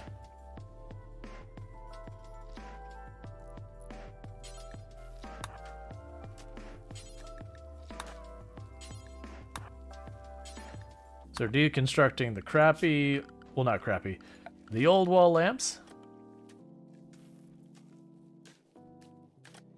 Ah, I see. These have a much bigger radius, because I thought it was like, before I was like, I thought I had it where it covered everywhere. Yeah, so it'll cover everywhere, but like just at the door. Yeah, so like the regular lights have a significantly larger radius to them. That's good.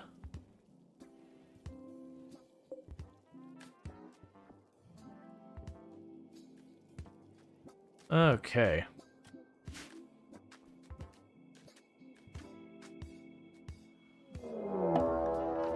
Alright, we got more raiders popping in here. Mostly melee, so this is feeling more in line with what I expect.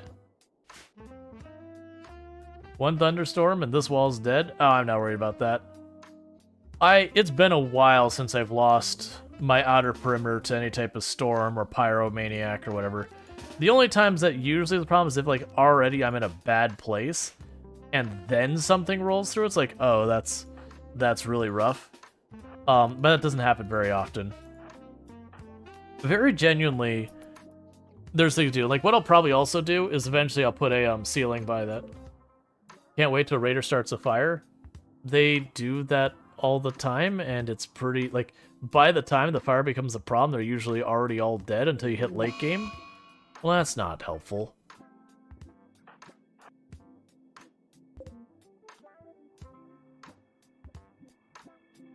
Yeah, so usually all I do to fix that problem is I go like this. You go build roof, you build it 4 tiles out, and we go down here, and then over here.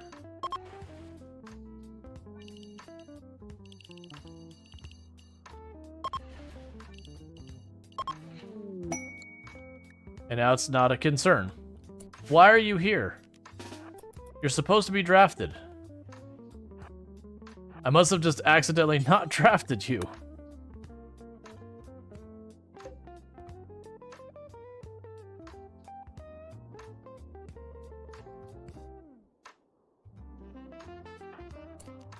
I also started them way earlier. Schedule, area 1. 'Cause I need to make sure they're eating and everything.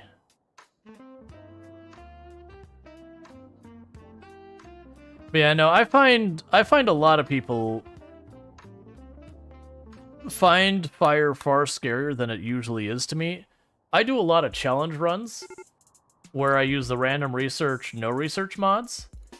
And that usually means I am playing where I don't have control over my research. And that does very often mean I end up not getting stone cutting for a very long time. So I end up with bases built entirely out of wood. And that ends up being a problem. Yeah, I shouldn't have backed him off. This is a mistake.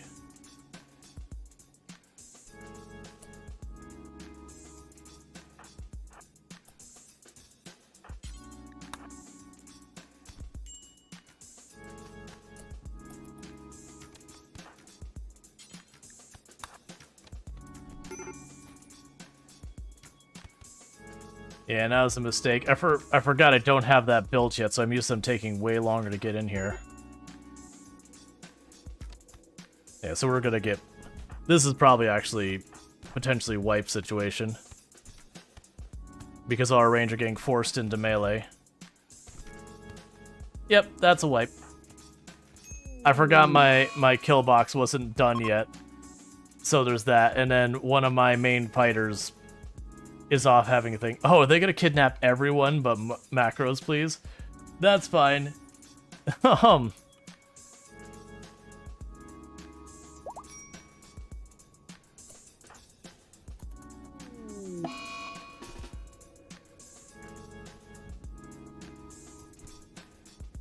just wanted to say, you can't count how often I've been murdered by bum-rushing, knife-wielding raiders. Oh yeah, no, that was... Very genuinely, I should have just left him up there. I thought I still had my path up here, which I don't know why I thought that, because very clearly it's not done. Which would delay them getting here, but because I wasn't in position, it's like, oh, I really made a mistake there. So here's a question. If I... Okay, so I cannot draft you and make you bandage yourself. That makes sense. So you're going to die now. Because you're downed, and Marco's Please is currently on a break, so won't help you.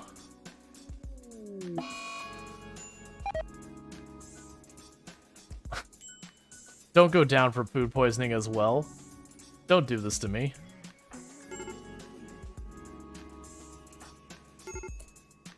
Okay, they're going to tend right now. You're You looked away for like 8 minutes. Yeah, no, as we had a raid and I misplayed it. I thought my kill box was farther along and I didn't have my people in position. But for those who don't know, Ultrasource, absolutely fantastic creator on the platform that I highly, highly, highly recommend. Plays a lot of simulation games. I've been playing a lot of expeditions lately. Has played plenty of SnowRunner in the past. Farm Sim, a whole bunch. Man in Black. Look. I actually normally disable the Man in Black event. I brought Colonists back from the brink. Let me guess. You can't doctor? You can. You're just not set to it. It doesn't matter. You're too late to save Cure Liz. You're gonna try. Oh, actually, maybe you're not. But either way, my plan is to try and make it back from there. I've been pretty satisfied checking out the 1.5 update. That said, I'm not that invested into trying to pull this colony back and everything. This has been just kind of experimented, like an experiment. We haven't been doing a challenge or whatever. Generally, I disable Man in Black event for my runs because I don't like rebuilding from like one person back up. I've done it, and it can be a lot of fun. But it usually has that same type of thing of when you're doing like Naked Brutality kind of thing where it's a very slow build-up. And then there's a lot of time your colony wealth makes it so high you get that one person back, and then the next raid shows up with 10 people and you go, what am I supposed to do with this? But yeah, so we haven't been prioritizing like an actual run. Like we've been building these like really kind of silly big houses kind of thing. The new game over thing might be fun to use. The new game over thing. Oh, the new game plus? Oh yeah, I forgot about that. Let's go ahead and experiment with that. So, you're probably dead. Hey, you know, we're gonna do something weird here. It's an ill-advisable thing, but I just want to see what happens. So they have a new thing that when your colony fails... When your colony fails, you have the choice of, like, resetting. Like, you keep the colony, but you get, like, I think it's 1 to 6 pawns that you can bring in. So what we're gonna do is, once they either die or, you know, get back up, we will try that real fast and all that. But the mechs won't leave the area in raid, so you just die again. Yeah, that's, yeah, that's the thing with, like, the mechs. The mechs just live there. It's the same thing you run into with, the insects when they have the hives on the map. That is a threat that's perpetually there.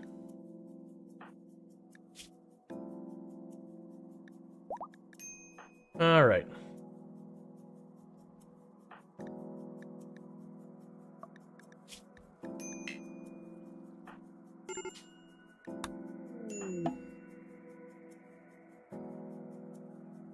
So we're just quickly fast-forwarding this out.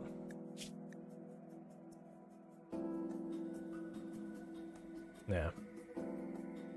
Are you actually going to... With no tending at all? Are you going to beat this infection? Probably not, because you're going to starve, right? Yeah, so you're gonna lose due to starvation.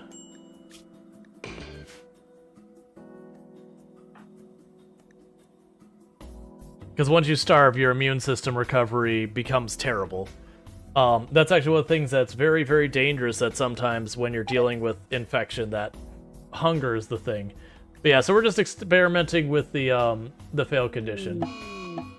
So we have game over, everyone is dead, create new wanderers, must wait 8 in-game hours.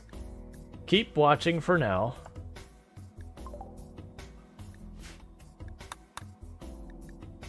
So you have to wait 8 in-game hours, so we were at 12. So when this says 20 hour down here, right below my portrait, we should be able to do, like, the reset, like, the new thing. Because it's actually always been a thing that you can sit there and be at this screen where everyone's dead. And then just have, like, a random event where it's like, you know, this random person would like to join your colony. And you'd be like, okay. Create new wanderers. Everyone is dead or gone. Perhaps someone will find use of the ruins of this place. Choose new wanderers to arrive at your colony and continue the story. Create new wanderers. Okay, so we got to choose... Oh, you can sit there and, like, literally... Yeah, so it's, like, literally starting a brand new colony. bolt action rifle right on the go. I'm not gonna go through the whole thing. But yeah, so just you instantly get a new colony. So will they get the penalty for colonists left unburied? Yes. So they don't get the penalties for a colonist dying, but they do get the penalties for the colonists left unburied. They do also keep the same ideology. So that's another interesting thing. So your colony just keeps the same ideology and everyone has that ideology. Okay, that's kind of cool. Yeah, so it's like literally redoing your start. So it does make me wonder, if you choose like Rich Explorer, would you start with like the same tech level that the Rich Explorer, I mean not the tech level because you still have tech in the tile, but would they start with like the equipment equivalent? That said, I don't actually want to try and like play through this with the reset and all that. I just kind of wanted to see how that works. It's very clear how it goes from here. We have 6 new pawns. But I'm kind of satisfied of saying that was a loss. Because very really what would have ended up happening is Kira Liz probably would have made it if I would have kept Macros Please alive using the Man in Black, and then the Man in Black would then turn around and bandage them up. They probably would have made it. And I didn't even look at the Man in Black to see what they even had. But I just don't... I generally am not the kind of person who likes to take a colony that's back from the brink. I used to do that back in the days when I did like the 500% naked brutality silly nonsense. Where I did like lots of like ice sheet stuff. This is before streaming. Like I used to enjoy that gameplay a lot. And then I kind of found I kept making like all these like cheesy kill boxes like way worse than this one as what felt like necessity, doing trap mazes and all that. And so nowadays you'll find I almost never use traps outside of like specific challenges kind of thing. 6 new ones sounds like a cheat if you had like 1 or 2 first. Yeah, no, that would be a thing. Like if I was starting like a naked brutality and then my colony died, and then I hit the button, it's like, okay, I'd like 6 now. Yeah, that would feel a little cheeky. We could for science. Oh, we could what for science? Sorry, I'm. Oh, you mean like the start naked brutality next exile your pawn? Sure. Let's science. Let's naked brutality and exile immediately and just see what happens. And then let's take like the Rich Explorer and do that and just see what happens. See like where it brings in the things.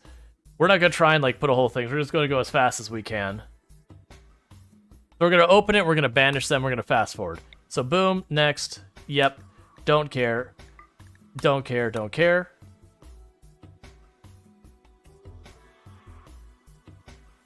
Yeah, so we're just sciencing at the moment. So boom. Welcome to the colony. What happens if I banish you before you land? I can't.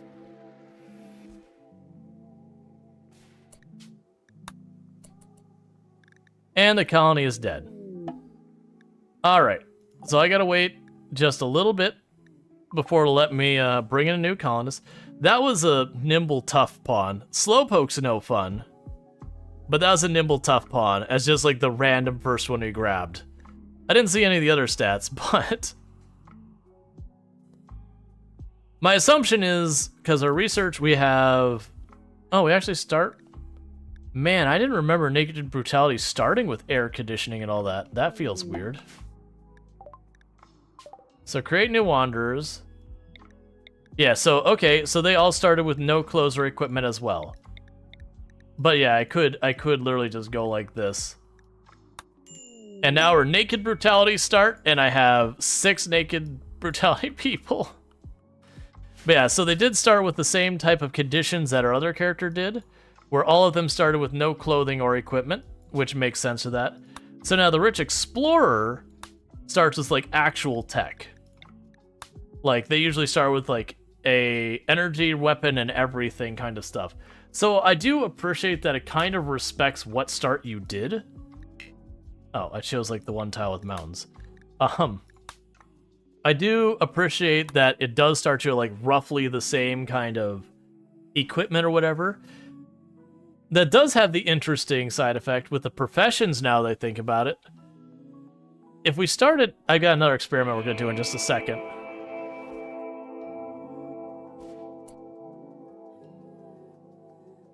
So we've got our person.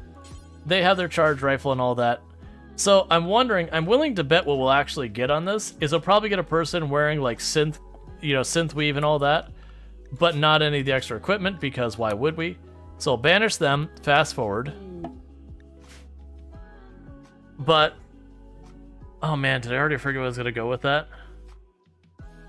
Yeah, so what I'm wondering is now that we get equipment based on professions, did they already think with Naked Brutality, if I keep re-rolling the dice, can I don't start with anything, but because I have a profession, I start with a bolt-action rifle anyways? I'm curious about that. Because I've not ever messed with it enough to go with that. Create new wanderers. Yeah, so they all have, like, synthweave clothing. And they can have possessions, so you see, like, this one has gold. Gas mask, pump shotgun. Schematic, so you can get a random book. We can get a bunch of alcohol and such. Yeah, so we get a person who automatically starts with a gun. Interesting. So let's do one last experiment. We're going to go back to Naked Brutality. Strive to survive commitment mode. Generate. I don't really care about much of this part. That's kind of interesting. Yeah, there's definitely room to, like, break some things here. So if we go... So we've got our person here. Now, my assumption is, unless they forgot it, which I don't think they would, is we shouldn't be able to get equipment here. Because they probably have your character cannot start with clothing or equipment. And I'm finding that's true because we were seeing drugs and all that well before here. So it does look like they've got that set up.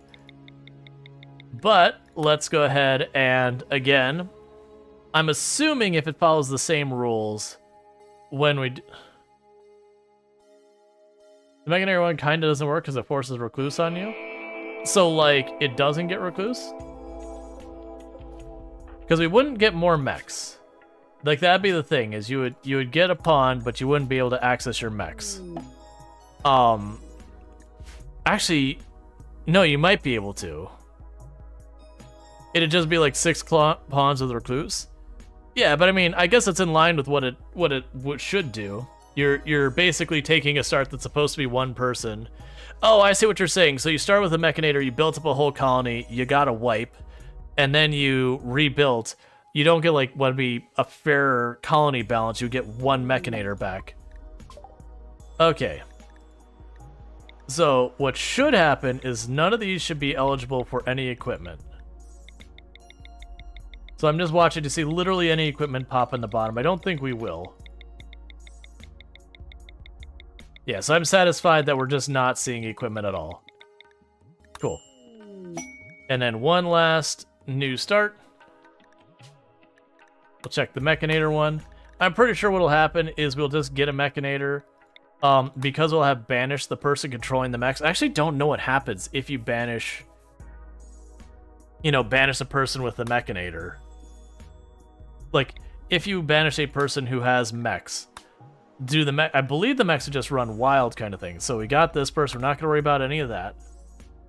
We're just sciencing real fast.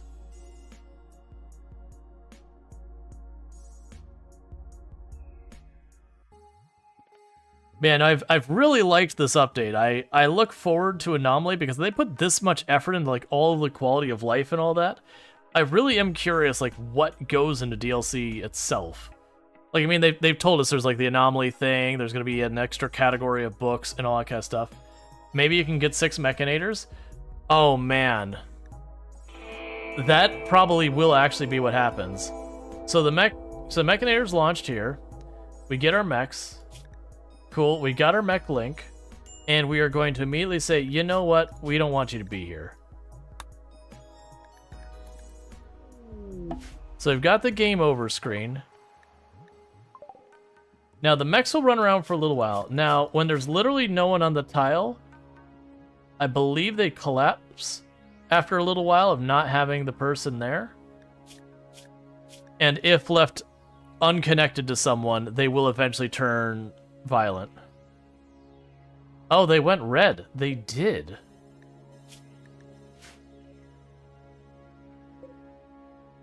Interesting, because I thought it was if they don't have the person around for enough time, then they effectively go wild. Can you drop the Mechanator? Oh, we got rid of the Mechanator. The Mechanator's gone, so we're at a game over condition right now because there's the mechs with no leader. So if we make new Wanderers... Okay. So they don't get Recluse or the headset from the looks of it. But they are eligible for other items. So it seems they did consider that. Now I assume those mechs are hostile.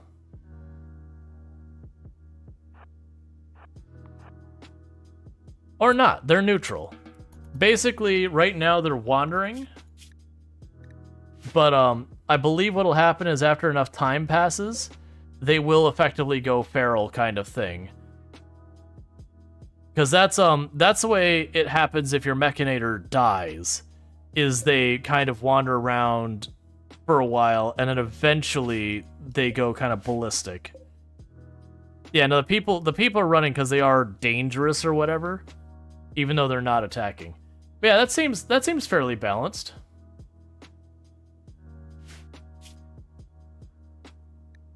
So let's check one last scenario.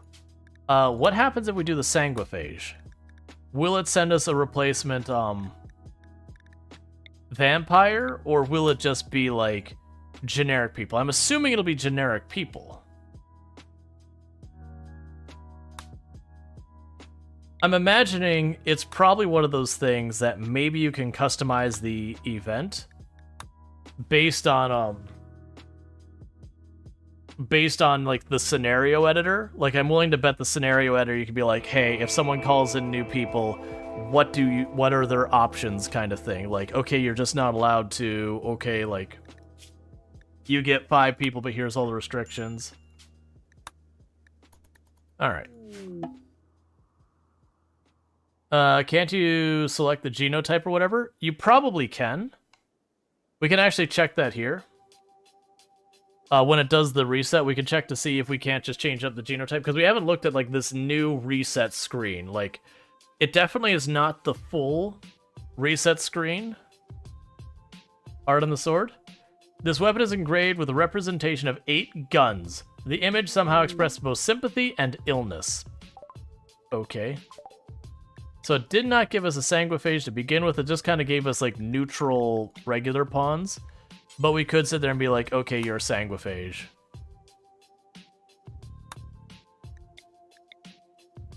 Well, that gave you horns. Interesting.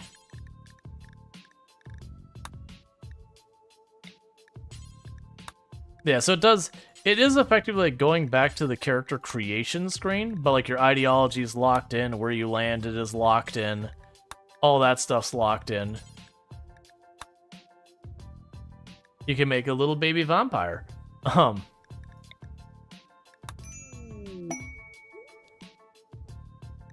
I missed that you had a kid.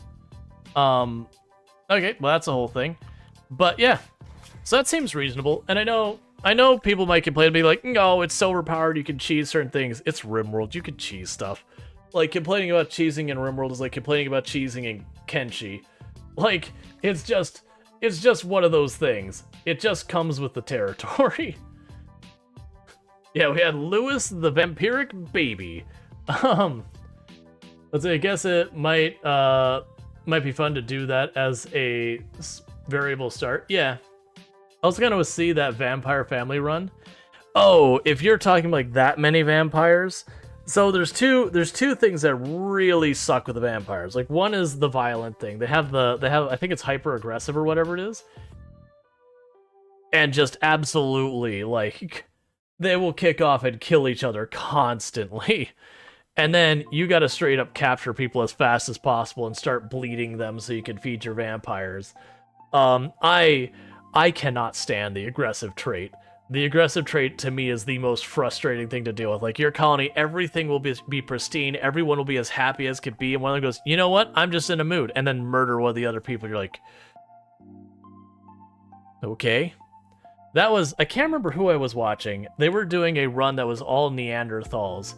And they straight up were just like banging their head in the walls. Like, I can't do anything to stop these people from beating the crap out of each other all the time. That's honestly you as a person, though. Really only cheating yourself? Yeah, and that's the whole thing. Like, with the sandboxy kind of games where they let you change, like Project Zomboid's the same way, where you can change every setting you want. So you can make the game as easy as you want. You can straight up delete the zombies if you want. And people will be like, no, you're playing it wrong. It's like, are you having fun?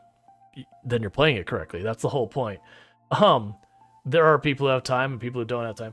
Yeah, I am curious mechanically how a vampire baby works in the game. Because I don't think they get the choice to, like, bite people or whatever. Like, because they don't have that ability. I don't know mechanically what that does. Because I've never bothered to, like, customize the character because, like, okay, you're a vampire baby now. It's like, does the parent have to feed them hemogen? Does it just not work and they die? Actually, you know what it could be? I bet you it takes so long for the hemogen shortage to be dangerous that they're not a baby anymore by the time, you know, it becomes a problem. And then they could just operate per normal vampire rules, because then they can walk around and bite people. So, that being a very underwhelming, but oh right, RimWorld makes things age up 4 times as fast as normal life when they're children. So, they don't stay a baby very long. Anyways, with all that said, what's going to end up happening is it is right about time for me to go and raid someone, because it's getting to be the end of the time while I stream. The genes are inactive for a while too. Okay, that could also be it. It's just they're a vampire, but it's not exhibiting vampire behaviors yet. But yeah, so what's going to end up happening is don't go anywhere, because we are going to go raid someone. I don't know what they'll be playing. Maybe RimWorld. We'll figure it out when we get there. In the meantime, thank you so much for everyone who's been tuning in. If you're over on YouTube and TikTok, the stream will be ending abruptly for you because there's no such thing as raiding over there as far as I'm aware. So don't forget to like, subscribe, and do all that stuff on those platforms. Let's go ahead and get them out of here. And what I'm going to go ahead and do is see who I can find to raid. So thank you again for tuning in. If